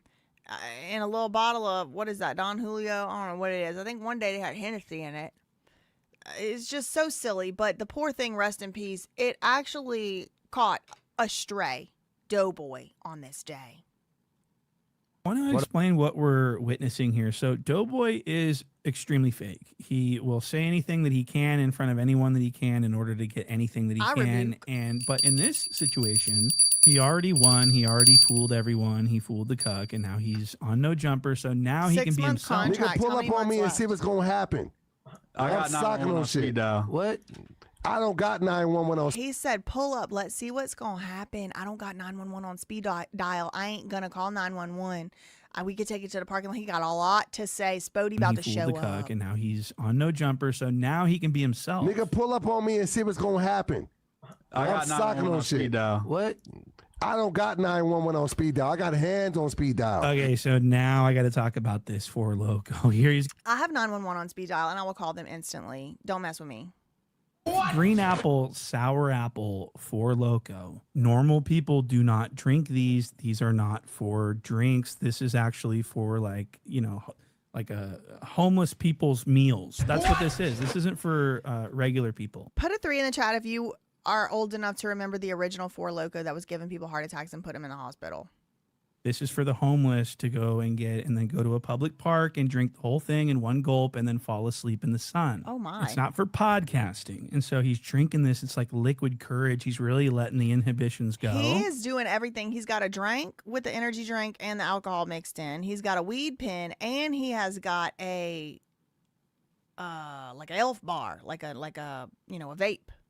Saying what he wants to say. He's not being fake in this. He's actually being his genuine, true, cringy self. Listen, love bro. this one. Listen, man. He was really talking some real shit. Niggas talk all that gangster shit, all that brother shit, all that unification shit, but niggas be killing niggas, and niggas be telling on niggas. So Doughboy is heavily popping it, saying he's going to whoop on Spody, and Spody's watching this. This is a live podcast, so Spody's watching this. It's Spody live. decides to hop in his car and go to No Jumper and confront him, confront Doughboy, and I'm going to show you that in just a second. We got a special guest, Spody, coming in here. Oh, what the fuck? And I'm going to show you that in just a second, but I've got to show you these next clips of Doughboy talking about how creepy he is with women. Now y'all see why I had to show you until this? you hear the stories that, I mean, he's openly, it's like self-humiliation almost. Yeah. So Regina Hall. So can I tell a quick Regina Hall story? So he says, Can I tell a Regina Hall story, which is another name? So Regina Hall was recently on the roast of, put a 4 in the chat, you heard about the roast of Kevin Hart. Please don't argue about it in my comments. Go argue somewhere else. The roast of Kevin Hart, and she was on it, and she was the one that was like speaking, like doing the bit where she was like, oh, I sometimes get download messages from his mother, like his dead, Kevin Hart's dead mom, and these are the things that she's been saying. But it was like a joke bit. That's her. So this guy's like, oh, you want to hear a story about Regina Hall? By the way, is famous, beautiful Hollywood actress. And Doughboy brings up Regina Hall in conversation as if he knows her. He's going to tell a story involving her that, like, he can tell. Right. He doesn't have a story at all. Listen to what he says. Regina Hall story? You slid in her DMs. And she did not slide. That's the whole story. back. Did she read it? You want to hear a Regina Hall story? I slid in messaged her her. DMs and she did not slide back. Wow, cool story, bro. I'm glad you brought that up. And look Yeah. at this tattoo that Look he's at the got here. tattoo. Look at that decision that he made. And he made it with, this is what I'm talking about. He's crazy. Only someone who is crazy would ever do this. This is a great big psycho, is what I'm trying to explain. Let's continue. Did she read it? Yes, left me on red. You got to make sure your Instagram pictures is all the flyest pictures. Did you have some like? Okay. The problem with that Munchie B is that there's videos of him and everyone can see what he looks like no matter what's on his Instagram. He's like a public figure. How big were you at This the time? might get me in trouble. Can I How big were you at the time? Womp womp. somebody else who I shot my shot at? Okay, so now he's going to tell another rejection story. And the girl that he's talking about now is someone who is actually close to home. Listen to who he's talking about. Look at Get me this. in trouble. Can I tell you somebody else who I shot my shot at and they shot me the fuck down? How you gonna get in trouble then? I don't care. Gina Views. No He jumper. shot his Nobody. shot at Gina Views from No Jumper. Everyone remembers Gina He's Views. gonna get us kicked off YouTube right now. Showing the lush? No. Oh. A-cups can't get you kicked off. Oh. Okay, so we're on Acting Blue now, right? This is who Doughboy was trying to riz. And this is, I mean, So the he got rejected by her, imagination of too. this. Imagine that. Imagine Doughboy and listen to what he says he did. Yeah, Gina Views is fine. But how many shots are you shooting? Because I feel shot like you shoot 3. a lot of shots. So I shot like 3, but she couple never, misses don't she faze never me. embarrassed me. She never said nothing publicly, so I hope Not I'm yet. not. Now breaking you the embarrassing No, her. that ain't But I Regina shot style. my shot at Gina Views. She I mean, was Gina like, style. Yeah, it is. Man. but nah, though. Yeah. I don't even know why I threw that out there, but do you He feel was relentlessly harassing Gina Views, sticking her with DMs, asking her for her hand in marriage. And this is something he thinks is appropriate to bring up out of the clear blue sky on No Jumper. I mean, this is the Four Loko. You get a guy like this drunk, and he starts telling the truth for no reason. He doesn't even know why he brought this up. He's like, I don't even know why I brought but that I up. wanted Gina Views, like, because Gina Views to me is, and still is fine. But she was just like, I think I like blew her phone up. She might have blew her blocked me. phone up? What, you were trying to call her off Instagram? No. Look at this disgusting grill. He's wearing these with pride. This is a 6-on-6 grill. The gold has been stripped off the alloy. There is no more gold plating left on these. These look like Cybertruck material. No, I had got her phone Instagram is a number, crazy and it just move. wasn't. She was just like, but nah. But you at least got the number. But she probably thought she was on some industry shit. Oh, no, he's gonna get me into comedy. And then you like, what's up, babe? And she like, nah. She was like, but nah. But she never. What? So Moose Knuckle says, so what, did you like got her number on some like, hey, I can help your career, I can network, I'm on Wild and Out, I know all these celebrities. He probably name dropped like 100,000 celebrities to her, and she was probably like, yeah, you can take my number so we can network. He used the number to hit on her multiple times. That's what kind of guy this is. I think this is a very creepy weirdo. And Look, with that, I think there's like definitely a lesson to be learned here. There's many lessons to be learned here. I think one of the lessons to be learned here is don't drink 4 Loko on your live stream, plus the weed pen, plus the elf bar. Just don't do it. say, Gina Views, you are now associated with Doughboy. Your names will be brought up together in conversations for years to come. I will now refer to Doughboy as Doughboy, the guy that used to hit on Gina Views, and I will do this repeatedly, okay? So I want to show this last but not least. This is the third and final situation I where don't know Doughboy... how much of this I'm going to be able to show, but just be aware that he has now, his mouth has written a check. His ass finna had the cash. is talking about using name dropping and clout and influence to try to get girls' numbers to hit on them. Look at this. Because I'm a producer. in my mind, if I see Jaleel and I'm like, ooh, I could put her in fucking Love and Hip Hop, she could have a trajectory the same way. She could have the trajectory the same way as fucking Cardi B has. Let's be real. So as he slurs his words, he talks. So LVL Ghost said, people still drink Four Loco, LMAO. MF's had that in high school. We was blacking out from that drink when it was super potent. Yeah, they changed the formula now. But yeah, they still do have people that are out here drinking it. It's a different formula though. It's way less potent. But like, yeah, people would drink like one of them and it was like 4. It was like 1 energy drink, 4 alcohols. It was like something crazy. It was really insane. It was hurting people. It was not safe. About Jalise and how he could make her into the next Cardi B. Jalise is nothing more, and I want to remind people, Jalise is nothing more than a standardized crackhead. She's not. I mean, this is absolutely diabolically insane. And so what it sounds like he does is like fake gatekeeps things that he doesn't even have. To be fair, is Cardi B much more than a standardized? I mean, I'm just curious. Cardi B is somehow on a higher level than Jalise? I don't believe so. To like the industry, and he gets girls' contacts information through the art of name dropping, and then he takes that information, the contact information, and then he DMs them hard eyes and stuff like that. This is crazy, but I want to show you this last part, which is Spody Face showing up from the neighborhood, and this starts to get spunky. It looks like a fade nearly takes place, but they cut the cameras off. But I want to show you Spody Face coming up to rescue himself from getting dissed by this doughboy. Look at people get killed by their own kind the most. Mexicans kill. So you remember earlier he was like, for no apparent reason at all, F Spody Face. He could get these hands. I don't have 911 on speed dial, all that. Okay, Spody Face got in his car and headed up to the studio, and he's about to arrive. He's the most. White people kill white people the most, and black people kill special guest Spody coming in here. Oh, what the fuck? Hey, look. He threw boxing glove at him. Now, we're going to need to have that old English because we are going to need to pour some out for the dead homie of this bookcase that's about to fall over. Just warned. Oh, shit.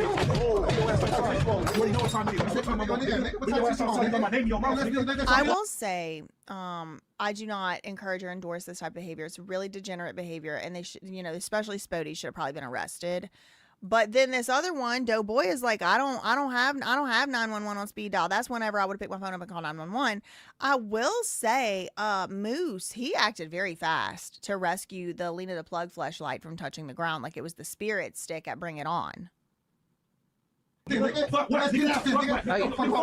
So Doughboy gets put down immediately. Spody walks in and just tips him over on Fody Crip, and I was just so impressed. Watch by that. how I was fast, like, wow, even in slow motion, watch how quick Moose over here catches the fleshlight or the bookcase encompassing the fleshlight as if it's the spirit stick at Bring It On. Spody Face is actually on timing. He actually shows up and actually does things. So he shows up. He did. Look, he's does got his the thing, boxing gloves completely on. Marks out Doughboy, reduces him into nothing at all. And that's all I've got. And so I hope you enjoyed that, and I hope you understand Doughboy and how bad he is and how he is weird with girls. That was a so good thank you guys for catch. watching, and I'm going to be watching him like a hawk. I'm going to be surveilling everything. I'm going to be supervising him, and I'm going to be watching all of his movements from here on out. Okay, so thank you guys again, and I'll see you in the next one. Okay, I guess he did cut out some of that video. Because I thought there was like more of a fight going on there, but yeah, listen, I would be on the Clovers, that's for sure. I'm crying comparing the fleshlight to a spirit stick. OMG, for real, it's like a fraternity. Y'all saw how fast he jumped up. I would replay it, but I don't want to like keep replaying the scene where they got into a boxing match because I don't want to get in trouble over here on my channel or whatever. But like, it was like. You ever see have y'all ever seen those compilations of dads? It's like dad instinct, dad reactions where it's like the kid is gonna fall, but the dad, like, he might be playing his game or he might be doing something completely not paying attention, but the kid's gonna fall or go out in traffic or something, and the dad rescues them real quick and before they fall or whatever. Have you seen those compilations? Like, I feel like Moose had like those dad instincts where it was like, I cannot let the Old English and the Lena the Plug hit the ground. I cannot let Lena the Plug fleshlight hit the ground. I have to rescue it. Like he's so slothful and doesn't seem to really be getting too worked up, but he saw even the ever so slightest indication that that thing was finna fall, and he jumped up, leapt up, and saved it. It was really crazy. It was really something. Speaking of people that don't know how to act, I want to show y'all this cute lady. She's from New Orleans. Her name is Yvonne, and you probably saw, if you're from Louisiana in any way or associated with, you've probably seen it in your life before. This lady, the LaFleur Boutique, is not going to play. Okay, so here she is. And she's going to teach you how you're supposed to wear your purse. Okay, speaking of, not letting things hit the ground. The purse is the spirit stick, okay? Miss Yvonne from New Orleans, she's going to tell y'all how you're supposed to wear your purse. I didn't know all these rules, but I did know some of them. This is how I would carry a small bag. I probably carry it in my left hand so that my right hand is free for shaking. Very smart. If you're carrying a clutch, carry it in your left hand, so your right hand is free for shaking and embracing. Duh. Definitely going to be doing that from now on. Unless I don't want to shake or embrace, then I'm putting my purse in my right hand because then I don't want to touch people. I've started to do the namaste gesture a lot more, or like when I meet somebody, like a man, I don't want to be doing hugs with men I don't know, actually. And some people's hands I don't want to touch. So I'm going to show y'all what I've been doing lately. I'm going to show y'all what I've been doing lately. Either one of two things. I have to move my mic though. So number one,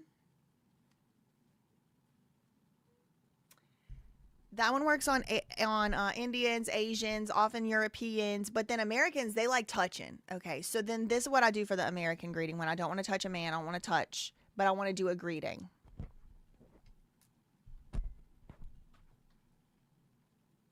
Okay, you have to lean away with your butt and lean up with the chest like this. You could do two hands. Okay, that's what I've been doing and it's been working. Okay, so like, nice to meet you. Oh, nice to meet you. Oh, it's so nice to meet you. It's nice to meet you. Just put the hand on the heart, put the hand on the chest, and sometimes you do a little nice to meet. Oh, it's really nice to meet you. Like, I'll touch my own hand over here. I don't want to touch you. Okay. No, that's not everybody. It's just sometimes, that vibe. Like, I don't want to touch anybody. I do that with women, too. Because it's very strange to shake a woman's hand. Like, I did it in my, my business days and my law school days. I'll do it, but it's very strange. I don't want to shake a hand with a woman. Shake nobody's hand, actually. I don't like a handshake, we being honest. Anyway, back to Miss Yvonne and her purse tips. Okay, so if you at a social gathering, put the purse in the left hand, the clutch in the left hand, and you can shake and embrace with the right hand. That makes sense. Embracing people, whatever else. And I would hold it, always keep your double diamonds. So that y'all know about the double diamonds? Always keep your double diamonds, so that the shape of the dress and the body can be seen. Okay, Miss Yvonne. people can see your waistline.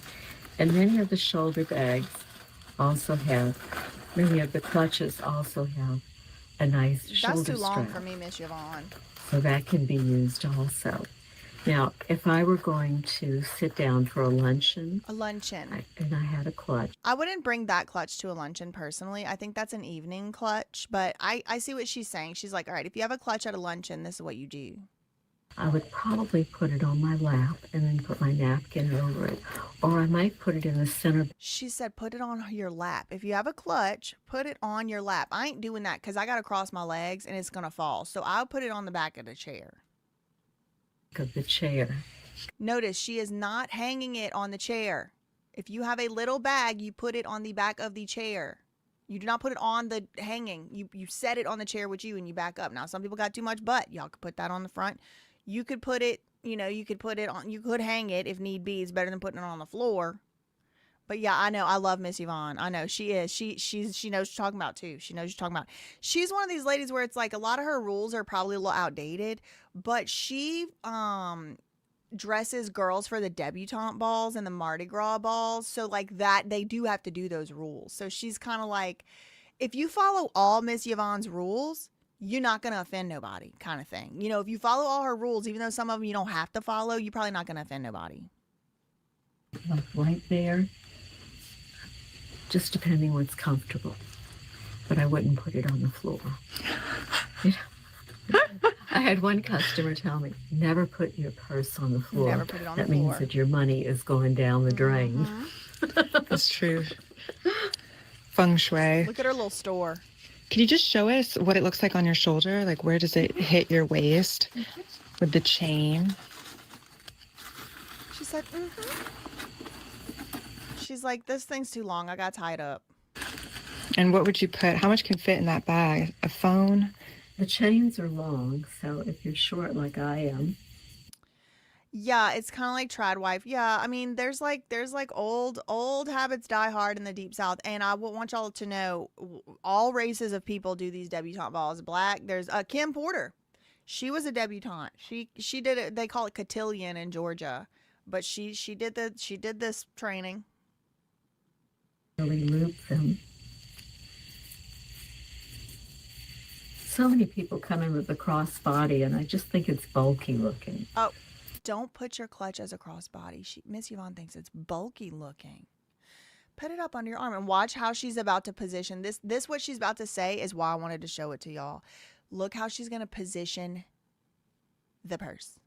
It doesn't give you freedom. So when you're carrying a shoulder bag, you remember you slant it going back like that. Slanted. Kind of make it hit at your waist. I thought it was just me. These things are always too long. She tied it up. Okay, fine. I don't really like tying it up. I think that looks bad. But she said if you have a bag like this, a shoulder bag, you slant it so it's not banging and clanging around. It still hits at the waist in the front. Oh, so smart. And don't forget your double diamonds. And the clutch that I carry can accommodate a phone. Okay, you might be wondering, what items do you put in your clutch? A phone and your essential makeup. But what is that? Essential makeup. What would you consider essential makeup? Oh, lipstick, eyeliner, blush. Lipstick, eyeliner, and blush. Okay, got it. Maybe a little mouth spray too. And a little mouth spray too. Oh my God, I love her. What about perfume? Of course, perfume. Your essential makeup includes mouth spray and perfume, y'all.